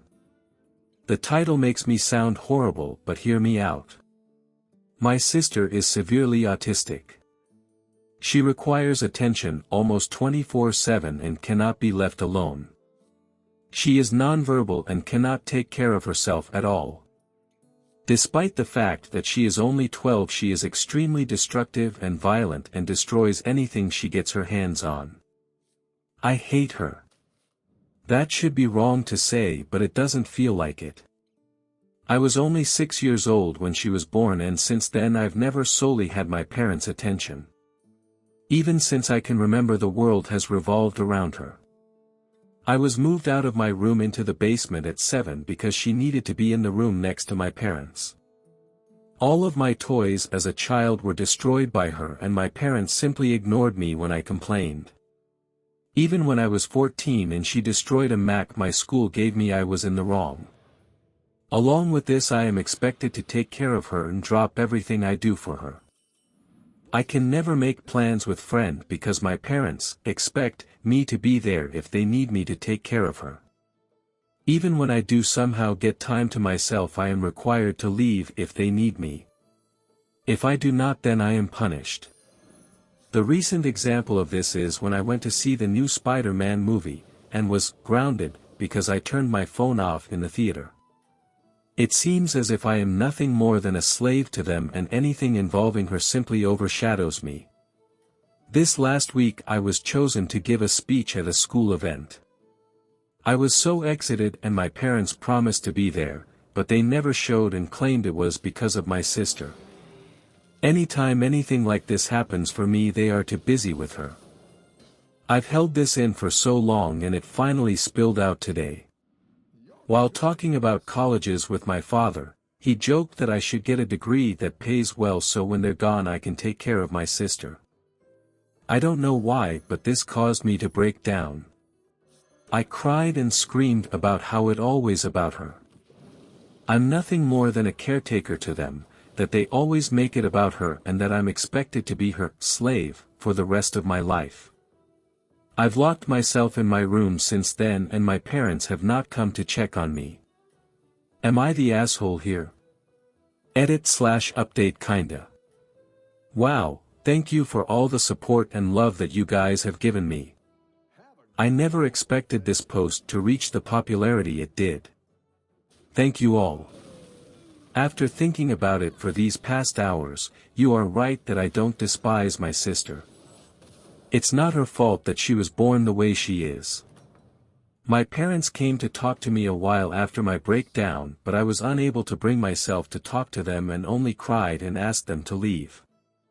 They have made arrangements with my grandfather for me to stay with him for the time being, and am getting ready to go to his house.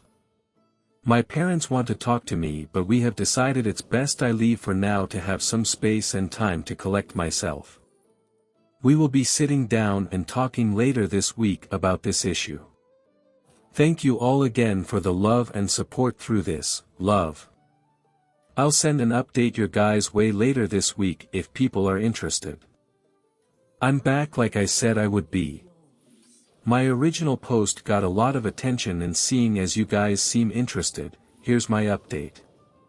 Well, since that day I made the post, I've been staying with my grandfather.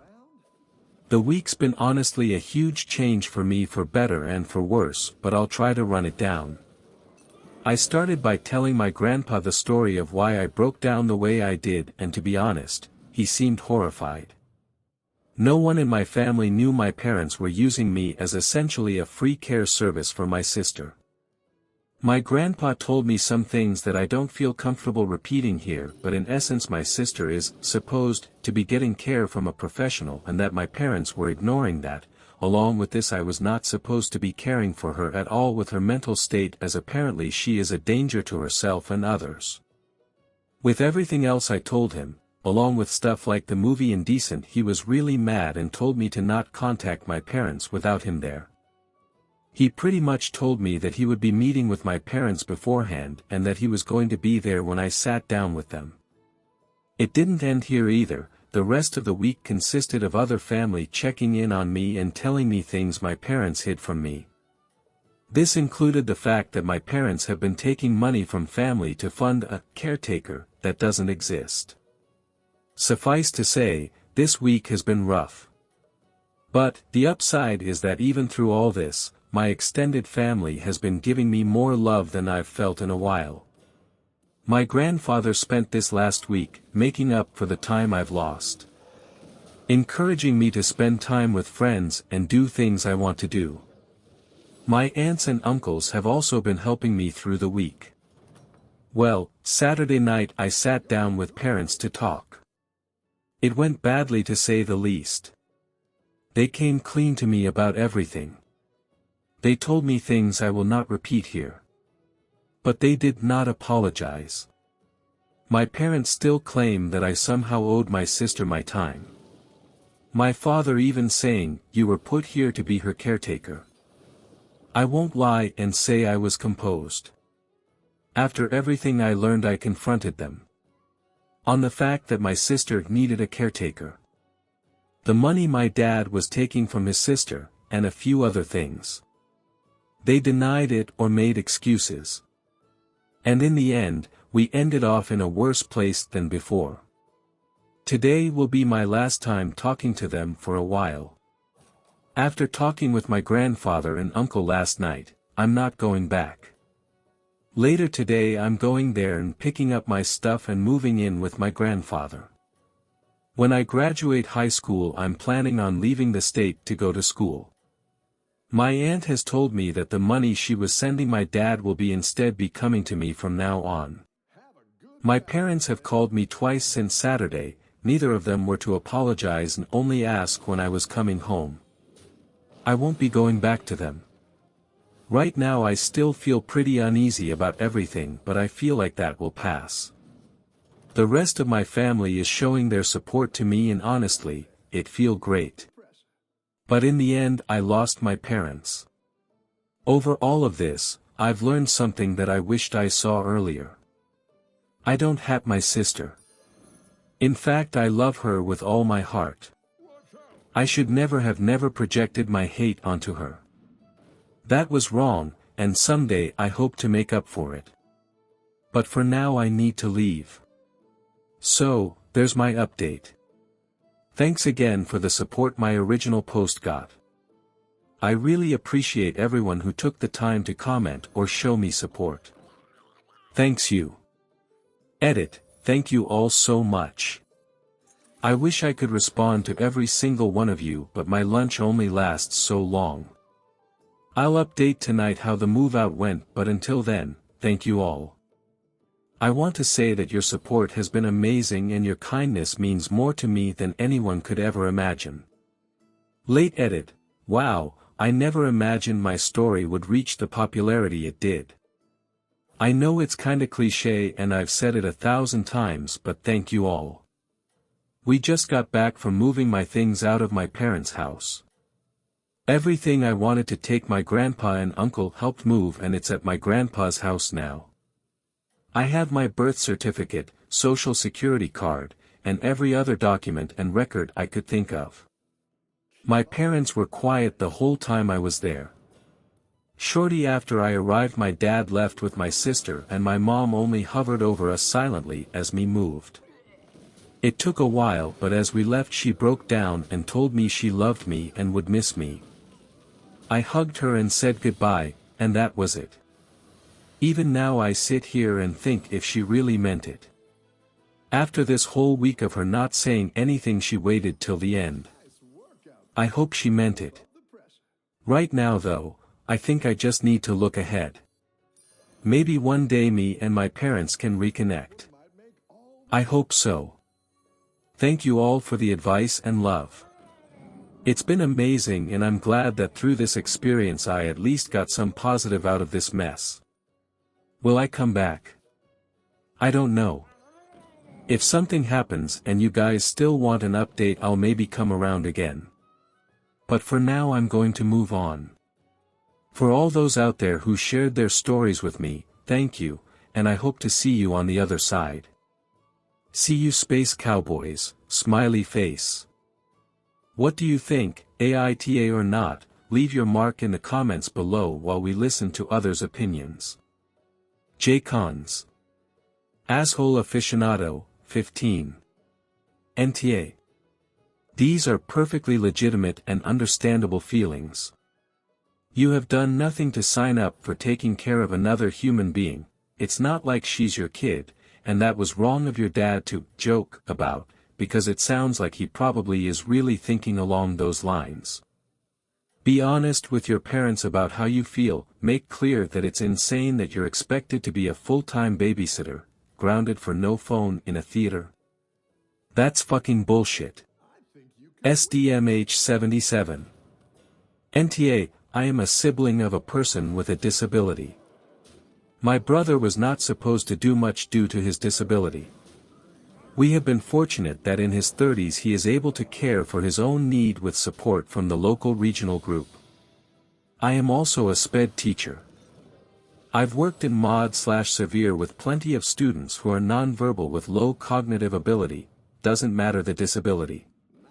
If they cannot communicate needs or take care of themselves independently in some regard, then they need support 24/7. I had the same frustrations as you. I resorted to cutting, withholding food, and made the worst self-mixtape in head about how I deserved to be second best.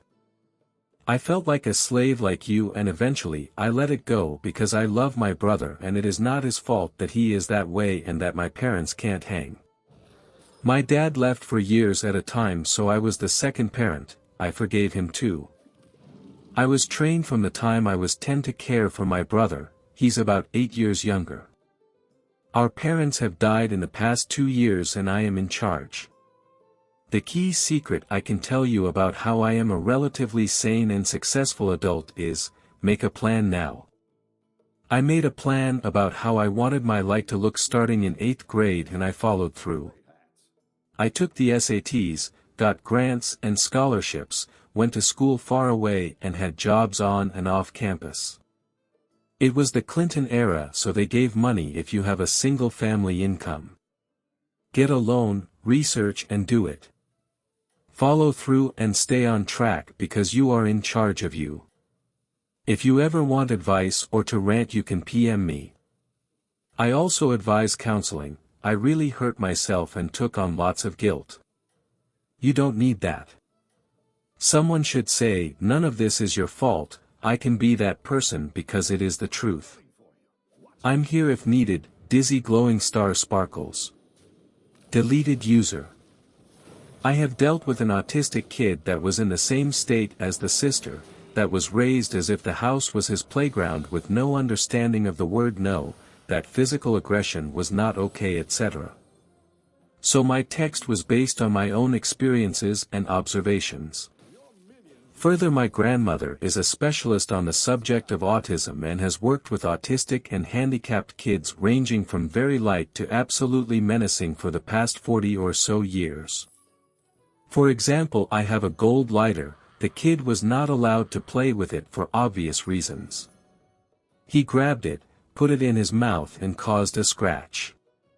Now personally I don't care for the scratch, but if he swallowed it, it would have been hard to get out short of puncturing below the lighter to keep him from suffocating until paramedics arrived. The second time he was more hesitant to grab it but still did. I gently took it from his hand, told him no. The third time he looked 200 times at me and the lighter before he grabbed it. Same deal, gently grabbed it out of his hand and said no. This is the discipline part 1 was talking about. This also proves in this specific instance the boy did understand what it is he was doing was wrong, it just took a lot longer before he reached the "fuck it" moment. From what I have gathered is that it is very important for autistic people to have a set-in-stone routine and be notified of any changes well in advance, or it might cause a huge meltdown. It is upon the parent to adapt to this and set a healthy regimen and keep to it. This is the routine. It is the responsibility of the parents to understand the needs of their children. This is my pool of information from where I wrote the comment, and for what it is worth, I am not autistic. It never is as cut and dry as I wrote it in the initial post and in this one, as each individual differs and requires tailored treatment. I hope you will reread my comment and understand the undertone in it, that I am solemnly blaming the parents and not the autistic sister. Did you seriously just? This legitimately terrifies me. I'm so worried I'll have a kid like this and it'll ruin my life. I know that probably seems offensive, but I just don't think I could cope with what you've described. Your sister is still young, and hopefully when she's older she'll calm down, or your parents can find resources to help deal with her behavior. I'm so sorry you've had to go through that, OP, that's a really challenging childhood. I can't even imagine how strong of a person you must be for going through that. Person behind a screen. You are totally right to feel that way. I'm 22, my mom and dad are 55 and 61 respectively. When you look at the whole timeline of my life and into the future, it won't be long until I will be my autistic brother's caretaker. I wanted to be a doctor.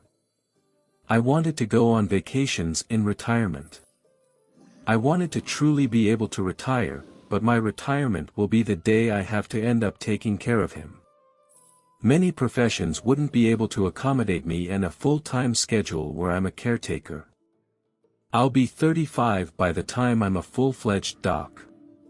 My parents will be 68 and 74 by then. I won't get much time to pay off my loans, buy a nice house to pay off, even work a lifetime's worth of a career, get to save up a lifetime's worth of savings. I don't resent my brother, but I resent the life I will have in the future. Gregor. Esh. I know I'm in the minority here, so hear me out. First of all, let me say that I'm the father of a nonverbal autistic girl that, as of yet, cannot take care of herself.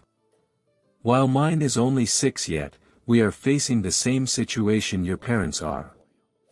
Now, first of all, your parents are assholes because of the way they've expected you to be a caretaker for your sister. That is absolutely not fair to you. While, obviously, she will require more care and attention her entire life, it is equally your parents' job to ensure you're well cared for, and that they have a plan for your sister once they're gone, and that plan is not let the sibling care for her. Now, and here's where my opinion seems to deviate from the crowd here, you're the asshole for blaming this situation on your sister. She was born this way, and trust me, your parents would have turned the dial from severe autism to normal if such a dial had existed. They're scared, they're dealing, or not dealing, with something they don't understand, and they are inappropriately leaning on you for help. Your sister isn't, your parents are. Learn to understand your sister, or at least come to accept that she can't be understood, and while you will likely never be friends, or possibly even close, you may just come to forgive her for your parents' bad behavior. Procyon. Yeah, I feel really bad for OP, it broke my heart when he talked about how all his toys got wrecked and no one cared. Another angle that I'm not seeing being discussed, OP's sister is being robbed too. If the parents were told she needs a caretaker, then she needs a caretaker. Maybe she would be able to make some improvements if she was working with a professional. I get that she's low functioning, but it's possible that she can sense the animosity OP was beginning to feel toward her, which is not his fault. Which could cause her to lash out more. I have a severely autistic cousin, he is verbal and doesn't need 24/7 supervision though, and he has a loving family who is always there for him. I wonder how lost he would be without that support system. OP's parents obviously don't care about their autistic daughter. If they did, they wouldn't push her off on a teenage brother who obviously isn't capable of handling that responsibility, or use her to scam their family. I just hope she will be okay. What are the parents going to do with her now that their free babysitter and money are gone? Are they going to pay for a professional caretaker themselves, or just neglect her? OP, if you see this, this is not a guilt trip, but someone in your family should keep tabs on what's going on with your sister. It sounds like she may be better off in an institution than with parents who obviously can't or aren't willing to give her the care she needs. Rhino D. There was a heartbreaking story on NPR yesterday about a family with a low-functioning autistic son.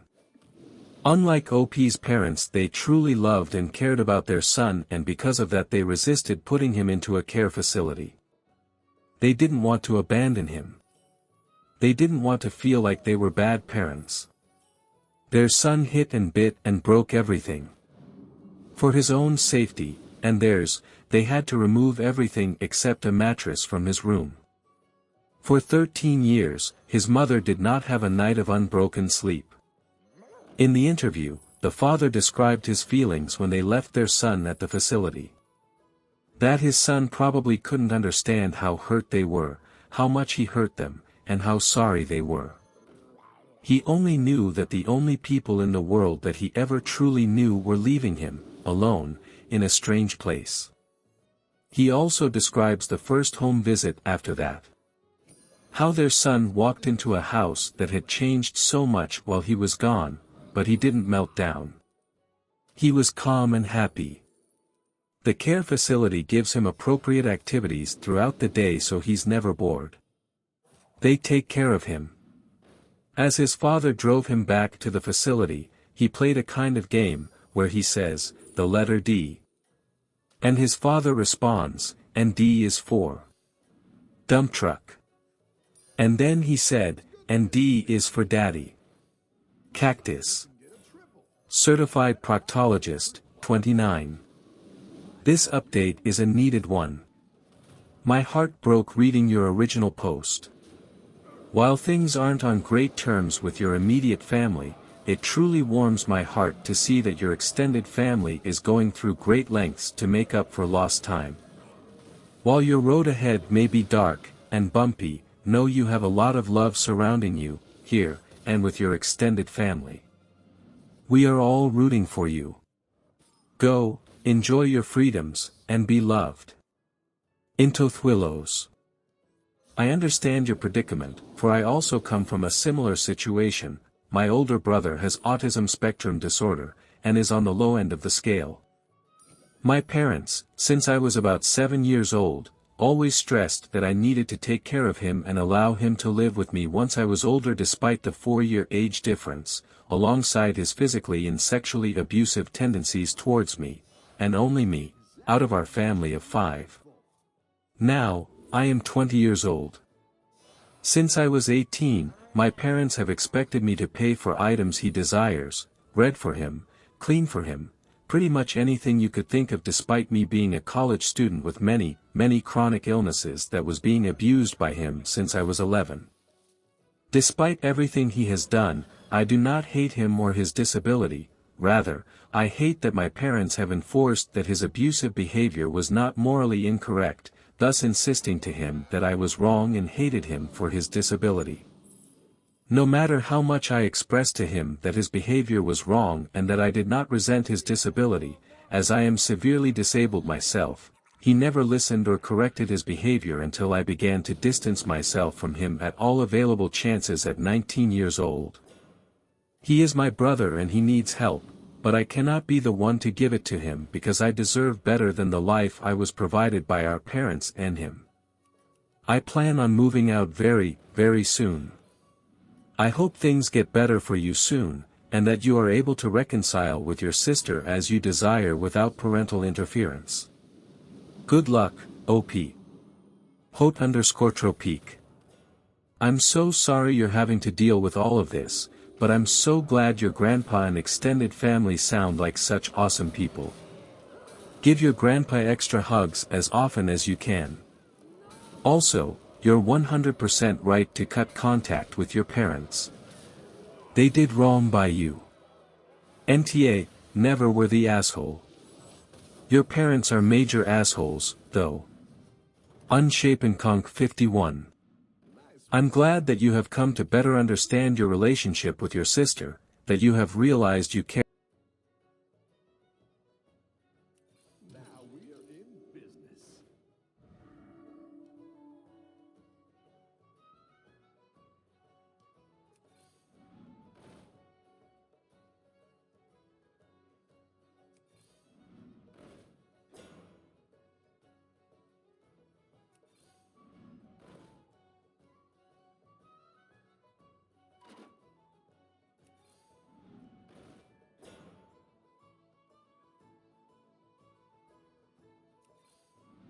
Better hire a recruit while you can.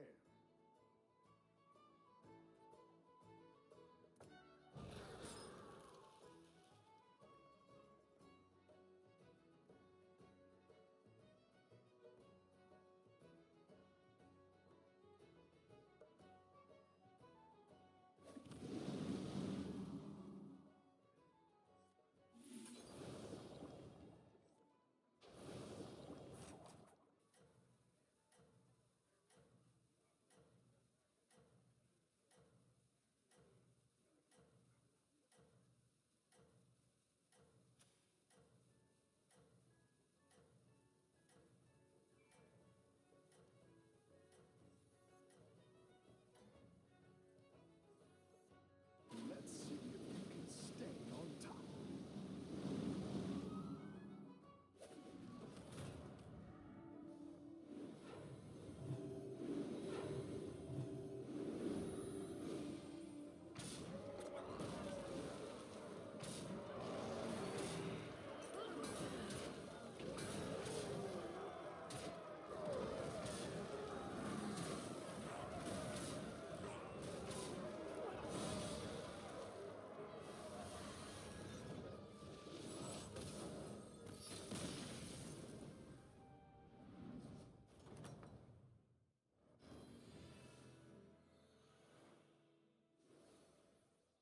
International Pain 965. My wife of 38 years has been cheating on me nearly the whole of our marriage. Me 61 male and my wife 59 female have been married for 38 years. We have 5 children, 3 boys aged 31/29/28 and 2 girls aged 36/40. The oldest is from my wife's first marriage. We have 17 grandchildren. I found out that my wife has been in an on and off affair with my father since our wedding day. She told me by mistake, not realizing what she said. After denying it, she suddenly came clean and told me everything. It started 4 hours after we got married. At our reception, he started touching her behind. She said she told him to stop, but 6 months after our wedding they started an affair which lasted 1.5 years. Then 2 years after that my mother died, and she said she felt sorry for him and they started up again. We lost our second baby, but she told me it wasn't mine, it was my father's. They were on and off until he died in 2018. She also had a one-night stand 2 months into our relationship. I am so devastated. I just feel like ending it all. I've never felt so much pain in my life. I need help. I am so lost and brokenhearted. Thanks. Distribution_initial. My husband's affair partner passed and it seems like I'm expected to give a reaction. We've been married for over a decade, but at some point I found out he'd been cheating on me for 3 years with an ex, his first love, whose parents didn't let them get married. She tried to break up our wedding and his whole family kept that a secret from me up until the affair had revealed. To keep it short, a lot of shit went down and she said some really vicious and awful things to me. She absolutely hated me and thought I didn't deserve her man, that I'm ugly and I smell, and so much other stuff. We ended up staying together for the kids. I'm still healing and don't think the love will ever be the same for my husband, but I chose to forgive and maintain normalcy for the sake of my kids. Things are going okay. However, I was informed by a mutual friend that the woman passed away a few days ago. We are all under 35, so it's definitely kind of shocking, and the person who told me knows the hell I went through and the emotional turmoil, but they've never been cheated on, so they'd never really know how it feels. and is going on about how bizarre it is and they feel terrible and asking me if I'm okay. I'm not sure if the purpose is to elicit a reaction from me or if they're genuinely concerned. I have no emotional ties to this woman, nor do I feel I owe her anything. He found out this morning and said something like, well, you're probably not sad. I was like, if you had left me for her and received such news, would you expect her to be sad for me? AITA for not being devastated or even really that upset.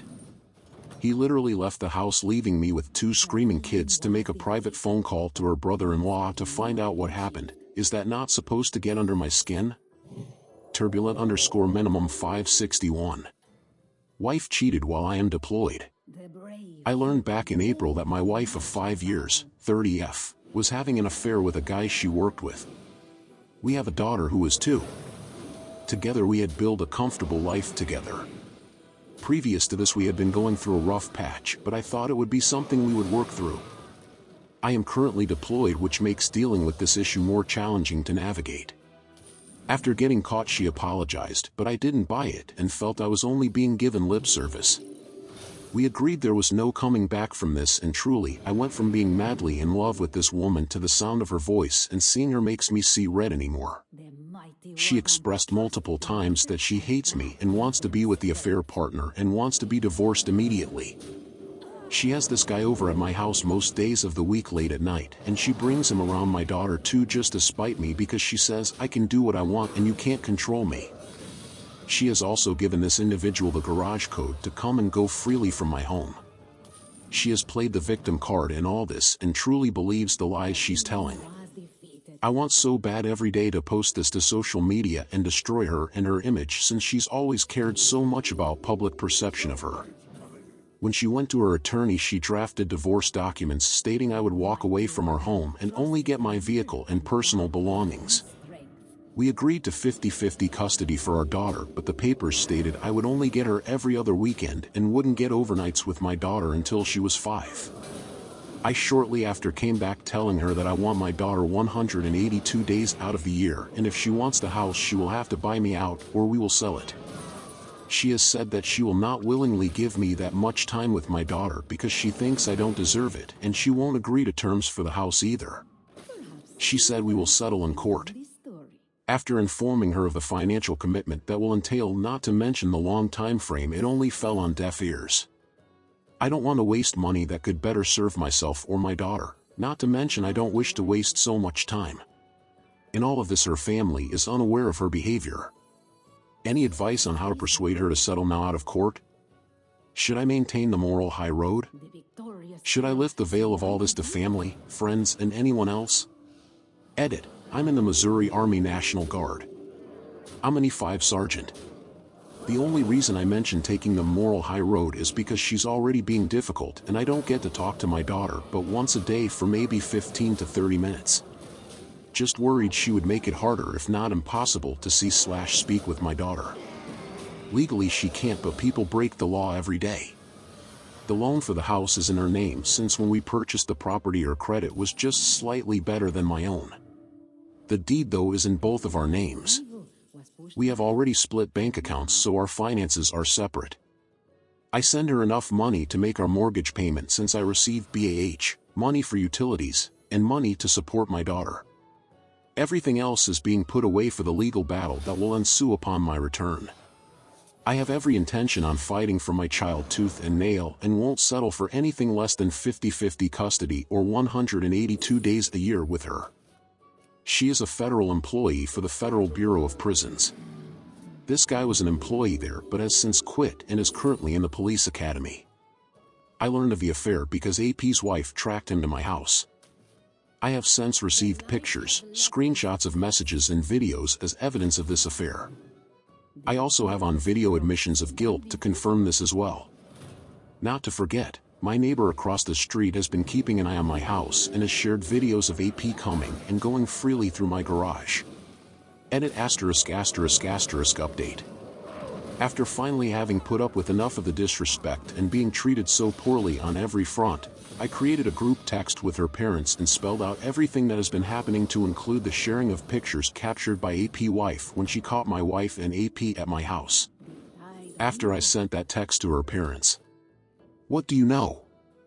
No response. I guess you can say that silence is consent. I'll share the exact texts that happened in the last few days between her and I.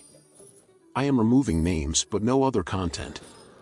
Her, I know that things have been hard for us for quite some time now, but I also know that it doesn't give me an excuse to do what I did.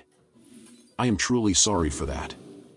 I am sorry that I hurt you in a way that will probably never be repaired in your eyes. I am not asking you to forgive me because I know that you have every right to hold a grudge. With that being said, I want us to get back to a healthy place where we can discuss, child, and a parenting plan for when you get back. I understand if you don't want to do that and want to go ahead with court to determine a patenting plan. I am just trying to do what is right for, child. So let me know. I do not want to fight. Her following up the next day, let me know if you want to schedule a time to talk about, child. Me, I prefer to correspond about matters such as, child, or the way ahead via text. As far as your text from last night, I'm still thinking it over and getting my thoughts in order before I give a response. Her, that's fine, I understand, we can talk through text. Take your time if that's what you need. I won't rush you. My response a week later, I don't wish to fight and would like to move forward, but I won't compromise on what I expect as far as acceptable terms for the way ahead. If these terms can be agreed on, I'm more than okay with settling out of court and having my attorney draft the documents. My terms and expectations are as follows. 50-50 joint physical and joint legal custody of child. 182 days a year with child, to include overnight visits. All major decisions concerning child have to be agreed upon, school, medical, activities, etc. Being bought out of the house or selling the property. No child support by either party to be paid or received. No alimony or maintenance by either party to be paid or received. Each party retains their own current bank accounts and funds. Each party retains their own retirement and investment accounts and funds. I want the exercise bike. I want the engagement/wedding ring set back. If you can agree on these terms, I am willing to settle out of court and move into discussion of a parenting plan. Her, well, I was thinking more of a progressive parenting plan for child. She's only 2 and is very dependent on me. She hasn't seen you in a year and will be very uncomfortable leaving me and going with you. And even before you left, she was very attached to me. So what I was suggesting is the first year do 80/20ths, then the next year 70/30ths, and work our way to 50/50ths. That way she is more comfortable and that gives you more time to get settled. All of the major decisions would still be decided by both of us. I don't care about anything else in your agreement. That's not what I'm worried about. Me, I'm not at all willing to do anything less than 50/50ths. Regardless of your personal opinion or feelings, I'm entitled to equal time spent with her. Her, I know, but I'm asking you to put aside your pride and do what's best for child. Me, I'm not playing this game with you. What I'm asking is not unreasonable, nor is it selfish or prideful. I'm going to email my attorney and tell them to go ahead with filing for a court date. Her, okay, I'll see you in court. Deleted. Wife's cheating confession. About a month after our wedding, the wife and I headed for a night away in a city about an hour from us. Checked into the hotel, got changed and headed to a bar. She was wearing a long dress with a very low-cut revealing top, no bra, showing off plenty of tit and, if you were at the right angle, a full-on view of them. We went into a bar, took a seat and got a drink when a guy came over, hugged my wife and asked her how married life was. She introduces him as a guy who works in the same company, but in a head office that was in the city. He's obviously staring at her tits as they talk and she was quite uncomfortable. He leaves and she says we should try somewhere different. He returns with a drink for us, hangs around for a couple of minutes taking every chance to look down her top. He soon returns to his table and I noticed a group of them looking over and laughing, obviously telling his 2 mates how he saw his co-worker's tits. We finish our drinks and the wife is insistent that we move bars. That was the last I heard of him for about 4 years. One day out of the blue my wife admits to sleeping with someone. I still don't know why she chose that particular time to tell me. I asked who, where, when and how it happened. Turns out it was the fucker in the bar. For months before we got married, at the company Christmas party they slept together. Slipped off to his room and let him have her. So I was sitting in the bar that night we met him thinking he was just trying to see her tits. Little did I know that he'd been sucking them a few months earlier. He was obviously telling his mates when they were looking over and laughing. Living_comparison_12. Caught wife on Ring camera. Last summer we had builders doing our garden up. I was away a lot working. We have a Ring camera set up facing the staircase. The Ring camera caught my wife, 35, taking one of the younger, 19/20ths, builders upstairs in the afternoon. When looking I thought he went up to have a look at the garden or use the toilet. Came down about 1.5 hours later. Her hair was open and she was looking worse for wear. She came down wearing a vest and no bra. This went on all summer, but I've only just got round to looking at the footage now. It wasn't just the young one either. Other days she took one of the older men in his 50s up as well. She doesn't know that I know. Thanks for watching. Enjoy the game.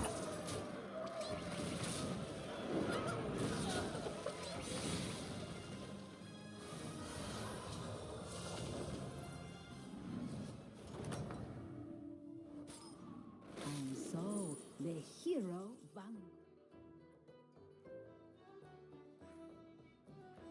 This new recruit was known across the land. The fate of the world hangs in the balance.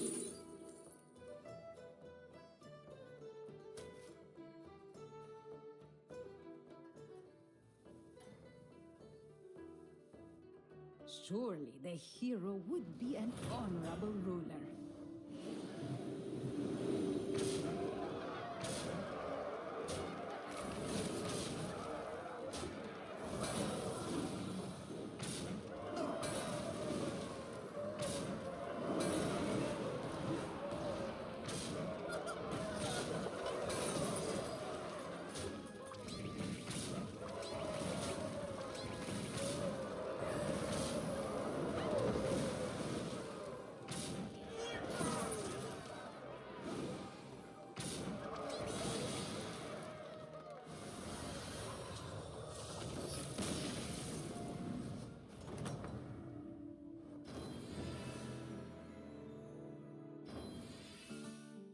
People who work for the super wealthy, what stuff have you seen? Robert Bow had a client come into our 3D printing office. His attention was immediately caught by a large industrial 3D printer in our showroom. Pulled out a credit card and bought a $25,000 machine on the spot. Best part was when we installed the machine at his facility. First thing he wanted to print was a meter-tall penis. Few weeks after the install we got a photo of him standing next to the meter penis. Money well spent. Rarna worked as one of 4 full-time groundskeepers at a large estate. 46 acres of lawn to mow twice a week. 2 clay tennis courts, 3 pools, 1 for the main house and 1 for each of the 2 guest houses. 100+ acre private lake with boat house. No clue how big the whole estate was including the woods. Personal favorite was the 3-mile personal racetrack. But what really blew my mind was that he hosted his niece's wedding one summer, paid $350,000 to have this massive willow tree trucked in and planted by the lake for wedding photos. Only to pay another $50,000 to have it removed and the landscaping returned to its original state after the wedding because he did not like the look of it. Lethe Mariner. Jeweler here. Some random client quotes. Client, so I have some gemstones that have just been collecting dust, pulls out about a dozen amethyst, citron, smoky quartz, most an inch or more across. What can we do with these? Can you make a crown? No, not a little flimsy, fake one, a real one. Me, makes a 5-pound silver and gold crown. New client, you're going to see me a lot. This is going to be my new addiction. Me, okay, I'll bite. What was your last addiction? New client, collecting, fully grown, trees. I had 45 transported and replanted on my property last year. Client, have you seen my new car? Me, I have not. Client, they only made a few. Points out the window at a new, navy blue Bentley. I didn't like the interior so I had them replace it all with bright orange leather. They added a plate inside with my name engraved on it. Isn't it cool? 55-year-old client, I want everything pink. Can you tell I'm obsessed with Barbie? Laughs, we're even building a pink house. I want my engagement ring to be all pink. Me, I can make it in rose gold. Client, great. Do you have any pink diamonds? Me, not in stock, but I know of a supplier who has one. Client, I'll take it. Me, it's a natural argyle pink. It would be about $220,000. Client, how soon could you have it ready? Can you add more pink diamonds to the sides? Shaky the Bear. I often do work for the wives of wealthy professionals. The thing that has always stood out to me is that if I tell them that something they want isn't doable, they respond with literal confusion. It isn't anger. It's confusion. They are so unaccustomed to not being given exactly what they want that it's as if they don't understand what is happening when they are told they can't have something. So farms. I used to work at a members-only golf/country club. There were members who had been actors, athletes, race car drivers, former CEO of Google, some major money and egos going on. There was one family that had 3 teenage kids, 2 girls and a boy. The mom and the girls were very attractive and knew it. They always looked amazing and had overly entitled attitudes to match. They were fancy. Well, the lady who washed the linens for the county club also did house cleaning for some members. This family was one of them. She said their multi-million-dollar home was a disaster filth zone.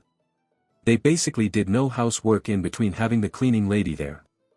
Dishes piled with dried food that smelled, dirty clothes thrown everywhere, piles of crap all over, sticky floors, dog poop left on the floor. But the nastiest part was the bathrooms. She said they wouldn't empty their bathroom trashes and the ladies of the house would throw their used tampons on top of overflowing trash, so she had to pick up their used women's products thrown on the floor, not even wrapped in paper. So these fancy bitches would walk around the club like they were so superior and look down on everyone, then would go home and act like wild apes throwing their trash and period products on the ground. The thought of being so out of touch that you decide it is beneath you to even be sanitary, BC you can just pay someone to do that for you, is just beyond insanity. Jesket. The CEO of the company I worked for was the founder's son. Not an unintelligent guy for the most part. His dad made him start with the most basic jobs in the company and work his way through the different departments. Managerial staff was ordered, upon penalty of termination, not to treat him any differently than a new hire. So when he became CEO he wasn't a bad guy to with for. Now, this is a company of over 10,000. One night, I'm working overtime on the late shift and we get this call. Hey. You guys. Got. Electrician. The guy is clearly drunk, we have no idea who it is or why he's calling our maintenance/engineering group. We ask who he is and he informs us, light-heartedly. He wants someone to take a ride to his house and figure out why the internet isn't working. This is an hour drive away. I volunteer, I was bored off my nut anyway. I get to the house, entry gate is smashed, section of the white horse fencing is gone, Jaguar is stuck in the field. Here in the house is dude, completely blasted. He's got a huge cut on his hairline. Are you okay, boss? I'm fine. Why? He asks, blood literally caked on his face. I accompany him to the bathroom and help him clean himself up, wash off the gash and put some bandaging on it. Then I corrected the internet. Unplug plug. As I'm walking out, he asks me to do a shot with him. I comment, worried about my job, that it might be a bad idea. He agrees and hands me the bottle, take it home and do a shot later. Keep it. When I get back to work I look the stuff up. Never heard of it. It's a $1,500 bottle of scotch. The next day I'm at work early. About 11 in the morning he comes walking up. We're not going to be talking about last night? I tell him it's all good, awesome. A little bit later I get an envelope. There's a check attached for emergency tech support, $5,000. Gee Winborn. An old boss did extremely well and sold off the lion's share of his ownership but wanted to stay involved in the company anyway, so he'd drive his absurd supercar to the office and just hang out. One day he came into the office and it was set up in such a way that the executive offices were in a little 2x2 office glass pod in the middle, with curtains for privacy if needed, and our rows were arrayed around them. He sat in his little glass office all day and cleaned his handguns. I'll say this though, he wasn't a bad dude. We may not have seen eye to eye on politics, but if you worked for the company he knew your name and would hang around and chat.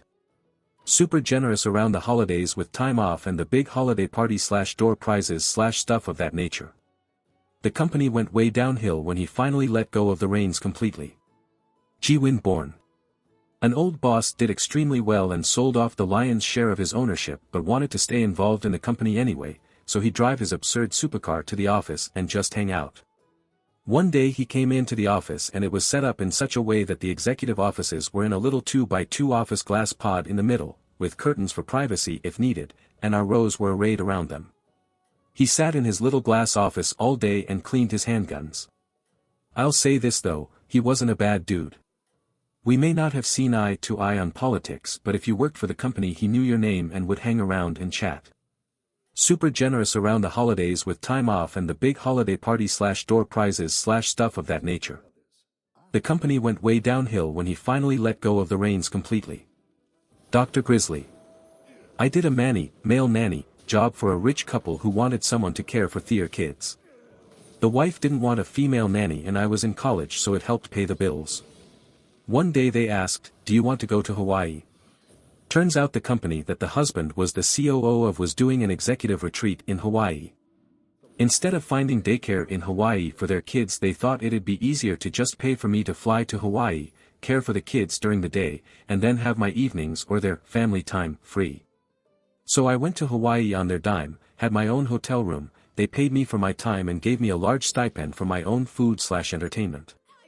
I ended up with pretty much every evening off so I got to spend it. During the day I brought their kids to the beach, we went hiking, and did some touristy running around. On top of that they gave me $5,000 in spending money, in case any of the kids wanted anything. I had to show receipts, but when I tried to turn in the receipts the wife just said, "Oh, don't worry about it, it's only a couple grand," and never verified how I'd spent some of that money. I couldn't tell if she just trusted me implicitly by that point or if she truly thought the amount was so small it didn't matter. They were a really nice family, just very well off, which made just spending money on any problems the easiest answer. I actually got invited to the oldest daughter's high school graduation because she considered me a friend. Cindy Slickbooty. Bartending at a fancy party in a very wealthy older couple's house where these people had art on display they had bought from museums. I was working in a room where 3 walls were glass and you could see this beautiful manicured garden with sculptures. When the sun started to set these big floppy-eared white bunnies started to appear and frolic around the yard. I asked someone who worked in the house about the rabbits. The rich people bought them as a garden feature. Every once in a while they had to cull the rabbit population. The rabbits were decorations. This was also the night when I was making an older man a drink and he decided to ask me, "So, what are the poor people doing tonight?" So said Thelier. I worked retail, J.Crew, on the main street in a super rich town. One woman took off her diamond-encrusted Patek Philippe and somehow forgot it in the dressing room. I found it and manager has no idea what to do with it. We had a lost and found drawer but it was full of sunglasses and random shit, not really safe for a $500,000 watch, and decides to keep it in the store safe, usually used only for cash.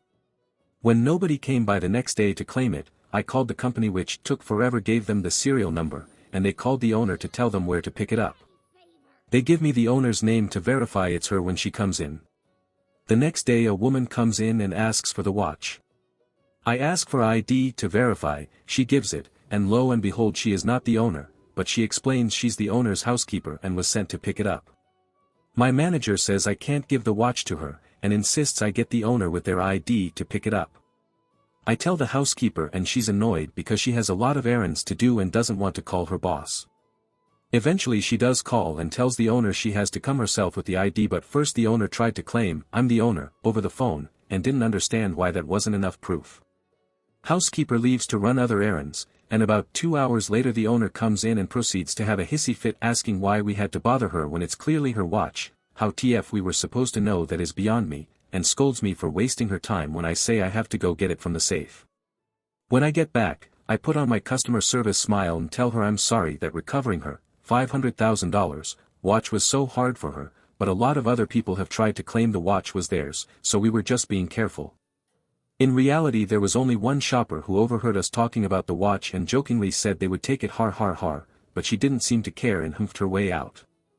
The same housekeeper comes in the next day and returns 7 cashmere sweaters the lady bought all crumpled in a ball. Apparently the owner got too exasperated in our fitting rooms and decided to buy the rest of the clothes without trying them on, and then forgot her watch. Buying a shit ton of clothing without trying was common for rich people, but they usually forgot or didn't care enough to make returns. Strangely enough, it was not the weirdest dressing room incident in my time there. Woman shrugging light skin tone. Lucifer. I worked on a billionaire's home installing his custom pool. He ordered a custom iridescent tile. For the whole pool it cost $440,000 for material alone and another $400,000 to install it. We informed him that it was a special order and couldn't be changed once ordered. He approved. We installed it. Walks out, it looks amazing, all the people working on it thought so, says he doesn't like it, tear it out and replace it. All told he blew like $2.4 million on his pool tile before he got done. Fucker didn't bat an eye. Edit 2, also worked on a house in that same area that had a $250,000 fish tank. Can't share pictures of that cause it was in someone's house but still.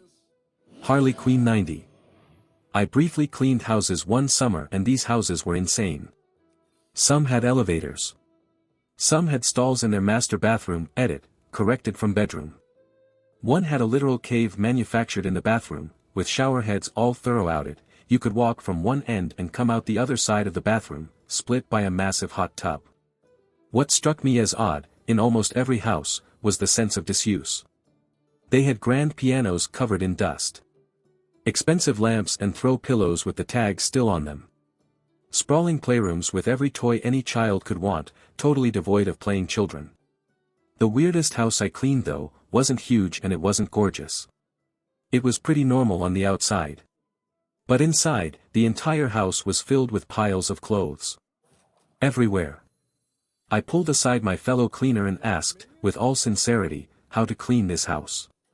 She told me to go around the piles as best you can. They had a mountain of clothes in the living room, like something out of a cartoon. Every couch had stacks of brand new clothes with tags on them. They were the only folded clothes anywhere. In the bedroom it was the same. Smaller piles in every corner, couldn't fully open or close doors around them. The kids' bathroom didn't even have a shower curtain. Best guess after cleaning that house as best we could, is that they don't wash clothes. I think they just buy more, and discard the dirty clothes into the piles. I think about that house a lot, and wonder if they ever got their shit together. Edit to add, it was like metal bathroom stall cubicles. And the elevators and stalls did not seem related to accessibility, my apologies for any misunderstanding. Fritzo 2162. I've done side IT work for various CEOs dozens of times over the years and there's always common threads. It's always been male CEOs, and they genuinely seem relieved to have someone in their house that isn't trying to negotiate or weasel something from them. They'll sit and talk with me, ask my career plans, how I got into the field, that kind of thing. The wives of said CEOs are all eerily similar, lots of makeup, very strong opinions, very cold, and very standoffish. The garage always has at least one classic car, one sports car, and one car lift. There is always a golf cart on the property. The kids' rooms are always a mess. One guy was in an 18-plus room mansion and his teen son had a mattress on the floor with clothes piled up everywhere. I had to hook up some wiring in there and it smelled like his foot was in my face. If there's a dog or cat in the house, it's the most well-groomed animal you've ever seen. They always have a van service to come out once a week or so for grooming. Any mess will be blamed on the cleaning lady.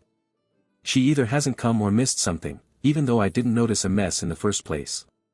They tend to have the best of everything from stores/vendors you don't normally see. One CEO had a custom German sound system installed in his game room, which featured a bar, a snack bar, theater seating, cafe tables, and 2 fridges. The interface on his entertainment system was also custom-made and all the TVs in the house used the same interface. I've seen a glimpse of very sexy lingerie, leather straps, and chains hanging in closets. Freaky stuff happens. I'll always get an invite to go on a boat ride, plane ride, golf trip, whatever they're into. These invites aren't real. I think they do it to remind you they have toys. That's all I can think of for now. AMA, might jog my memory. Breakbats_nothearts.I. Did personal shopping for a pop star for about 7 months before they moved out of my area. The main thing I witnessed was inconsistency. Day 1, go find me this exact rug and find some picture frames that would complement this room. Great, I put in a little extra footwork and found that rug discounted. Well, they didn't want it discounted when they can afford full price. Day 2, while they were out the other day, they saw this fantastic sculpture at a home goods store. Can I find it? Hey, turns out I can. No problem. Wait, but if I found that rug from yesterday discounted, why couldn't I put in the time to find this discounted? NDA runs out in 2030, but otherwise I have nothing but praise. They were a joy to work with. It was just very much never knowing what would strike their fancy and when, then not knowing if I should go the extra mile to save money or find a newer model, or just get paid for a full day's work for walking about a mile to bed, bath, and beyond. Mollycoddle 99. I worked on a school project with a girl whose family net worth is more than $9 billion. They have a consumer products company that is a household name everyone would recognize, and it is family-run. 2 stories. First, at dinner one night, she made an offhand comment, growing up, my parents would tell me to eat all the food on my plate. And I thought, yeah, me too. Until she continued, because when I'm running the family business, it will offend our overseas suppliers if we don't eat all the food they serve. Second, I was writing a fluff article for the school newspaper about an event. It was fun, many people including John Park, Jose Gonzalez, and Mary Jones all attended. I gave them each an FYI before submitting. She replied immediately very agitated and said I couldn't include her. I thought she misunderstood and said it would only show up buried at the back. She replied, you don't understand. If my name shows up in the paper at all, I will get angry calls from my whole family, parents, aunts, uncles, everyone. Carl Vercade. I'll change a few details to protect the innocent, but I used to give guitar lessons in a very rich area and the company I worked for had a lot of celebrity and or just ridiculously rich clients. I saw in-home rivers, elevators, waterfalls, live-in chefs, 40-car garages, fully automated mansions that could change the season, indoors, etc. The thing that stood out most to me was the boredom of humanity. Like one guy I became friends with had 17 off-road vehicles, a house bigger than his Lakers star neighbor, and his Chicago Bulls star neighbor for that matter, and traveled to different extreme game competitions every weekend, but when I came over for the lesson, he just wanted to talk about Nirvana, watch TV, learn Pearl Jam bass riffs, and go to shows. The second thing that stood out to me was that the ratio of cool people to screwed up people seemed relatively the same between the super rich and the normies. Like there was one guy who wanted lessons with his very young son to connect with him, but only lasted 3 minutes every lesson before he had to take an important call or run off to an emergency board meeting. You could see the kid was in a giant playground of a mansion but was just crushed. However, I also gave lessons to a family where the parents were 2 high-powered lawyers, one of whom is now running for Congress, and they were absolutely amazing to those kids. Always attentive, would drop calls from celeb clients to fix a tricycle wheel, would lovingly enforce homework rules, etc. Great people. That was about the same ratio amongst my middle-class clients and amongst my poor clients. The last thing that stood out as the one really obvious advantage to being rich was the people's physical appearance. By and large, they were almost all very good-looking people at any age, and most without surgery. It's actually kind of incredible what the body can do when you're able to always feed it healthy foods, live in chefs, exercise whenever you want in a variety of ways with or without leaving your home, in-mansion gyms, indoor-outdoor multi-tiered waterfall pools, week-long skiing trips, personal trainers, etc., and a lack of daily, grinding mental stress. I'm not saying they didn't have stress or they didn't work hard, but most did not have that existential stress about what might happen if they got fired because they didn't work the extra Saturday, or the stress of a boss breathing down your neck when you're at a dead-end job just hoping for a living wage. There is something to be said for the mental benefit of hope and joy and inner calm, and unfortunately, money does help with those things. So I did see a large health benefit to people with loads of money also. And lastly, I don't believe any of these people were self-made. This type of wealth is not just working hard and climbing the corporate ladder using nothing but your bootstraps. This type of money is generational wealth with decades-long investment accounts from things set up by ancestors. I'm not saying they haven't worked hard, but turning $100 into $1,000 and turning $100 million into $110 million are two very different things, and the latter is inarguably easier from both a percentage and opportunity standpoint.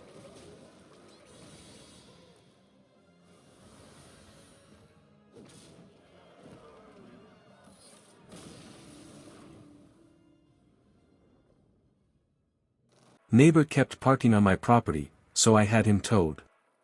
XL. Hello everyone.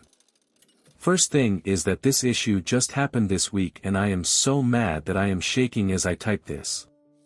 I am going to apologize up front if I ramble, but I honestly can't believe this actually happened.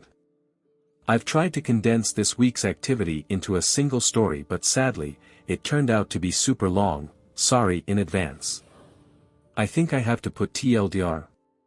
Backstory: I'm a single mother of 2 teenage boys and I live in a nice, quiet neighborhood at the end of a cul-de-sac.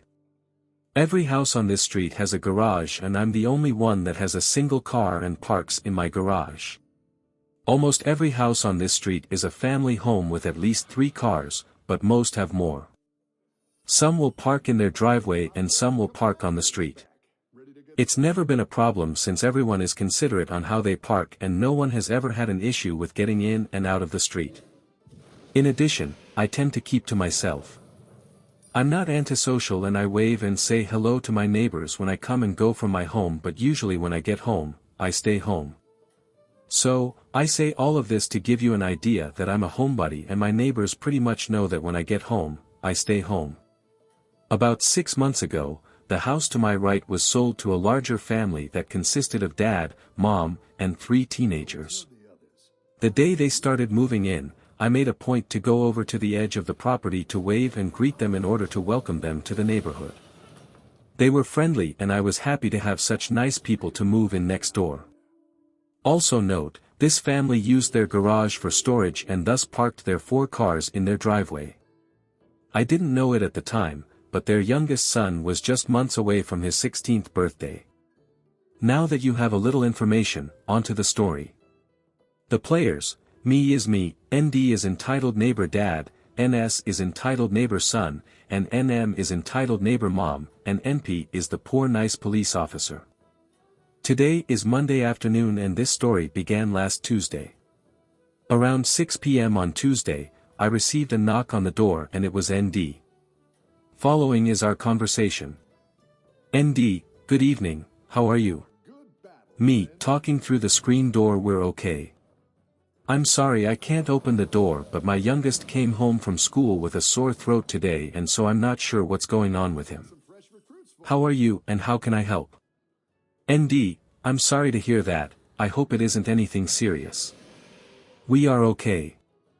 My son just turned 16 a few weeks ago and I'm sure you saw the new truck we bought him. Me: yes, I did. It's such a pretty truck and big. Does he like it? ND: yes, he does. It's what he wanted so we got it for him. It is very big and that's what I wanted to talk to you about. Let's take a brief pause here and understand that when I say this truck is very big, it is very big. It is an F-350. I personally think it's too much of a vehicle for a kid learning to drive, but it's not my money, so to each their own. Me: I don't understand. ND: we have been having complaints from some of the other neighbors that his truck is so big that they can't get around it when they are driving through and we're afraid that it might get side-swiped if he continues to park it in the street.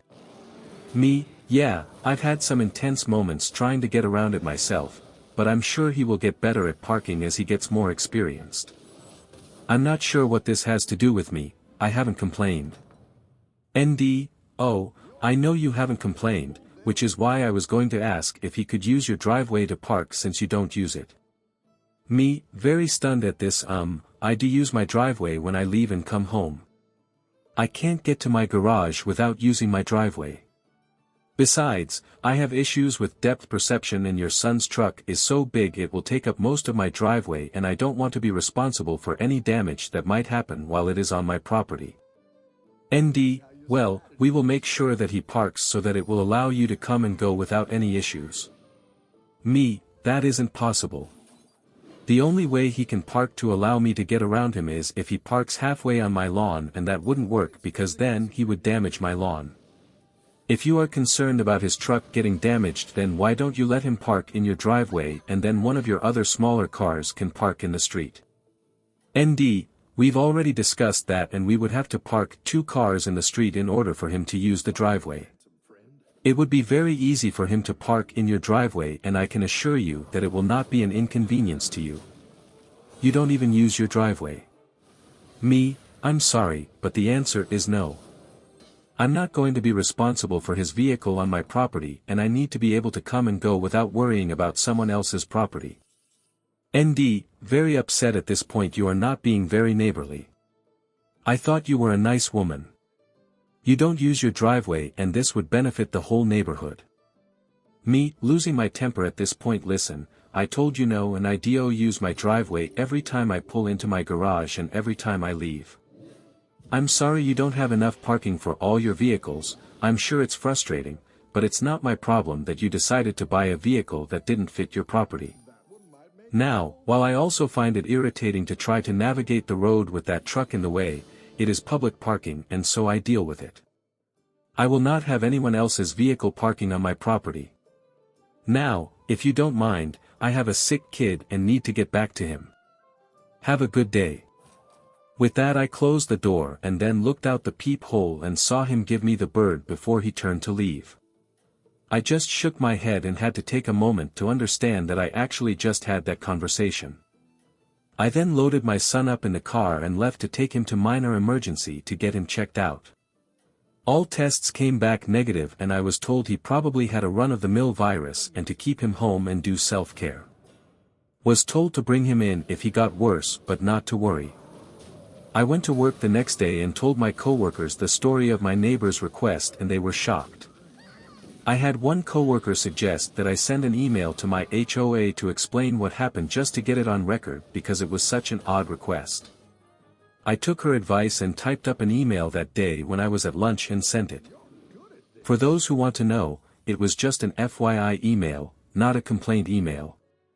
It basically stated that my neighbor made a request to park on my property and when I declined, he got mad at me and I wanted it on record just in case anything ever happens. So very glad I did. So, Friday comes and my youngest son has been home sick since Tuesday afternoon. When I got home Friday evening, I checked him and he had begun to run a fever and was complaining of several other things. I had been doing self-care with him since Tuesday and he didn't appear to be getting any better. Around 7 p.m., I decided to take him back to minor emergency and loaded him up in the car. I opened my garage door and I was absolutely shocked to see that very big F-350 sitting in my driveway, blocking me. I can't describe to you how angry I was to see that vehicle sitting there. Now before anyone starts asking me how I didn't know it was in my driveway, it's because my street is very busy and cars are coming and going all the time and unless someone knocks on my door, I don't bother watching every vehicle that drives up and down the street. The only window that can see my driveway are the ones in my kitchen and I keep those curtains drawn and never look out of them. So, I get out of my car and stomp over to my neighbor's house and bang on their door. NM answers the door and this is the conversation. NM, irritated and kind of angry. Can I help you? You are interrupting our dinner. Me, your son is parked in my driveway after I told your husband he couldn't. I need to take my son to minor emergency and that truck is blocking me in. It's at this time that ND walks up behind NM and proceeds to talk. ND, he isn't blocking you in, you can get around him. Me, no I can't. You need to move that truck or I'm going to call the police and a tow truck. I need to get my son in to see a doctor. ND, turning to call for his son and then turning back to me. He's not blocking you but I will have him move it. Me, it doesn't matter whether you believe he is blocking me in or not. He is not allowed to park in my driveway. No one is allowed to park in my driveway, and if I find an unauthorized vehicle parked in my driveway again, I'm not going to bother to knock on your door, I'm going to have it towed. It was at this time I saw the son arrive at the door with his keys in his hands, and I turned to leave and head to my car to wait for him to move it, and I heard him call me that famous B word every woman has heard at least once in her life. I ignored him and headed to my car and watched as he got in, and after some effort finally was able to back out of my driveway and parked his truck in the street a little way down the road. I was able to leave and take my son to minor emergency where, as we waited for several hours to be seen, I shot off another email to my HOA about what had just happened. I want to advise, the HOA had already responded the day before that they received my email, made a note of it, and advised my property was my own and I could give or deny access to it as I wish. It was this email string that I responded to while waiting for my kid to be seen. Again, all tests administered to my son came back negative, and I was told it was a run-of-the-mill virus and he would be fine, the virus just had to run its course. I took him home and called it a day. Saturday evening, my oldest started complaining of a sore throat and I was starting to feel poorly myself. My youngest appeared to be getting better, so I figured that whatever he had, that we were getting, so we stayed in all day Saturday and Sunday. Sunday evening at about 5:30 my oldest son spiked a fever, and while it came down a little, it didn't come down enough, so I loaded him in the car and off to minor emergency we went. The only one I could find that was open on Sunday at this time was on the other side of town, so I had to drive 20 minutes just to get there, and we ended up waiting for 3 hours to just get in the door and then another 45 minutes till we saw the doctor. After a few more hours and all of his tests come back negative, the doctor did state that she could hear some wheezing in his lungs, and so she prescribed an inhaler for him to help him, but basically told me the same thing, that he has a run-of-the-mill virus and to let it run its course. I had to drive even further to the only 24-hour pharmacy available to pick up the inhaler, and we did not get back to the house until almost midnight. Let me set the scene for you. My son is half asleep in the passenger seat and complaining that he just wants to go home, and I am exhausted and feeling drained and having coughing fits myself, and I'm just looking forward to going to bed when I rounded the corner and saw that truck sitting in my driveway. I couldn't even pull in because he was blocking me, and I also noticed that he was parked partially on my lawn. I was so mad I could hardly see straight. I googled and found a 24-hour tow truck service and explained that I had an unauthorized vehicle on my property that I needed towing. The woman said it would be about 30 minutes before they could get a truck there, and I said that was fine. In the meantime, I walked my kid to the house and put him to bed, and then quickly went outside and took a picture from the street to show how much of the driveway he was taking and that he was also parked on my lawn. I couldn't understand why they would park in my driveway again after I had told them no, and the only thing I could come up with is that since there had been no activity at my house for hours, that my neighbors probably assumed I was in for the night and wouldn't notice the truck in my driveway. This is pure speculation, but it's normal for me to be in for the night, especially after 6 p.m. I don't know if they missed me leaving or just saw me leave, but figured I was home, but it really doesn't matter because I told them they couldn't park on my property. It was about 12:30 a.m. when the tow truck arrived, and I half expected my neighbors to come running, but there wasn't any activity from them and the driver left with the truck without incident. I went in, shot off another email to my HOA along with pictures and an explanation that I had towed the vehicle, and then went to bed. At 6 a.m. this morning I woke up to someone banging loudly and rapidly on my door. I didn't have to look, I knew who it was. I grabbed my phone, hit the video record button. Before I opened the door, I looked through the peephole and saw ND and his son at my door. I opened the door and following is the conversation. ND, very angry and yelling, "Where is the truck?" Me, as calmly as I could state while coughing. It was towed. You can call such and such company to make arrangements to get it back. ND, you didn't have the right to tow it. You're going to pay to get it back. Me, I had every right to tow an unauthorized vehicle on my property. I told you not to park on my property and you did it anyways. It blocked me from getting in my driveway last night. I told you I was going to have it towed after the last time you parked without my permission. and I won't be paying anything to get it back. ND, you stole my truck, you FNB, and I'm calling the police. I'm going to sue you. Me, having enough of this, go ahead. In the meantime, I'm sick and I'm going back to bed. I closed the door and stood there for a moment. I looked out the peephole and they were still there. ND started banging and was also ringing my doorbell non-stop. He knocked and rang my doorbell for another 4 minutes before he gave up. I am still recording all of this and I didn't turn off the video. He was gone. I turned and saw my kids standing there. The noise had gotten them up and I just advised that if they were still feeling ill, to just go back to bed because that was where I was going. Now I will honestly say that I didn't think he would call the police, but he did. It was about a half hour, I really wasn't looking at the clock, that I heard the doorbell ring. I got up and looked through the peephole and a police officer was there. I opened the door and had the following conversation. NP, good morning ma'am. Sorry to bother you, but we had a report from your neighbor. He is stating that you stole his son's truck by having it towed from the street and we need to talk to you about this issue. Me, good morning officer. My neighbor is only telling you half the story. I had his truck towed this morning from my driveway when I returned home from minor emergency. I couldn't get into my driveway and I have already told him twice that him and his family can't park on my property. This issue started last week and I have emails to my HOA, pictures of his truck parked in my driveway this morning, and a video of my neighbor's visit this morning where he called me names and told me he was going to sue me and call the police. I can show you if you would like. NP, yes. So, you are saying that the truck in question was on your property without your permission and that you had it towed? Me, yes. Last Tuesday he asked if I would allow his son to park in my driveway. I told him no and he got mad at me and flipped me off before leaving. Then Friday evening, when I was leaving, I discovered his son had parked in my driveway and I couldn't leave my garage. I went over and demanded they remove the vehicle and I told them at that time that I would have the truck towed if they parked on my property again. I came home late this morning and the truck was in my driveway, so I had it towed. NP, I just want to confirm, you are saying that it wasn't parked on the street but in your driveway. And you have proof of this?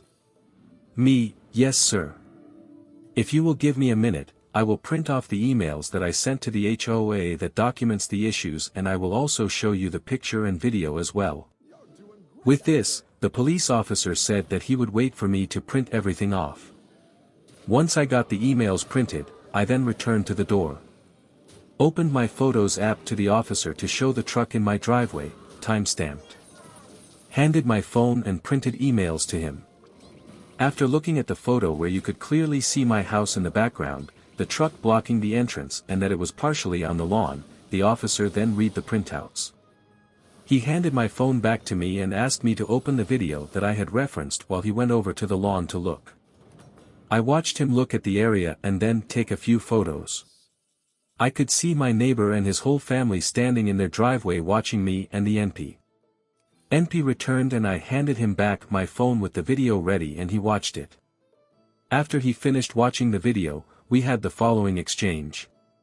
NP, I am going to need a copy of that photo and video for my file. If I provided you with an email, would you be able to send it to me? Me, yes sir. No problem. NP, I have enough information for my files to determine that the vehicle was not on public property and was in fact on your property. I've made a note that you did not give permission for the vehicle to be parked on the property. Based on the emails you gave me with dates and time, it appears you did in fact advise your neighbor not to park on your property.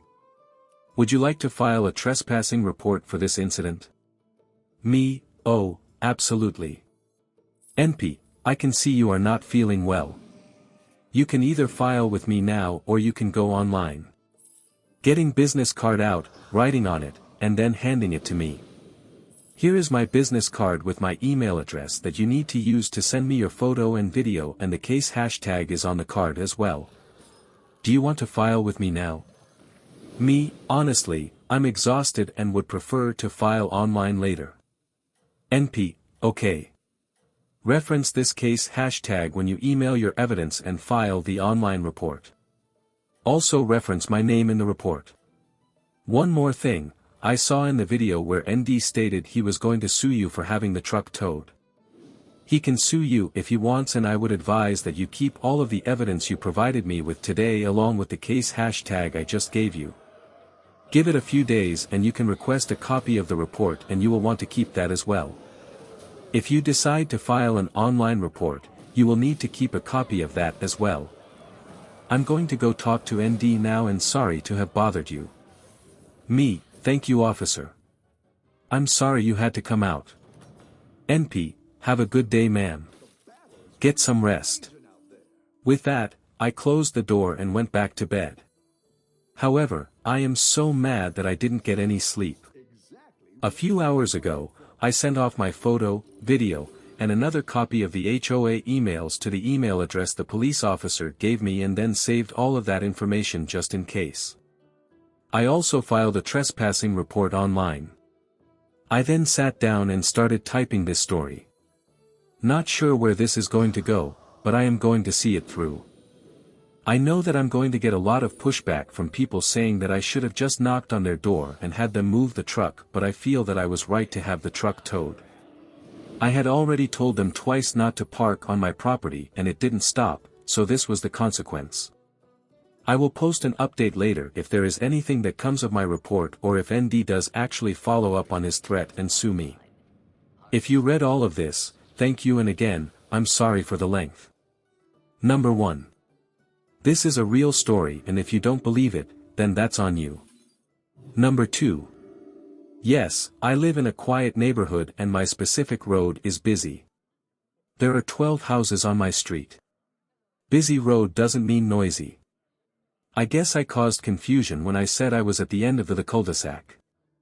I'm the last house right before the cul-de-sac starts, so I consider myself at the end. Cul-de-sac doesn't mean no traffic, I still have neighbors and guests drive by, and the cul-de-sac is used as a place to turn around. As I previously stated, I'm the only one on with a single car. This is a family neighborhood and there are lots of cars that drive in our area and on our street. They are residents and guests. Number 3. Cameras. I don't have any cameras and I will have to save up to get some, and based on the comments I will make that a priority. I have to budget to get extra stuff. My neighbor across the street have cameras and I'm almost certain the front of my house is covered by them. There is no way they can cover the front of their property without getting the street and my front yard covered. This doesn't bother me, and when I'm feeling better, I will go ask them about the coverage. Number 4. I did take a look at my HOA paperwork and it does mention that street parking is acceptable, but only if it doesn't impede traffic. I'm assuming that since some of the neighbors made a complaint about the truck, that the HOA must have said something to him, which is why he was trying to use my driveway. This is purely an assumption. Number 5. For those telling me I should have damaged the truck in some way, I just can't do that. Was it wrong for them to park on my property? Yes, but that doesn't mean I have to be like them. I'm satisfied with just towing the truck and the report I filed. If things don't escalate, then I will call it a win. If they do, then I will certainly respond. Don't misunderstand me, I'm not a pushover. I will not start anything or escalate anything unnecessarily, but if they escalate I will stand my ground. Number 6. Yes, myself and my oldest are still sick but getting better every day. My youngest was able to return to school this morning. So I know a lot of you have been wanting an update, but I wanted to wait until I got a copy of the police report before I did, which I got this afternoon. Sadly, it didn't go anywhere. I was kind of hoping that he would have a false report charged against him, but the report states that NS told ND that he parked it in the street in front of my house, and that is why ND called the police. The NP had questioned both of them after he spoke to me, and that is when NS said he had lied to his dad and had actually parked in my driveway. I guess they don't believe he did it intentionally, so no charges were filed and the report was closed. I don't believe it, but that's how it goes. The trespassing report I filed has not been closed yet. I was told that if he is convicted that it is just a misdemeanor and he would have to pay a fine, maybe 10 days of jail, and/or community service. Also, it would be the son who would be listed as the trespasser, and since he is a minor, I'm not sure where that will go. But, I discovered that if he is convicted then I could use that to have a protective order done. We'll have to follow up later on the trespassing. So, I am getting a lot of messages asking about the truck and if there has been any retaliation.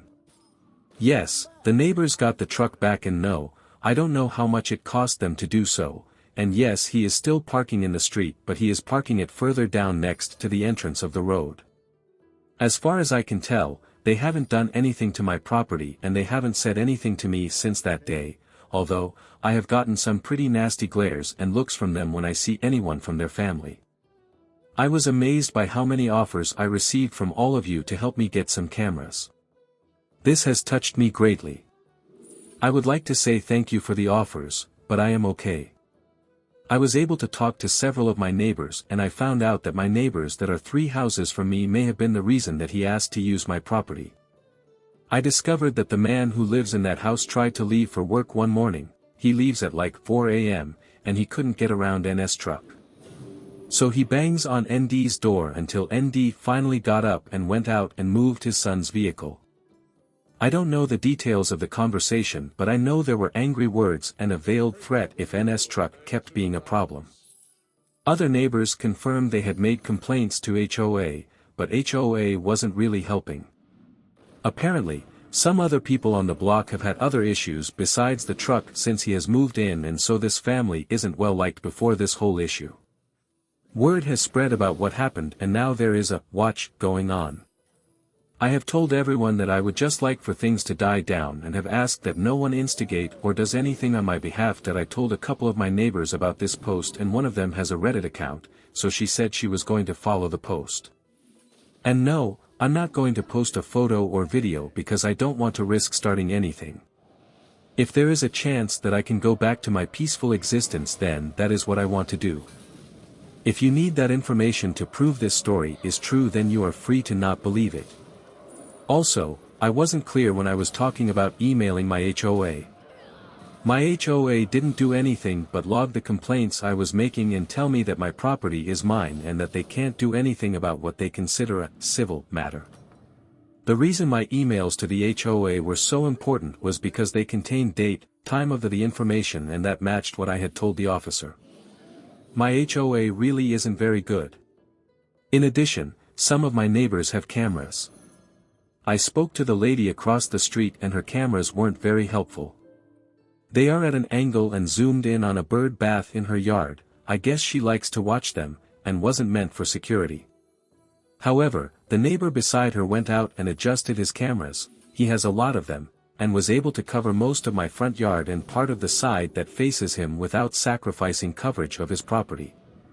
It doesn't get my whole yard, but he was able to get the driveway. So anything going forward should be caught. I still plan to save up for some of my own, but now it isn't such a big priority. And the retired man down the street knocked on my door yesterday and gave me his phone number. Told me if I got a visit from anyone from that house again to call him and he would come take care of it. And that he would make sure to keep an eye out.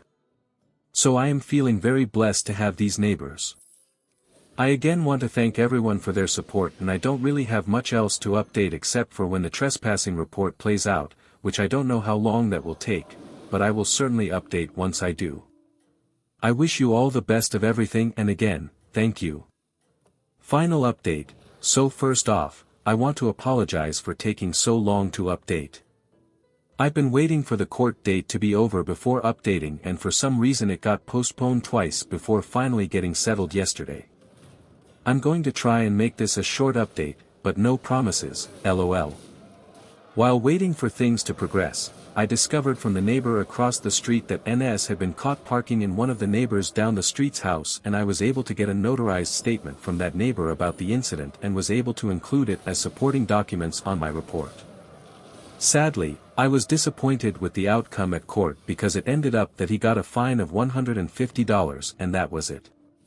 Judge did stress that he can't just park where he wants and to be kind to his neighbors. I would also like to add that I personally haven't been bothered by that family, other than dirty looks when we're both out at the same time. Furthermore, I found out that he and his family either found this post or was told about this post and are very angry about it and have mentioned that I am slandering him and that I lied, but he hasn't said anything directly to me. I also have been able to save up for a camera system, and my ex-husband came over and installed them on my house, and he made a very big show of doing it, so I now have eyes on my property when I'm not looking. There are two good things that have happened. The first is that, after NS was caught parking in the other neighbor's driveway, the family started playing musical cars with all their vehicles. They had been constantly moving cars in and out of the driveway in order to accommodate that huge truck, and it has been watched with delight from the entire street. I think it finally broke ND because about 2 weeks ago, they got rid of NS truck and replaced it with a much smaller truck that can easily be parked in the street. So I feel like this is some kind of victory in itself. But the best thing that has come of this whole thing has been the older man down the street. He's the one that I mentioned in my last update, that he gave me his phone number and told me to call him if I had any issues. I never called him, but I came home one day and I noticed that my yard had been mowed, weeded, is that the correct word, and edged. I've never seen my yard look this good. I certainly don't have the skills to do that. I was shocked, and I was thinking that maybe my ex-husband had taken pity on me and did it, even though I knew that was far-fetched. I had to beg him for weeks to do the cameras. Before I could get settled in, someone knocked on my door, and when I answered the door, it was the older man. He said he had seen me out pushing the lawn mower around and lugging around a weed eater that was bigger than me, and since he had a riding mower, he decided he would save me some trouble and mowed my yard. I thanked him profusely and tried to pay him, and he declined the money and told me he liked doing yard work and he didn't mind helping me out. So I took him over some chicken spaghetti that night, and he tried to refuse the meal, and I told him I enjoyed cooking, I don't really, and that I wanted to show him my appreciation. This man is a widower and doesn't have family in the States, so he's mowed my yard regularly until it turned cold, and I take him over meals at least 3 times a week, and he has even come over for dinner a few times. I've talked to him in some form almost every day. I had a leaky sink and he fixed it over my protests. I lost my grandfather several years back and I have missed him greatly, and this man reminds me of my grandfather.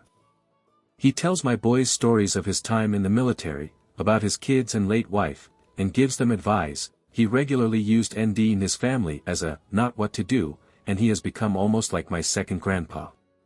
Thanksgiving is just going to be me and my boys this year, and so I invited him over for Thanksgiving, and after much begging and persuading, he has agreed. I'm going to invite him for Christmas as well, and I have socked away some extra money, and we are going to make sure that he has a present under our tree this year. I guess I should go thank ND and his family, cause their entitlement made it possible for us to have some family for the holidays. Thank you all for your support and concern, and don't worry about me anymore. I got my second grandpa looking after me.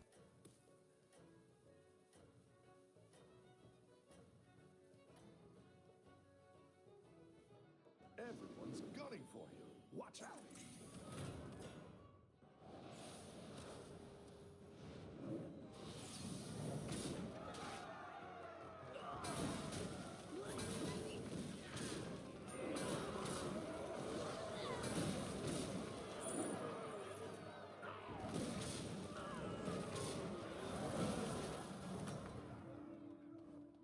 Any defeat that doesn't destroy you makes you stronger.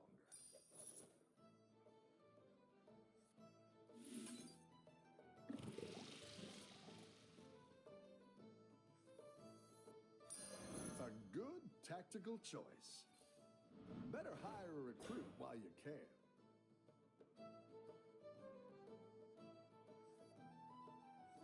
That one might make all the difference.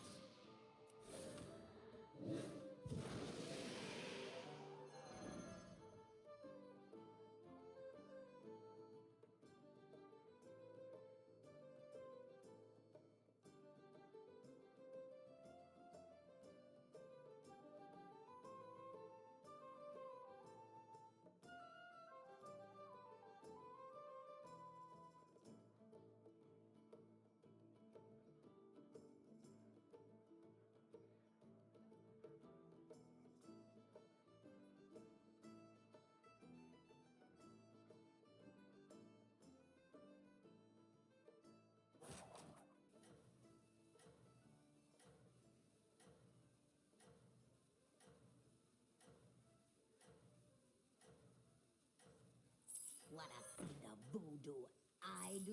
Need a drink? That's what I would have picked. I think you can win this thing.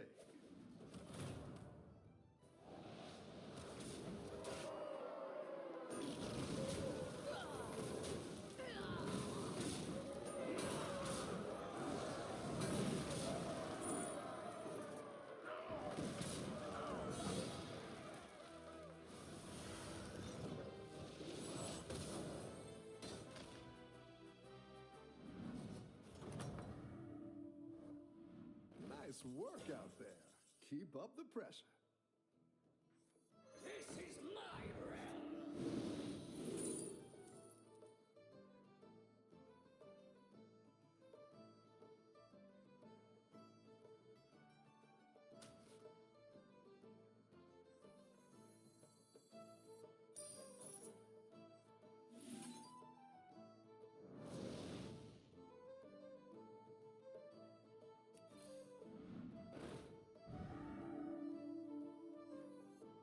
That's quite the army you're building, friend.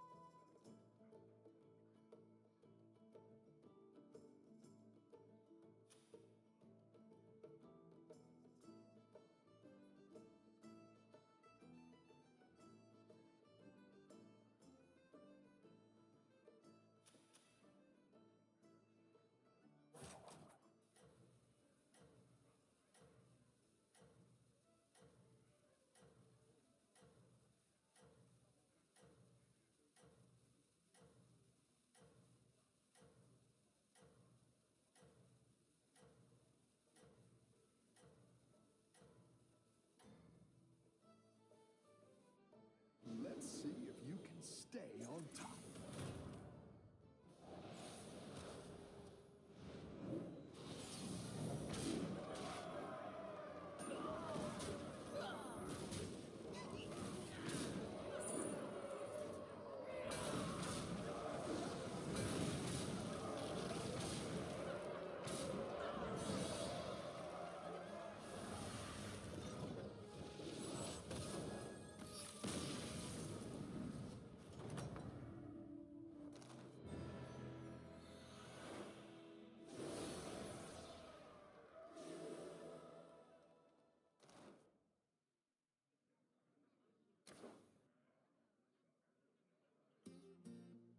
AITA for ignoring my injured mom after she cut me out of her will. Small update, sometimes, the Reddit community is empathy and strength in the best way. You all gave me the clarity of perspective and I'm sorry I couldn't reply to everyone individually. But before I could talk myself out of it, I texted my mom's youngest sibling and told her I was tapping out. I ranted a bit. A lot. She bought a plane ticket and is going down to help mom. She completely understood and was super supportive. She told me that mom has been having memory issues and is planning to move to assisted care. Okay. She said she's going make that a priority when she's down to help. Technically she's my aunt but I never knew her growing up but it was nice to feel like a family member had my back. I don't know if she told mom or shared my texts but mom has been calling. I muted her. I don't know what happens next but I think a good night's sleep is definitely first. Thank you again for being a clear voice. Original post, I, 50F, am the eldest of divorced parents. My father is happily remarried with more kids but my mother stayed single and relies on me and my younger brother, 45, to come help her out in her retirement village regularly. It's a flight and a rental car to get to her so it's kind of a pain. What makes it worse is that my younger brother, who is single with no kids, will never go down when she needs something, only when it aligns with his schedule. So he'll go down during his summer vacation and then help with things like moving furniture or taking her car in to be serviced. However, if it's an emergency of any kind, it's all on me. I'm married with kids in school and a decent career and a side gig. But all hell breaks loose if I don't go. Passive-aggressive texts, relatives pestering, etc. When I ask if anyone else could step in, the answer is always, but you're the one she wants. How big a deal can this be? This woman is the most accident and illness-prone human you'll meet. And it's all for real. In the last few years it's been a head-on car collision, cancer twice, another car accident, T-boned, and pneumonia. She wasn't like this growing up, just since retiring. So even staying the least amount of days, to the point of having to go back once when the caregiver I found flaked. I've burned through PTO, cashed in savings, left the kids to have milestones without me. And usually when I'm with her, she talks on and on about my golden brother. See how he hung that new picture when he was here? He's so handy. Annoying as hell, but I've had a lifetime to get used to it. Some months ago, I found out by accident that except for some small amounts for my kids, she's leaving everything to my brother. It will be a decent amount, $250,000 plus. I was so perplexed and admittedly hurt. She refused to talk to me about it, hung up on me and ignored texts, so I was stuck trying to figure out what I did to make her decide to do this. Eventually, one of her siblings told me that it was to ensure my brother can retire comfortably. He's always worked low-wage jobs. However, he has few expenses because he lives completely free with a wealthy relative who has a large home, that he will also be inheriting. Recently, she had another accident and called me to help. I got the call from the hospital and then her rehab center because even though my brother is her medical POA, I'm always the name and number she gives out. When I didn't say I'd be coming, she sent texts complaining of how hard it is to not be able to drive or do many things and pushed for my travel plans. My love for her and care for her was never based on money. She's my mom. But I ended up telling her I couldn't come down. I couldn't bring myself to do it. I know she's in pain and struggling. I know that her siblings and friends are too old and too far to be much help. But in a moment of spite, I told her to get my brother to do it, and of course she defended him and added that he couldn't, as a guy, help with some things. My spouse says I'm in the right, that I've prioritized her needs all my life, and even if it's because of the will, it was past time for me to stop doing everything. But others, especially family, can't understand why I haven't gone down yet, and I end up feeling so disappointed in myself. Mom sends me, woe is me, texts about how she will manage without me even though everything's a struggle, the injuries are legitimately difficult. Now she's sending texts about how she understands I'm too busy and she'll call the youngest of her siblings, 67F, if she has to. So, AITA for leaving my injured mom on her own because she cut me out of her will.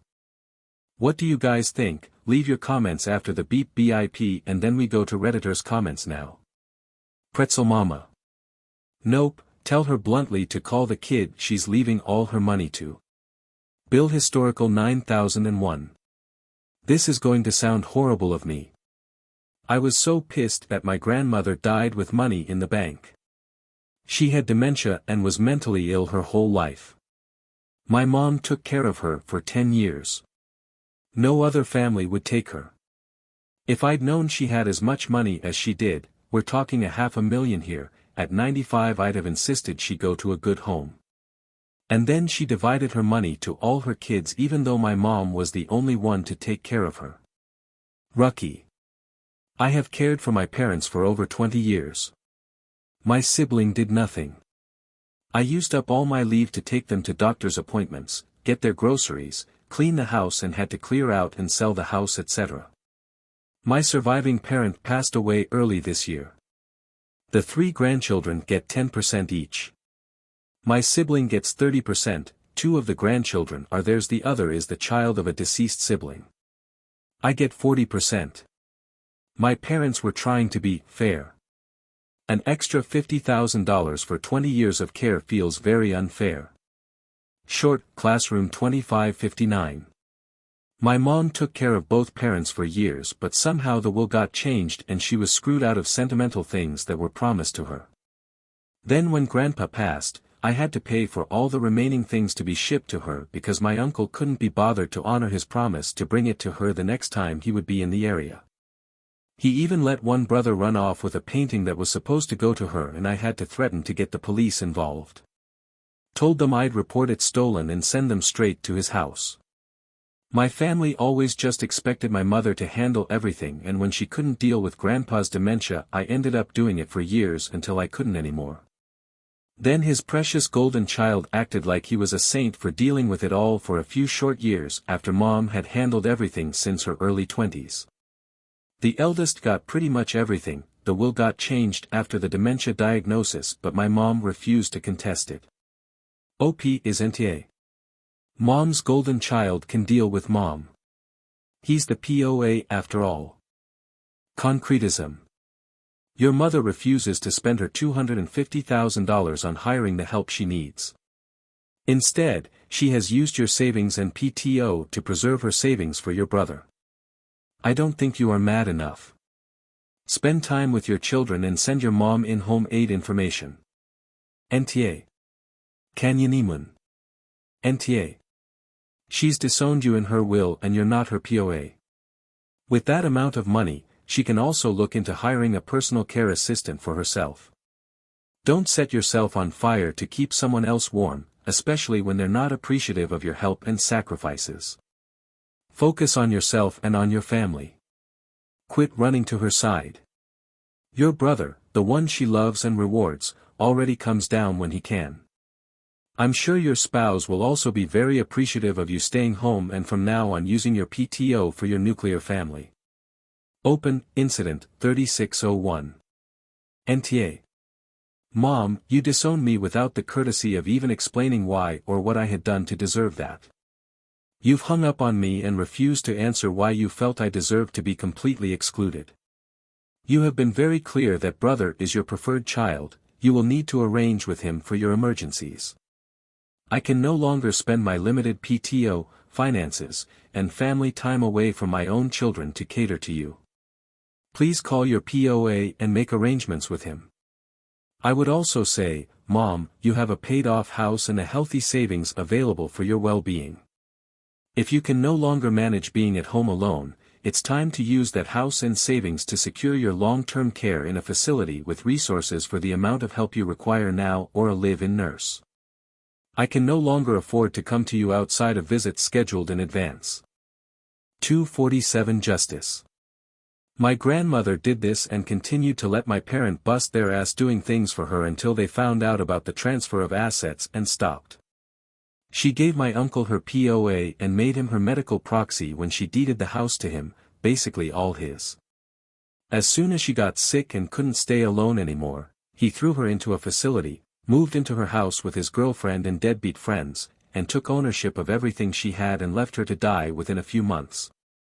My parent would have cared for her, would have stayed in her house with her, would have shared everything fairly and would have done everything to keep her healthy. She made a choice and she got to lie with it, just not for long. K__Ernie. NTA. You tell family you are not her personal care assistant. You can't take any more time off from your job. Your mom needs to figure this out. She can literally hire people to care for her. I would have one direct conversation with your mom and tell her what you are and are not willing to do going forward, then stick to it. You can also let her know that you are hurt she favors your brother. Praises him for doing small little things while demanding way more from you. If you are feeling very generous, you could offer more care if she moves to the city you live in, but again be very clear on what that would look like. I would even put it as writing so that there is no room for later confusion on the topic. Boo 155. Absolutely NTA. You're not leaving her on her own because of the will, that was just the final straw. She's been taking advantage of you for years, and so has your lazy brother. It sucks being the one who does most of the work while the parent worships the other sibling. BTDT. I became my mom's primary caregiver and I would not do it again. If your mother doesn't like being alone, let her move closer to your brother. So moistly moist. Next time a hospital or doctor calls you, tell them to call her medical power of attorney holder because you are not making any decisions or taking responsibility. I get that it's not about the money at all and you feel guilty. I have a friend who's a middle child and was the first one her mom would always call on in an emergency, but the one her mom treated like shit. Called her stupid, called her an idiot. Even if my friend wanted a particular bit of leftover from Thanksgiving dinner, her mom would pack it up and give it to her sister. Right in front of her face. It's never going to change. Your mom is old, but she is getting what karma is giving to her. Focus on your family so that your kids will appreciate you and want to be with you when you're old. Green Flamingo Cat. NTA. My mom was in the exact same situation with her mom. She took care of my grandma on almost a daily basis. Rushed over whenever she cried wolf. My uncle lives in another state. He helps out when he visits, and he's a good guy, but his visits are infrequent. I don't blame him. Any sane person would distance themselves from my grandma, who is manipulative and mean. He moved to another state specifically to get away from her. Anyway, she constantly tells my mother that her brother is the golden child. She left everything to my uncle. Even berated my mother to try and force her to give up her half of the house so it could be willed to my uncle. Mom paid for half my grandmother's house, which is why she owns half of it. I think you are doing the right thing by distancing yourself from your mother. You jump to help her, and she hurts you in return. Focus on your job and your kids. You have plenty in your life without her. It's not about the money, it's about protecting yourself from her hurtful behavior. Chocolate Candabar. NTA, your mom is just scapegoating you and the whole family is following the flow. The person who is in the will should do it, should be your mantra reply to everyone, including your brother. What she has left for your kids don't compare with not having your mom at home and being stolen of money that could be used for the family only for the golden child uncle to not be bothered. People are free to write whatever they want in their wills, but this doesn't come without consequences when there's unfair treatment to this level. Also, the fact that your mom doesn't even want to discuss it with you should give you the measure of how little respect she has for you when she still has no problem asking you for favors. This is not just about money. Sure. I have 2 siblings and a mentally ill mother. She presents herself differently with each of us. My brother gets the, woe is me, I'm so fragile and helpless, version, my sisters gets then, life is so much easier for everyone else. I have nothing and no one loves me, version, and I get the chipper, positive outlook version. My siblings have spouses, homes, kids. I, on the other hand, am single, childless, and rent. Our mother's guilt weighs on them heavily, and they always feel responsible for her. I always assumed my mom went to them with her problems because she saw me as the screw-up, which is why she doesn't dump anything on me. We all live around the same distance away from her. All of this to say, I was talking to my sister the other day and she was telling me all the things that were going on in her own life. She was tired and at capacity, and then mom has to redo her whole yard, so I have to deal with that now. And I asked her why. And she didn't really have an answer. I told her that mom is an adult and can deal with having someone redo her lawn on her own. Why is it my sister's responsibility to fix issues that my mother created for herself? That's when it dawned on me that my mom doesn't come to me with her problems because she thinks I'm incapable. She doesn't come to me because I don't drop everything to help her or help her problem solve. She has her mental illness, but she is, by all means, a capable adult with plenty of resources. I take the, that sucks. But at least X, Y, and Z. And we learn this from that, etc. route and don't submit myself to her problems and make them my own. I've indirectly set boundaries, and she respects that wholeheartedly. It was strange. Now you need to do the same.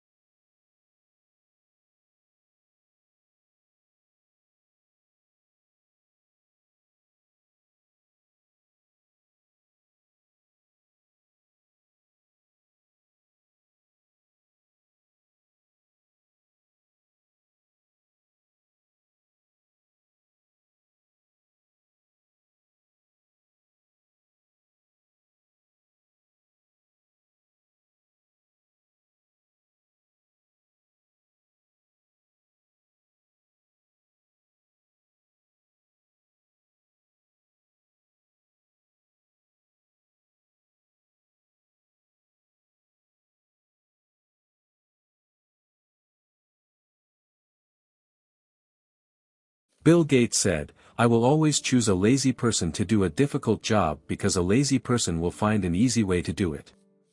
What's a real-life example of this? Necropants. I was working as a stock boy in a supermarket, and when we had to fill the milk cooler, people would bust open a 12-pack of milk cartons and put them in one by one. On my first day I just placed the 12-pack in the cooler and cut the plastic off on one side with my box cutter and yanked it from under it, and the look of the store manager and the other employee who was training me was pure bewilderment. From that day everyone did it my way. Sparkamark 1977. Start of lockdown, my 9-year-old son was having worksheets emailed to complete at home. One day, left him at the laptop doing his maths while I made some dinner with my 3-year-old daughter. Walked into the living room with his dinner to find him asking the Alexa all of his maths questions. He memorized the equation he needed to ask, say 327 times 8, walked over to Alexa, asked her the equation, walked back to the laptop, walked back to Alexa to ask her again because he'd forgotten the last 2 digits, walked back to the laptop, enter the answer, walk back to Alexa to check it again. He had to keep walking backwards and forwards because he knew it was cheating, so he turned the volume down so I wouldn't hear from the next room. So while he thought he was being clever, he was actually taking more time to figure the answer out using the Alexa than it would have taken to do it himself. Plus of course there's the fact he was working on a laptop that has a calculator, and a Cortana assistant that does the exact same as Alexa, and he knows how to use both the calculator and Cortana but still chose to cheat in the least efficient way possible. Inquiring Kata. Worked as a laborer at a nursery one summer. Daily tasks included manually watering 15,000 plants each day. Put together a back-of-the-napkin plan to build an irrigation system and spent the next few weeks building it with some money from the boss. That system is still running 15 years later and does all the work now. I did automate myself out of the job and had to find another eventually. Couple years later got my engineering degree. I'm convinced engineers are inherently lazy people that will spend a disproportionate effort to make things easier. BBBBBBBBBB 99. My brother-in-law spent a whole summer trying to figure out how to fix his sagging deck at the lake, which he could in theory crawl under and jack it up. It would have been a tunneling project. It's a 60 by 60 area, all long 2 by 6 boards. Massive. I sat there long enough with enough beers in me to come up with the idea of just cutting a square out of the sagging area about 3 foot x 3 feet, jacking it up, then rescrewing down the boards. He paints the thing every spring with a roller anyhow, so it's not like the square cut shows up. He thought I was a genius. I was just lazy. Kojalison 99. We had to hold a thermometer in water in chemistry class. It probably was only 20-minute experiment, but your arms get tired after a couple minutes and you can't let the thermometer touch the bottom of the pan or it won't get an accurate reading. So instead of sucking it up and just holding the thermometer, my lab partner built a contraption out of lab books and paper clips to somehow hold the thermometer in the water without it touching bottom. It was the stupidest looking thing you would ever see in a lab class, and our professor even walked over and said, "If it looks stupid, sounds stupid, but it works, then it isn't stupid." My lab partner and I joked that he wasn't talking about the contraption but the intellect of my lab partner. Adhyatati. I was a paid intern at a large company during one summer back home from college. My work 95% consisted of using SAP, import to Excel, clean data and generate reports, occasionally create some tools someone needed. In the February 1st weeks after getting a hang of my responsibilities, writing all the Excel formulas needed, and basically automating 99% of my work, I was chilling. I went from actually working from 9 to 5 to maybe 1 hour tops a day. Finding, importing, cleaning, and reporting usually took hours, but with all the formulas it took 2 minutes of clicking. I then helped the other cool intern get his shit set up so we could both just chill. We could take 2-hour lunches, paid for by the company, and nobody said anything cause we were just getting so much more done than the other interns. OFC I helped for special tasks when asked, but those were simple 20-minute tasks building something in Excel. Overall, was the easiest/stressless internship of my life. Microwave_warrior. One of my favorite examples is Andy Kim. And I'd like to preface this by saying that I don't think Kim is lazy so much as a genius. Andrew Joachim was a singer, songwriter who became famous under the stage name Andy Kim. He achieved success writing songs for bands like the Archies, possibly most notably, Sugar, Sugar. After his success he coasted for a while until his record label dropped him for lack of output. At that point he created his own label and cranked out hits like Rock Me Gently. When they saw this, the big record labels then bought his label under the assumption that they would then profit off of the songs he wrote and performed. He then very shortly stopped writing songs and largely lived off the sale of his label. Work smarter, not harder. L_M_very_smart. It took me like 3 months, but I automated a data pipeline to extract data, clean it up, and spit it out in an Excel or PDF format to one of our clients. I walked over to shoot the shit with the lady who handles my client and gives me tasks, and she told me we make $40K off them every month for that automated job. Fuck, I need to go start my own business.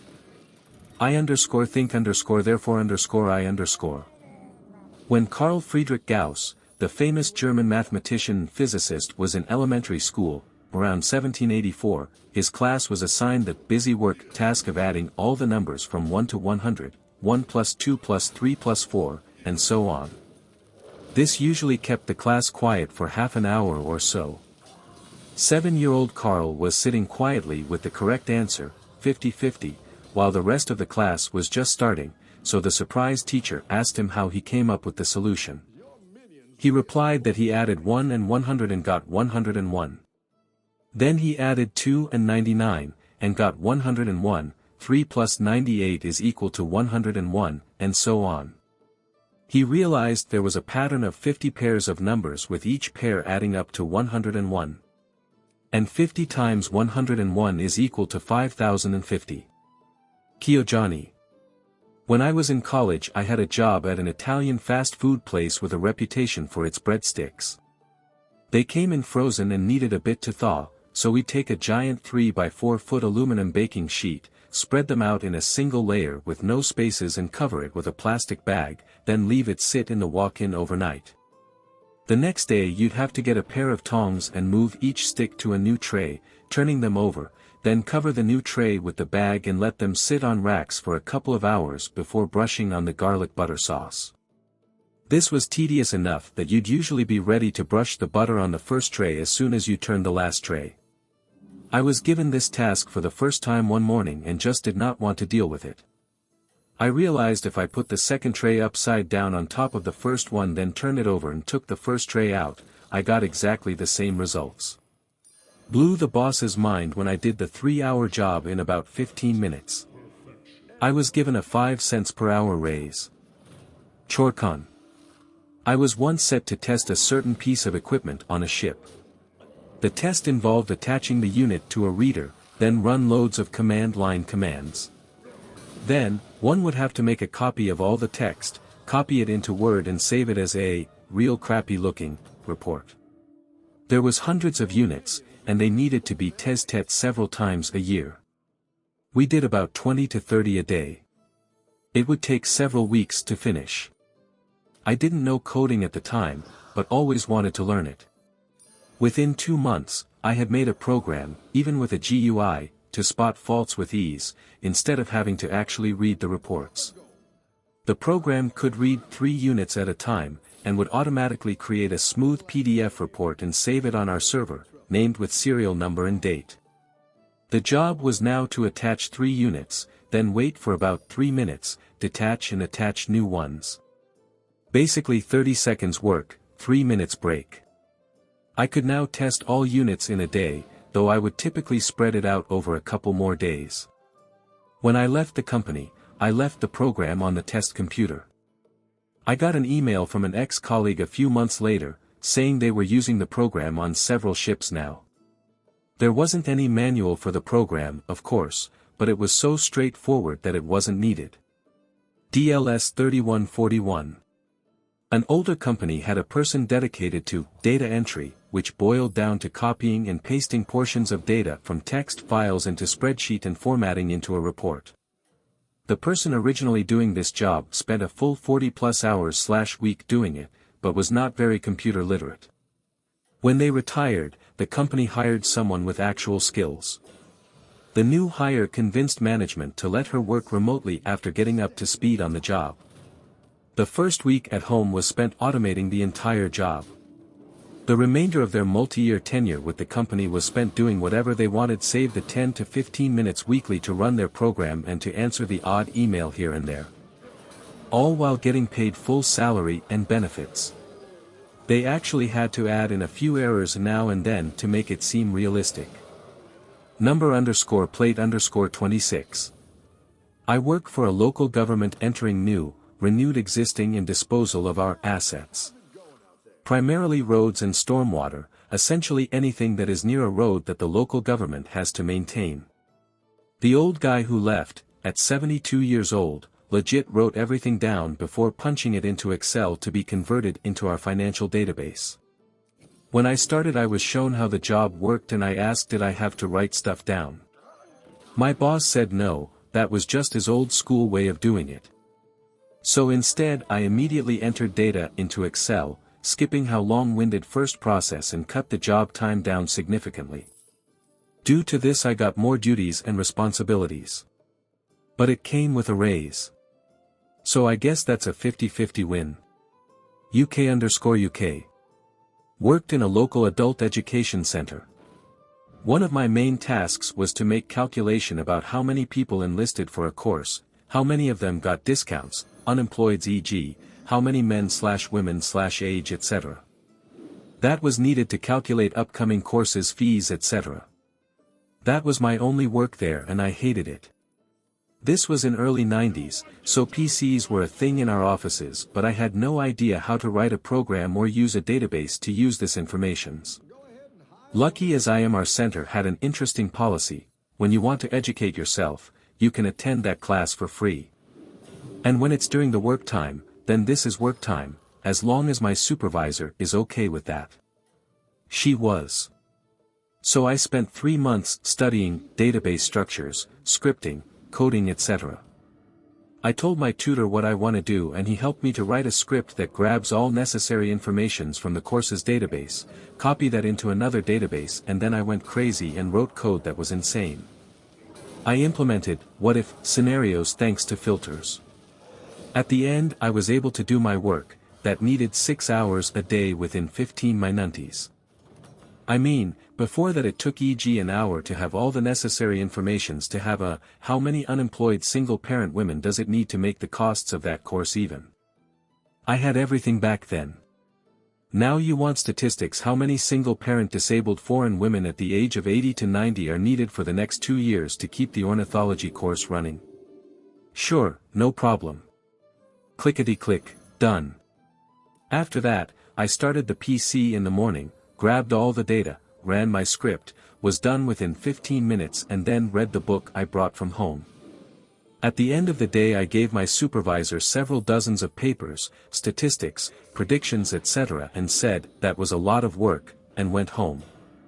My supervisor was super happy with me because I did so much more now and was super effective. John_C_random.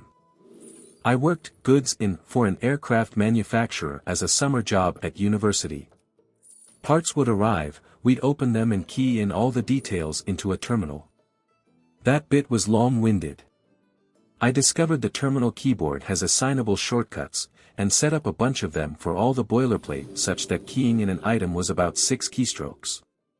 Saved myself and my workmate hours every day, which we would spend pranking each other, other warehouse staff and staff at other sites. Midwest Bulldog.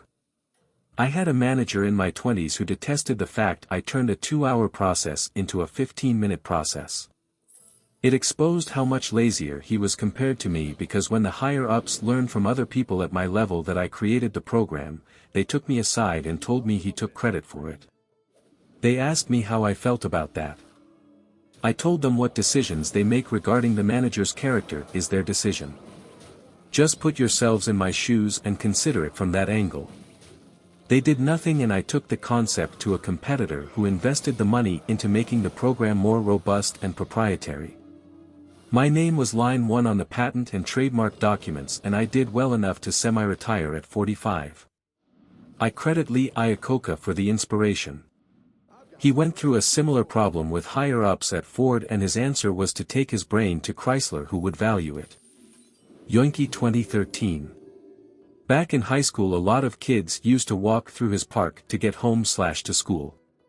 A portion of the path went into the woods because it was just quicker than walking the actual trail. At one point in the walk through the woods, you had to go up this small but tedious hill, nothing major but it took like 10 seconds of hard work to go up it. You couldn't go around because one side was a small cliff to the creek below and other side had dense trees. One summer, a bunch of us got together and decided to just dig through that hill to make it flat. It took like 14 of us 3 good days to get through it. It was a hard 3 days but it was definitely worth it. Saved 10 seconds of hill climbing every morning and afternoon, 150+ days of the year. And it wasn't just us, but hundreds of other kids who took the same party every day. Sometimes you need to put in a lot of work so your future selves can enjoy the easy way out. Jake Vinson. At the turn of the 21st century, Init Global's server infrastructure began showing cracks. Anyone that had been in the server room could immediately tell that its growth had been organic. Rack-mount servers sat next to recommissioned workstations, with cables barely secured by cable ties. Clearly there had been some effort to clean things up a bit, but whoever put forth that effort gave up halfway through. It wasn't pretty, but it worked for years. As time passed, though, a proprietary gateway server to communicate with credit processing agencies would crash more and more frequently. And these were bad crashes, too, the kind of crashes where the server wouldn't respond to ping and would have to be restarted manually. It wasn't really a big deal for the admin, Eric, to hit the restart button on the server when he was there, but that was only 40 hours a week. The credit union needed it to be active 24/7, but was unwilling to hire 24-hour staff in the data center. The problem kept getting worse and worse, so the IT manager called up a meeting. "Okay guys, what can we do about this?" asked Laura, the IT manager. "Can you guys in dev fix this?" "No," began Eric, before anyone in dev could respond. "The issue is with the server, not our software." "Well, when does the support contract end?" 2 years ago. "Great. And we can't replace the unit while we're in a budget freeze." Laura wasn't sure what to do. "Well, what's our workaround for now? What happens when it goes down?" "Right now, I just hit the restart button." "Okay, well, we'll have to replace it once I get the budget approved. For now, though, what can we do?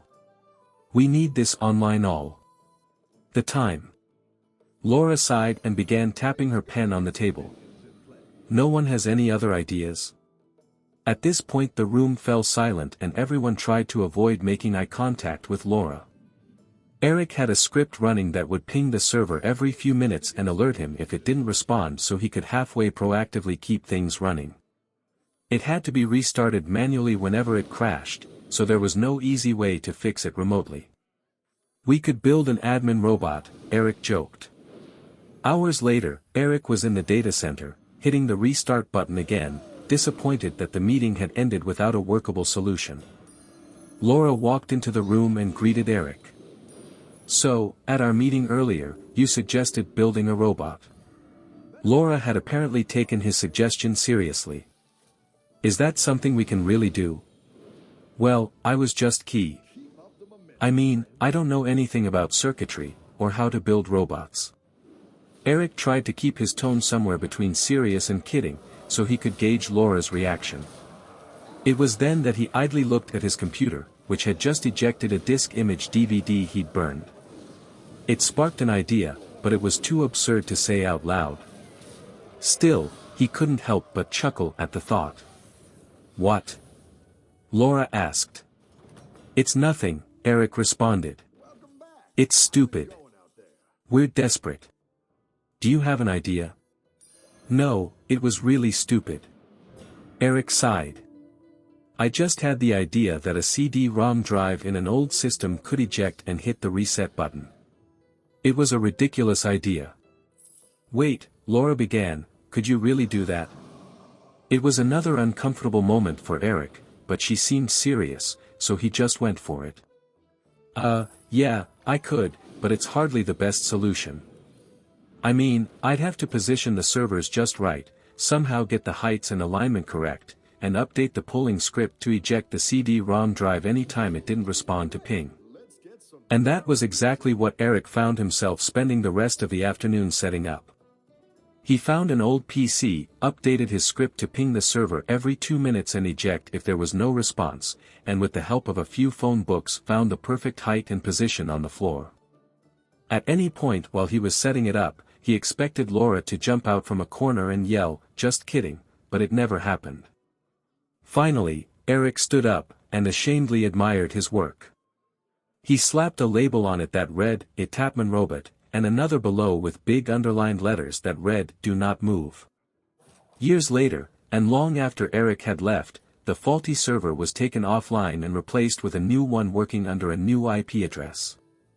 During the swap, Etapman Robot was moved to a neglected corner of the server room, plugged back in, and promptly forgotten. It spent the last weeks of its life dutifully opening and closing its CD-ROM drive every 2 minutes, reaching in vain for the restart button that it'd never touch again. TIFU. I knew a guy who had a low-level data/reporting job. He had several daily/weekly work responsibilities, including a bunch of reports that needed quite a bit of tweaking from raw data to finished product. But like I said, low level. We didn't find out until way later, but he had set up macros for each of his major responsibilities where he could. Once set up, he'd just run the macros to do his work, but then he'd, smartly, hold off on delivering the reports until just a little before the deadlines. He'd hit every assignment and was seen as reliable. He also would complain about the workload so people would leave him with that work. I doubt he did a full hour of work a day after he set up what he did. Eventually he left the job for one with better pay. But damn did he work lazy. Also, he was smart not to reveal until the end, because had he told them about it he would have gotten a pat on the back and would have been given a whole other workload, on top of maintaining those macros/etc. Dude milked the job, not the other way around. This button sucks.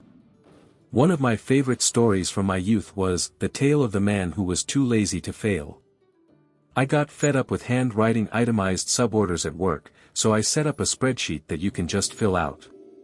Then I got tired of having more than one program open, and not being able to search within and among those order sheets, at least not automatically, or easily, so I'm having our FileMaker guy integrated into our greater ordering and invoicing system.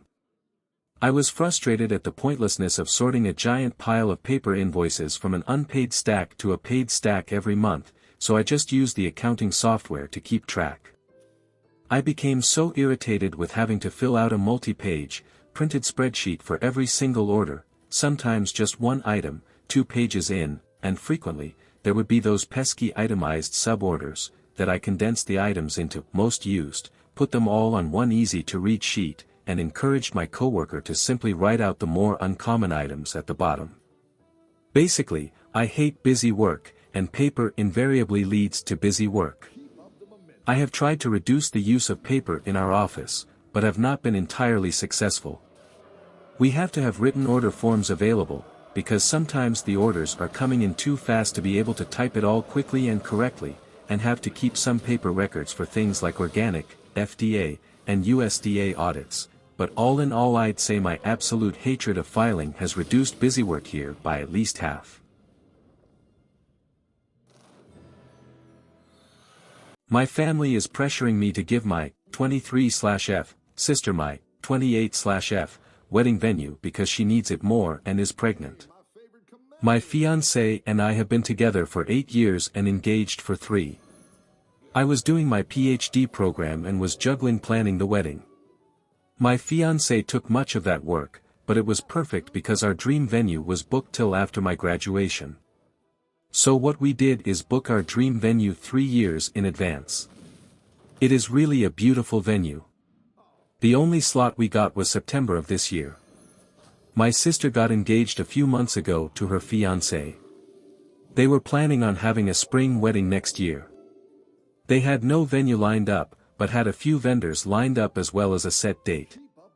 Yesterday our parents invited us and our so/s to a family barbecue, where my sister announced to our extended family that she is expecting. Everyone was so happy for her, and my BAL, who is a great guy, my nan asked my sister if the wedding was still on the set date or if they were going to wait. Because of the baby she said no, that she hoped to move it to September. NBD. We don't have many out-of-town guests, so they could attend to both weddings no problem. Nan was happy and asked sister if she needed help planning such a short notice wedding. My sister then turns around and said that's what I wanted to talk to you about. I was really hoping we could kinda like take your venue.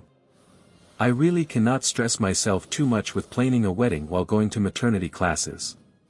And I think it is so beautiful. It would really mean a lot to me. It went silent. But everyone was looking at me expecting me to say, yes, of course, everything for my little sister.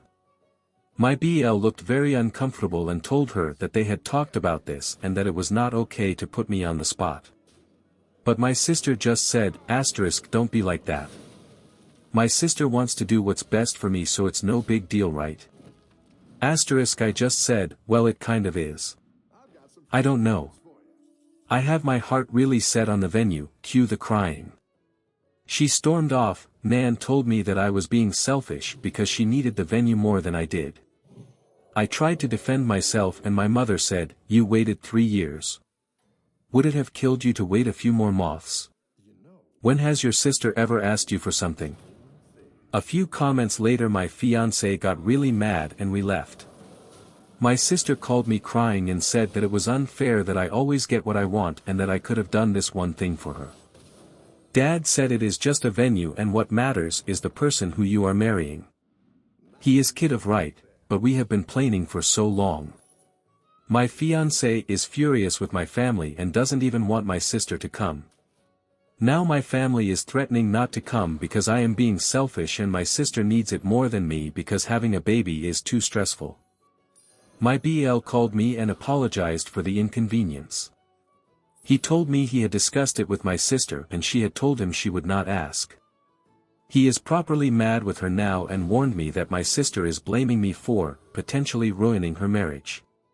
My father has sent me about 5 texts along the lines of, I hope you are happy your sister hasn't stopped crying since yesterday, and so on and so on. My fiancé and I have decided to boot my sister from the bridal party and replace her with my aunt, who is the only family member that took my side. We have not decided whether or not we will invite my family as a whole. Furthermore, my mom took it upon her to tell on us. She called fiancé's parents and told them that it would be best if my sister gets it because she is pregnant and preeclampsia runs in the family. Whatever that means. My future father-in-law told them to fuck off and basically ripped my mom a new one for expecting something so ridiculous and that they were going to lose me if they kept playing favorites. So my mom is now crying too and saying that my father-in-law is an ass. This is just getting so pathetic. It seems straight out of a bad soap opera. My in-laws are driving to us currently with some supper and wine and basically told me to not worry and that no matter what happens that they will be my safety net. I cried of happiness. So it hasn't been that long. But this post blew the hell up. I was expecting only a few answers, but the support was overwhelming. What boggled my mind is that this story flooded over to mainstream media. But let's get to the story. So since this went viral, a lot happened. My sister saw this story while browsing on her ReadIT ACC. She lost her mind. She accused me of painting her like a loony and misinterpreting facts. Info: my sister got wind of the situation due to various media outlets and went on Reddit. She said that I was being unfair. That she is family and that she asked it nicely because she loves me. She also underlines the fact that the opinion of internet strangers doesn't count because family is more important and I should focus on making my family happy. The only text I sent back was this: I am sorry that you perceived it that way. I did not in any matter distort what happened. As you might notice, I didn't describe your tone nor exaggerated anything. Perhaps you have that night different in your mind than I do, but I digress. I am sick and tired to bending to your will. My whole life I have been your servant and your doormat. Remember all the birthdays I had to share with you because you would throw a tantrum because you didn't get presents? Or when you cried so that I would fill out job applications for you? But the thing that has hurt me most till now is when you ruined my graduation. I am done. I admit that I also spoiled you, but I will not any longer. If you want to marry so bad before your baby is born, then you could look at Hotel X, that offers last-minute weddings. I have spent too much time planning my wedding to gift it to you, and if you want to ruin our relationship over this, then go ahead. I will sleep sound and safe knowing that it wasn't my fault. She only sent me a wow. You must love me so very much. And blocked me. She unblocked me this morning to send me this. Wedding planner, hello dear, I got the message from your mother and will proceed with the rebooking of the venue on the spot. However, this will have extra costs as we have to change the names on the contract. Please come by my office tomorrow so we can sign the new contract. Sister, that's great. I'll be there at 9. My parents haven't actually written me since the thing with my father in LAW. My older brother, yes, I have an older brother, but he lives in another city and wasn't at the barbecue, that's why I didn't mention him.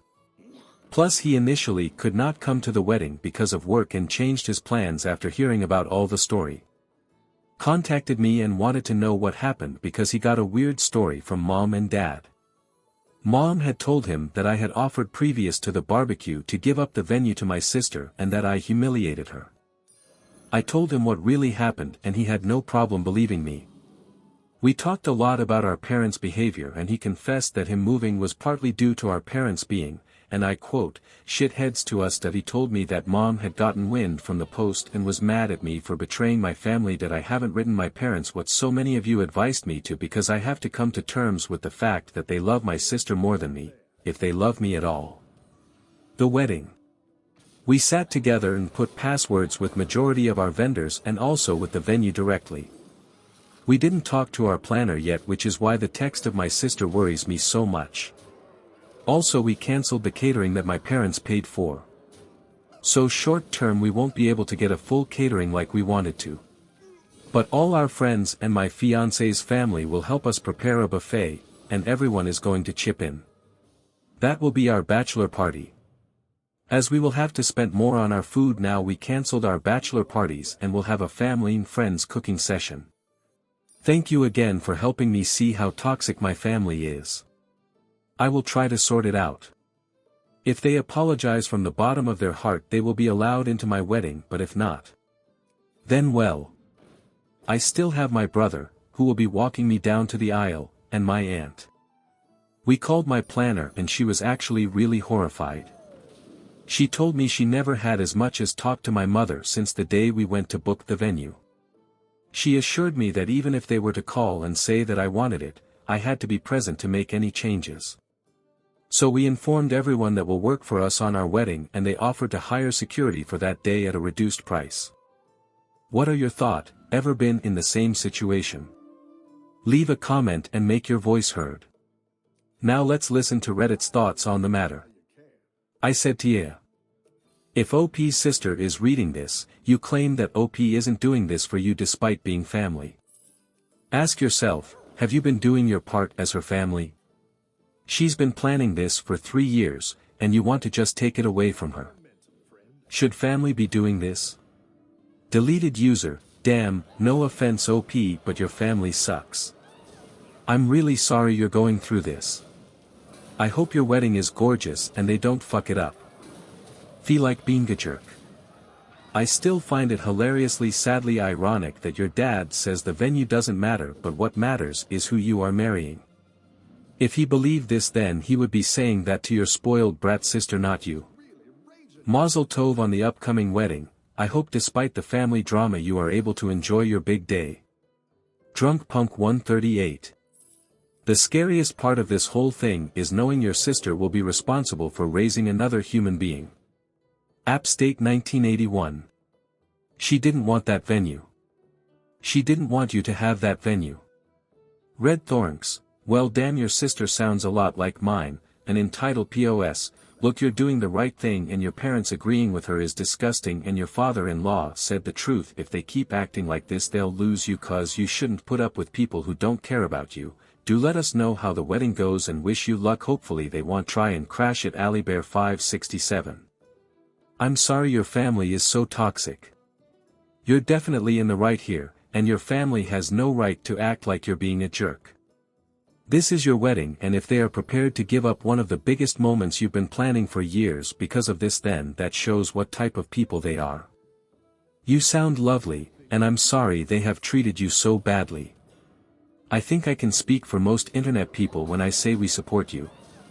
Stay strong, Purple Heart, and look, it's hard. Hopefully only they will apologize, but if they don't do what's best for you, I cut my sister out of my life after she stole from me and my wife multiple times, plus so much more shit, and honestly it hurt cause she was family, but it was best for all of you. Still doesn't change, I hope they apologize. Scuba Twin. Internet strangers don't count, family is more important. Not when family is trying to screw you out of your wedding venue. She really has her head up her ass. I'm sorry about your family behaving like they are. That's terrible, they're making something like this their hill to die on. It sucks when parents are so obvious that there's a favorite child. Carrie 56.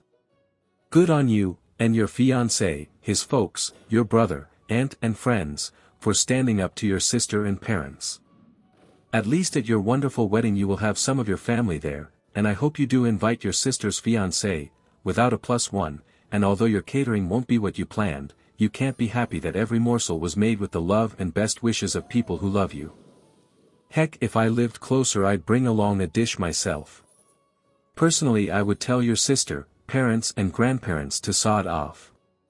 If they honestly can't see how the whole world sees them, as arseholes of the 1000th degree, following the story going viral, you are honestly better off without them, and I wouldn't trust them not to do something to try and ruin your wedding. Let them stew and run after Princess Tippy Toes, safe in the knowledge that the world is laughing at them and their stupidity. P.S. Go and do a few TV and radio interviews about the situation and earn a few bob to offset the costs of security, etc. The donga needs food. So your sister really tried to trick you into believing that she had contacted your wedding planner and that the planner had agreed to transfer the wedding to your sister? I'm sorry, but this is straight pathological psychosis. Has your sister ever had a diagnosis of borderline personality disorder or narcissistic personality disorder? Because what you are describing are the actions of someone who has serious mental issues. And just to be completely clear, I am not trying to excuse your sister's actions in the slightest. I am merely trying to point out that if true, this goes beyond your sister simply being a spoiled brat, she seems like someone with a genuine mental pathology. Redditreader 30. I would take the offer on the security. Seriously, if your sister in general is that entitled, once she gets full of pregnancy hormones, she'll be ready to throw red paint on your wedding dress the night before. Seriously consider security. On the other hand, just because someone was part of your young life and technically is family, doesn't make them entitled to be part of the rest of your life. I only had to cut out one close but toxic family member from my life, and while it was a hard decision to make, every time I look at the family I have and the life I built without the influence or presence of this person, I can genuinely say that I'm happy. We may not be able to choose who we share blood with, but we definitely can choose who we share our lives with. Hope your wedding goes well, wish you the best. X.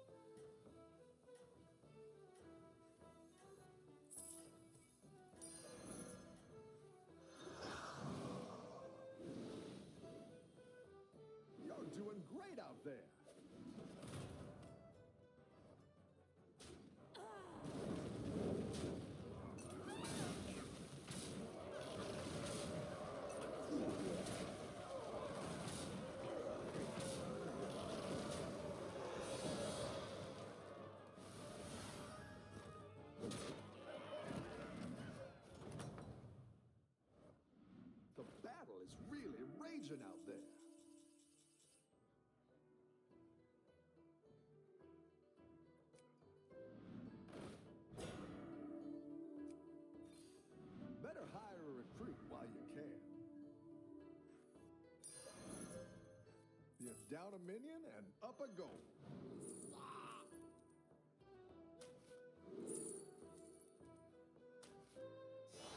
Exactly what you were looking for.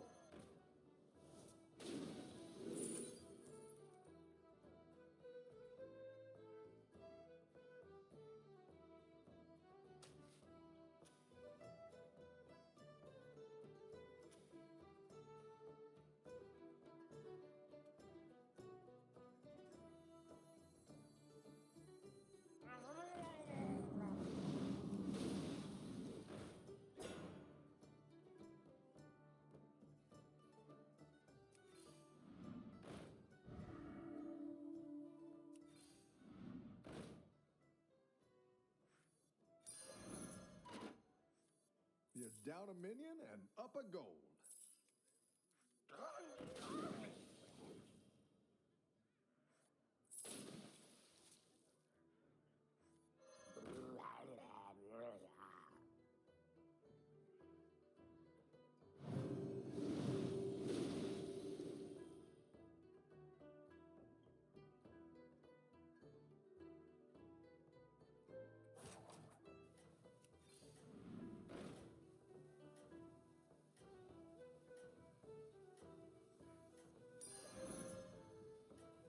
Who are you calling short?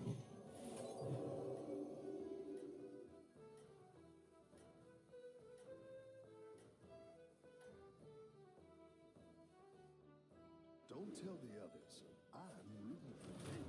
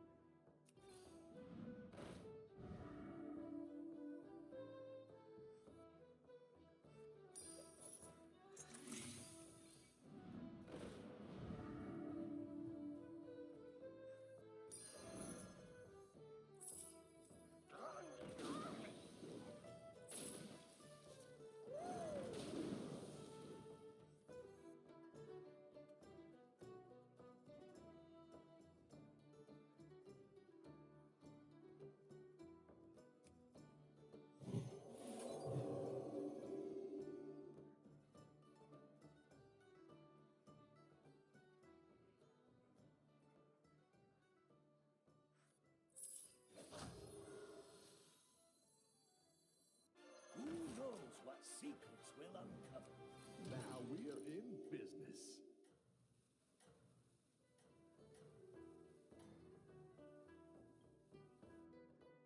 I think you can win this thing.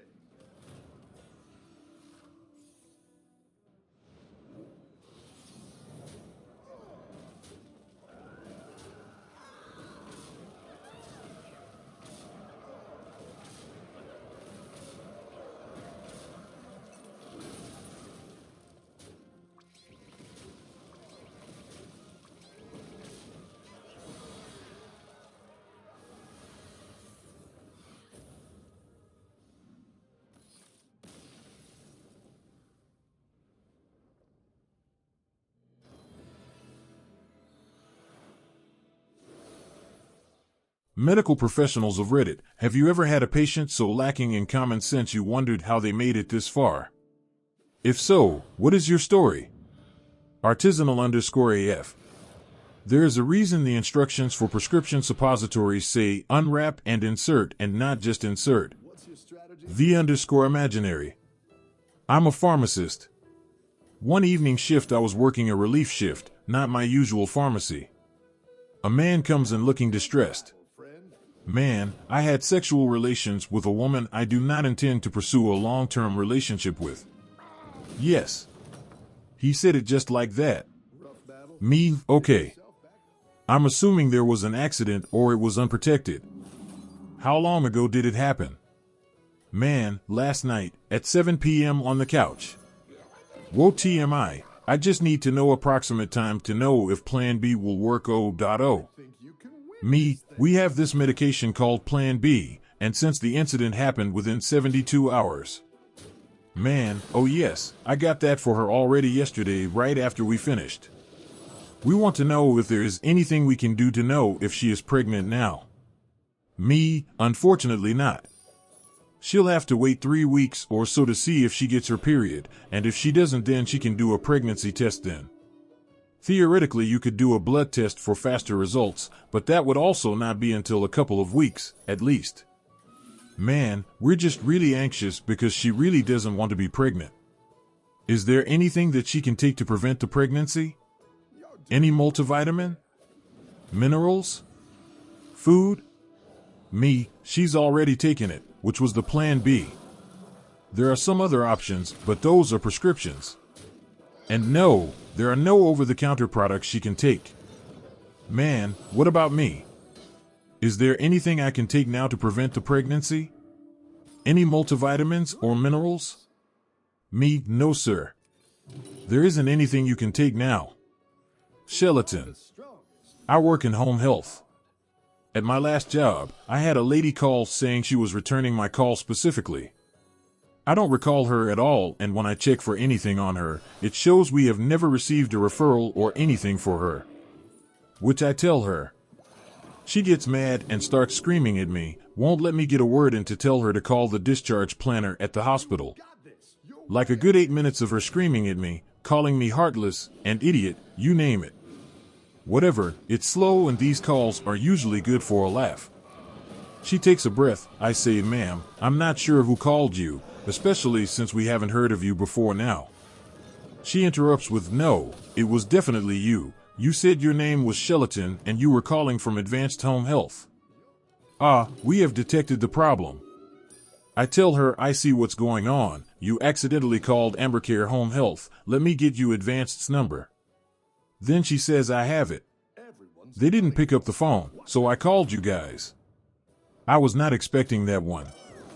Bruno Gervais. 73 here, former clinical microbiologist, long ago. Still, I found myself all over the clinical lab at times, not just infectious disease. So, one day, this 20-something guy, wife and mom in tow, walks in with a paper request for semen analysis, pre-computer era. Okay, not the most comfortable encounter, but I'm a professional and did this drill many times. He had not been briefed by the doc and had no idea how establishing infertility in males was done. Well, okay, a challenge, then. I took him aside and, using standard medical terminology, told him how a diagnosis is made and what he needed to do to provide a specimen. He wouldn't believe that I was asking him to masturbate into that container. Astonished. Then he played dumb, as if the word was unfamiliar to him. We looped through the medical terms and procedure again, and I eventually resorted to every word I knew to describe the act. It was like a George Carlin bit. A half hour later, he emerged from the toilet with 2 inches of urine in the cup. God Almighty. The report went back, patient provided improper specimen. Cretutu. Had a buddy who was an EMT. He was called out to a location for a gunshot wound. Apparently what happened is a father was mowing his lawn when he accidentally touched part of the mower near the engine and burned his hand. He got mad at the lawnmower, pulled out his pistol, and shot it. The bullet ricocheted and hit his son in the leg. Hotcock. My brother shot himself with a ricochet hunting one morning before school. Dad had the doctor write that he was missing school and later PE due to gunshot wound to the leg, in his note. That note is now framed and hanging in the living room. He's oddly proud of it. No clue why. Gun safety is a huge deal to him. We weren't even allowed to aim Nerf guns at people or pets. Dig big dandit. Pharmacist here. I had a woman bring in a literal sandwich bag, unseparated, which she kept all her meds in. She needed help seeing which meds she was low or out on and asking different questions on the medications.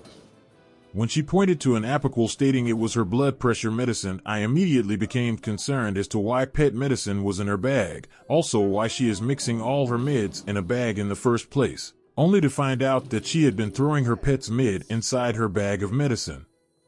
So Lord knows what she's been giving her dog or taking herself. I immediately stressed how important it is to keep medicine in its original container to protect the medicine and herself and to know the directions of how to take it. I've seen her a few times since then and glad to see she has since taken my advice. But how any pharmacist or doctor hasn't advised her on this before is beyond me. Very attractive. Physiotherapist. For those that don't know, after a total knee replacement, you basically have a 6-week window after the surgery to regain the range of motion. If you don't regain the range in those first 6 weeks, it ain't coming back.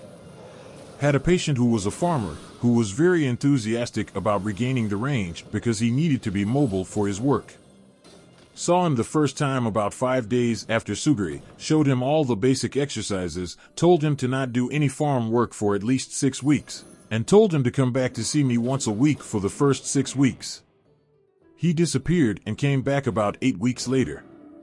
His range was non-existent, maybe 30 degrees of range in total. He was visibly mad at me, as if it was my fault, actually was shouting and calling me incompetent. Our conversation went something like this. Have you been doing the exercises? No. How often are you doing farm work? Every day. Why haven't you come back since the first appointment 8 weeks ago? Too busy with farm work. So to summarize here, you did absolutely nothing that I told you to, and this is somehow my fault. Never saw him again. Schuflinger. Rural ER doc here. 35-year-old female walks in with right-sided jaw/neck swelling. I think it happened because I ate some meat yesterday that my body is reacting to. 10 minutes later, oh yeah, and I accidentally swallowed a bee and it stung me in my mouth right before this happened. Sorry, I forgot to mention that. Thomas to handle. I'm a social worker and one of my clients literally kept getting pregnant over and over after having kids. And I had a frank conversation with her about birth control or getting her tubes tied because she kept going through horrific births only to get her kids taken away. And she actually said to me that she didn't know that birth control or safe sex would save her from getting pregnant. She didn't realize that sex equals pregnant because she was sexually abused as a child and her father told her that she could only get pregnant when she's in love, and she had never been in love. So she didn't understand why she kept getting pregnant. Sex was only pleasure for her, so she didn't realize that was what was having her get pregnant. NA Monks 3. Had an 18 or 19-year-old girl come in my ER with some complaint that required an x-ray. It's standard that we do a urine pregnancy test prior to imaging on any female of childbearing years. She insisted she'd never had sex and there was zero possibility of pregnancy. We did the test anyway and it resulted that she was pregnant.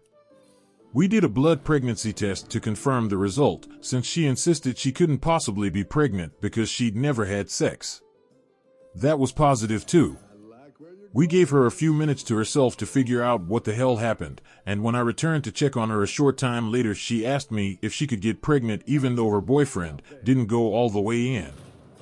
She 100% believed that long as his penis wasn't entirely in her it didn't count as sex. It took nearly a half hour of explaining reproduction to her for her to understand that whether it's halfway in or all the way in sperm travel. Monk Big T. Not a personal experience, but one from a colleague of mine. I only saw the pics. So this 60-something-year-old suffers from an acute complication and gets a pacemaker to solve the problem. Everything goes normally and as planned, he recovers, every care and meds that he needs to take are prescribed, explained, and medical appointments with a cardiologist/arrhythmologist are scheduled so that he may get the follow-up he needs. The man then proceeds to never show up to any appointment and never answer any calls from the hospital to know of him and reschedule. This went on for around 3 years. Until he shows up without formal warning and asks to talk with the doctor that did the procedure to put his pacemaker. People are weirded out, but seeing that on that day the doctor was present and this patient was in clear distress, they talk to him and manage a couple of minutes to have the doctor check on him. Inside the appointment room, the doctor takes notice that this man is wearing a bra inside his shirt. The man explains he has been wearing his daughter's bra for 3 months after his problem got worse. The shirt is asked to be taken off, and there he stands, the shirtless man wearing his daughter's bra, showing off the pacemaker that should have been kept inside his body, dangling outside of it, being held by the left bra cup, with a big infected open wound above it with the pacemaker lead still inserted onto his veins and connected to his heart. Nobody has any idea how the man let that situation come to be, or how he didn't die of sepsis or any other health problem that may appear for that matter. Classic_dust_8431.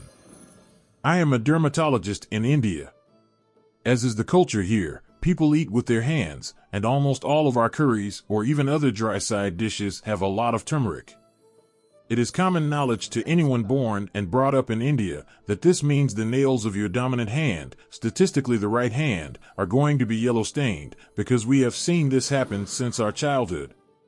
Usually this wears off in about a day and a half if you wash it a couple of times. Cut to the first patient in my OPD, a young girl in her early 20s, very anxious. Me, what brings you here today? P, Doc, my right hand fingernails keep getting yellow discolored. Me, only right hand? P, yes. And only after meals. Me, do you eat with your hands? P, yes, always. Me, so, you know it's just turmeric, right? P, yes, but can you make it stop happening? Me, for God's sake, use a spoon. P, so you mean there is no medicine to make it stop? Me. P. Me, N-O. This might hit home more with people of South Asian cultures or people who habitually eat turmeric-cooked food with their hands. Anyway, for a grown-ass person to complain of this was just well surprising and a little ridiculous. Dragonkin08. I work in veterinary medicine, and clients are absolute idiots who are convinced that they are the smartest people in the world. It is amazing that pets actually manage to stay alive. People will believe just about anyone else over the advice of their veterinarian. Their breeder, their relatives, their lawn mower, the person bagging their groceries. I had a client blind their cat with tea tree oil because they read about it on the internet. Clients change their pet's medication dose for whatever reason. That's really fun when it is insulin. Not follow post-op instructions causing their pet to eviscerate itself or blow the knee we just repaired. Feed their dog pot roast with garlic and onions as their bland diet for GI upset. Heck, last week I had a client scream at me because we didn't give her an exam room with a view. We don't have exam rooms with outside windows. Ta-tink. EMS here. Had a diabetic in his 30-40s who refused to take insulin since 2012. It was 2020 at the time. When I took his blood sugar is only read as HI, meaning it was over 700 for glucometer to not read it. Upon seeing this, he asked me if that was high and then went, "Is this cause of all the ice cream I ate?" Played Facebook Messenger video with his girlfriend the entire time. Met him later on the parking lot after he got discharged, and it took this man less than 50 paces from the ER door to rip off his bandage covering his fore and play with the fore wound until it started bleeding all over the place again.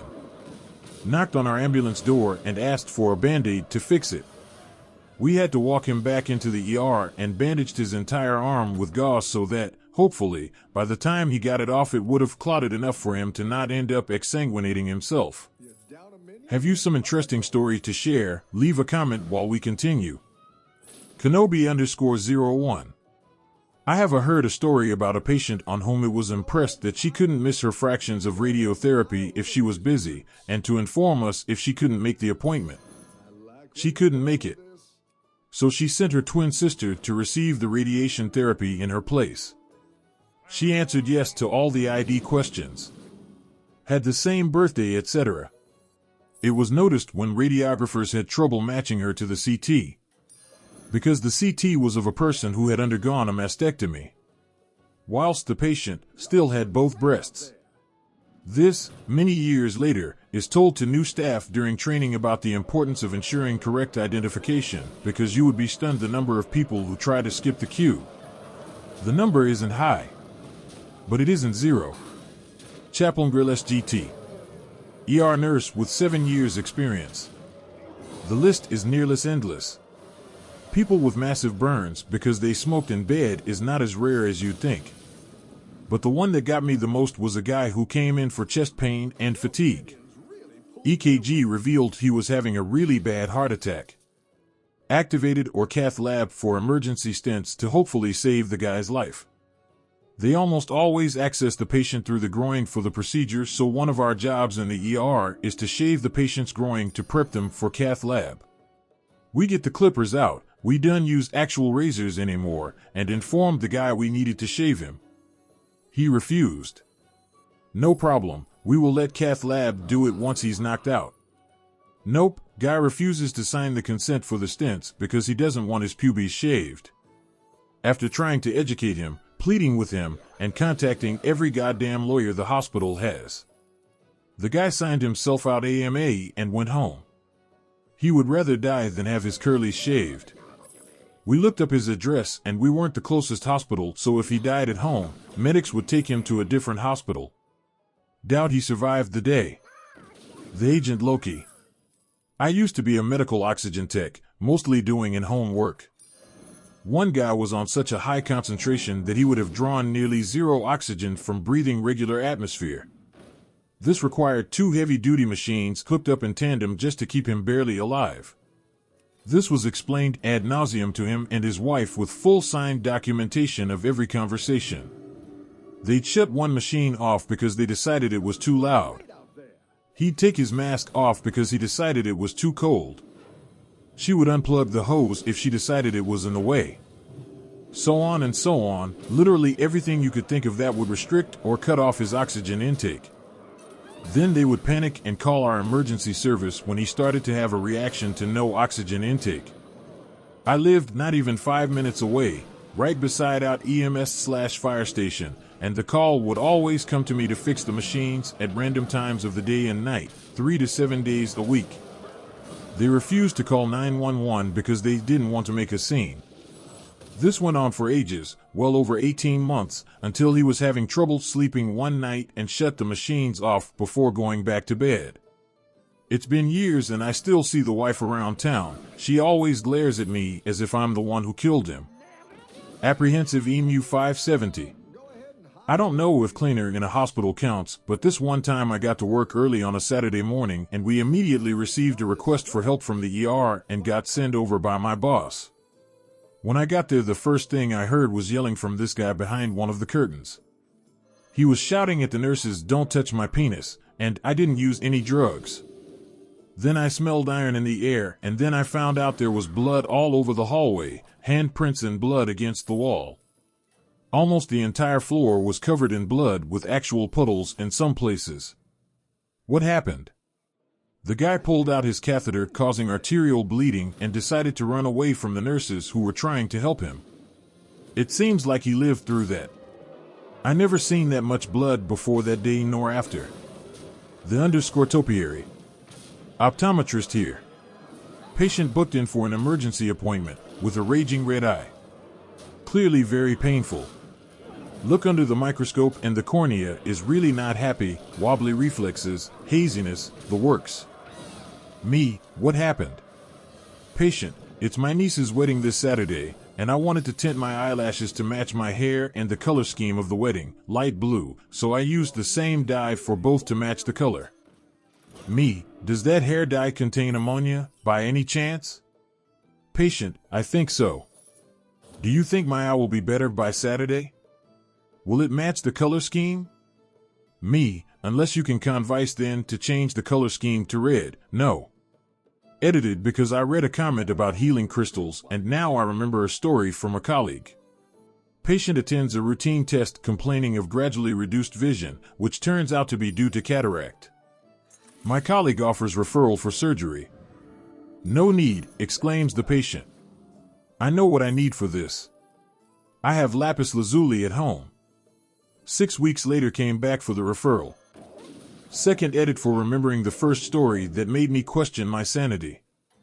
Elderly patient attends with concerned family members because the patient ran over a pop-up tent in the side of the road that the telephone engineers used to protect themselves from the rain. Luckily, no one was hurt as the worker was on lunch. Worried as to how the elderly driver missed seeing a large, red and white tent in the middle of the day, it was then that the elderly relative admitted to having spent the last 3 years driving from memory. Thank you for watching. Subscribe to not miss out.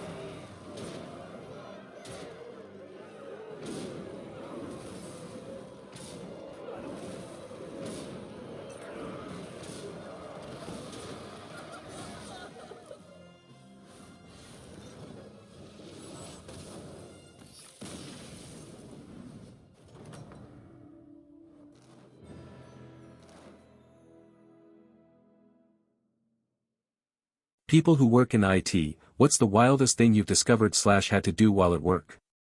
Ladsta. Take literal magnets off of the laptop so that it would work again. T0 Getheralone. We implemented content blocking for websites, stuff liek prawn, drugs, alcohol, etc., to only have to unblock porn for said construction client because the CEO liked to crank it in his office. Sweet Cosmic Pope. I worked for a clinical system previously and we had to make a PRN exception for our plastic surgery office because girls would come in and would use porn sites to choose which titties they wanted. My only other addendum to this is that one of our surgeons had an external hard drive full of his patient photos and he needed them manually backed up to a larger drive, and didn't know how. So I had to copy the photos for him. They were set on large icons, so you saw a small picture of each one. These were thousands of titties of patients that came in for breast implants. I'm a professional so I didn't do anything weird and I didn't say anything, but there was also like this weird feeling of titty overload where it's just like, I think I'm done looking at boobs now. T0 Getheralone. Drive to an office for emergency on-call service charging the client $400 plus dollars an hour to plug the power back into a switch which their cleaning staff had knocked loose. Midikinabox. My colleague got a call from a customer who was a pastor as he needed help with his computer. It was a weekend, and my colleague knew his machine name so he remotely logged onto it as he in parallel started calling him. Screen loads, and it's playing lesbian porn, on his work computer, in the church.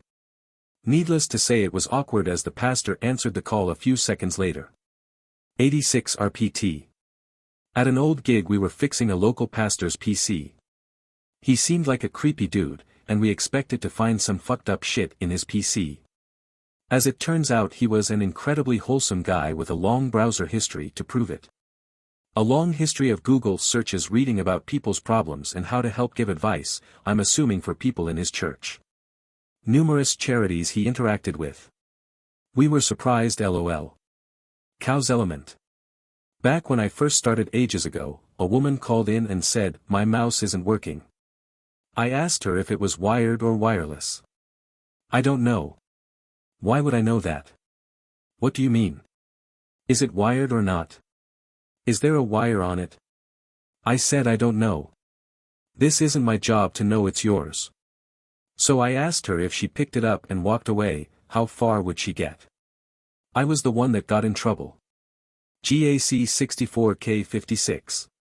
Got called to investigate unplug a laptop that had viruses detected on it. When I arrived, this laptop was in the open with the login information taped to the desk. This laptop was given local admin privileges by someone before my time for some application. This was in an office area that was always unlocked and 10 steps from the entrance of the building. No one was in the office as they went home early, including management. On a laptop filled with everyone's information, SSN, names, addresses, and more, LimeWire, games, pornography, and more. The two who worked on this laptop just used it like their personal laptop with occasional work being done on it. The laptop was promptly disconnected from the network, confiscated, and returned for analysis. Yes, there was spyware and we don't know how much personal info got out. This was reported to higher management. The two who used it disappeared quickly and quietly after that. Ouch, my pee burns. Walked all the way across campus in the Florida heat just to tell a PhD professor that the reason their monitor kept turning off every few seconds was because the computer was in fact turned off. Then got yelled at for her classroom not being ready for her when she came in. Also was told to make sure these projectors aren't in the building by the end of day. Don't care where they go, just that they aren't here tomorrow, by my boss. It was more expensive to buy new bulbs for them than to just buy new ones, so that's how I ended up with 5 projectors that lasted years. Mr. Benzedrine. Lady from the office downstairs borrowed my boss's keyboard whilst waiting for a replacement. When hers arrived, she washed the borrowed one in the kitchen sink and left it on the draining board to dry out. Could use snack. Anyone else have this conversation? Did you turn it off and back on? Yes, that didn't work. Okay, let's try that again while I have you in the phone. I'm telling you it didn't work. I know a lot about computers, I did all the basic stuff. Alright, so, give me the number printed on the bottom of the power brick, and I'll see if I can log into it and see if something is wrong there. Okay. Just a second. It's XXXXXXXX. Got it. Something looks weird. And you turn off the laptop and unplug the power brick from wall, but leave it plugged into the laptop. I need to watch the power cycle boot up info. Yep. It's off and unplugged. Okay, turn on the laptop and then plug in the power brick. Done. Can you log in please? Yep, it seems to be working. Okay, I reset the power brick, it should be fine for a while, I'll order you a new one. Thanks. Happy to help, have a great day, click, moron. Mr. Brevity. Worked with sheriffs to extract data from a computer that had been physically smashed by the owner. Had to see some photos of child abuse that turned my stomach. Would have been nice if they told me what we were looking for first so I could have at least expected what I encountered. It must take a lot for cops to not simply shoot people that are found with that specific type of content. Good being. This wasn't at work but at a lawn party. Had a guy in a CS 1.6 tourney had a system was constantly overheating and locking up. Opened it up to find it caked with dust. A few people split the job of cleaning it and I was given the CPU heatsink. I didn't have my tools and all I had was some plastic utensils and with what was in the bathroom. The sink was too small to get the heatsink under it and the knife was not getting it off. So I just stuck the heatsink in the, relatively clean, toilet. All of the caked dust and gunk came off. I was able to shake it off, put it under the air dryer, apply some thermal compound on it and put it back in the machine. The other guys got the rest of the system cleaned up. I didn't tell him I flushed his heatsink in toilet. Who_M_I_0468. Explained to the chief technology officer that having the prod server and its backup server sat next to each other, may well save cost on not having 2 data centers, but when that data center, also known as the stationary cupboard, goes, it's not such a money-saving idea. S0N0FA gun. I used to do IT work for a scrap company. These scrap companies are notorious for losing power because they're always in terrible parts of town with infrastructure that's falling apart.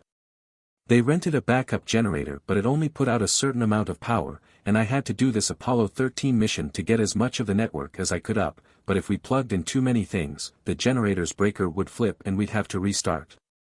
The building itself also wasn't fully powered, so I was doing this while the lights were flickering, in 90*F heat with no air. No light or air circulation in the IT closet.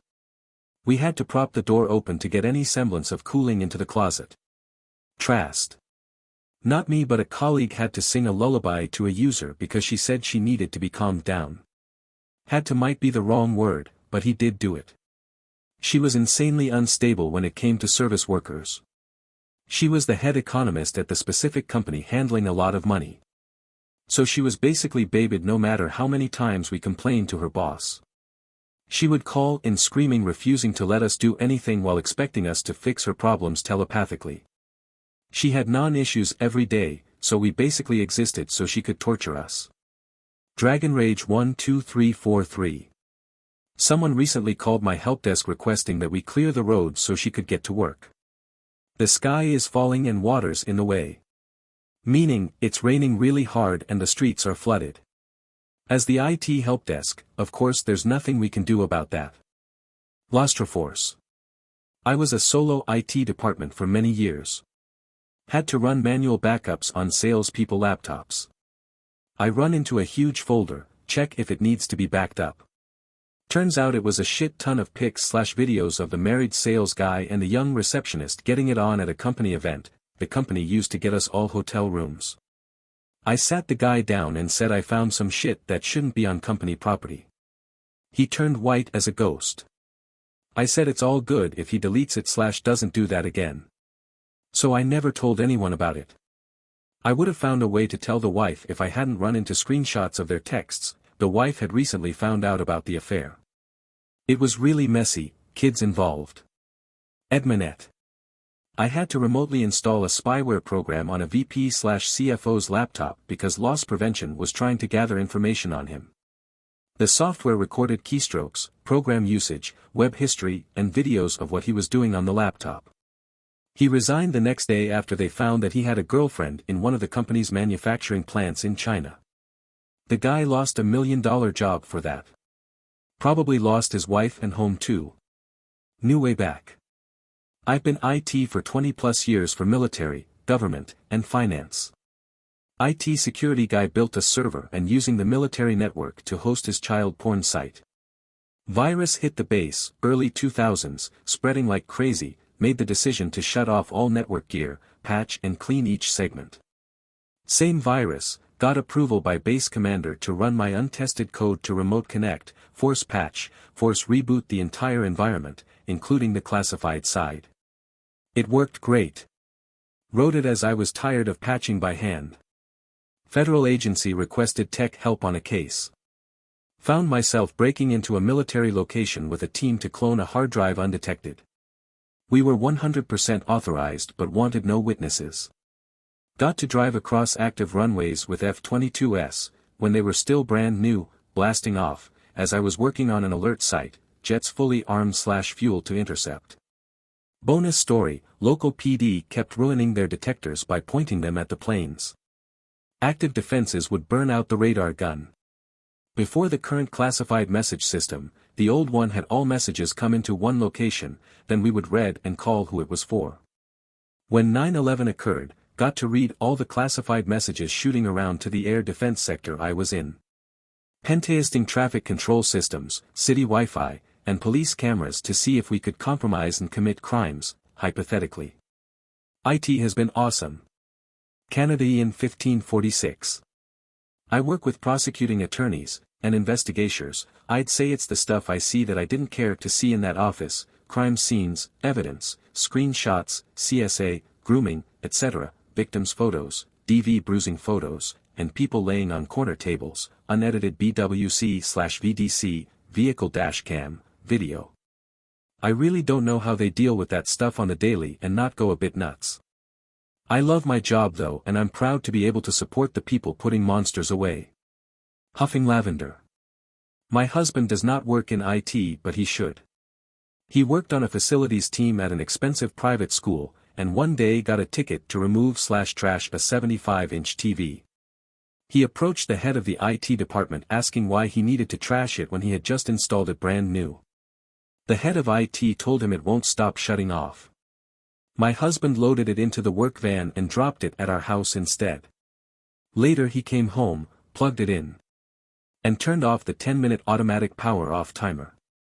We got a fancy TV for free. Evolve 77. I walked into the office one morning to my CEO asking me to follow him to his office. He pulled out a stack of paper, almost a full ream, of printed porn from our network printer and asked me to find out who sent it. Back then, most of our office staff had their own desk printers.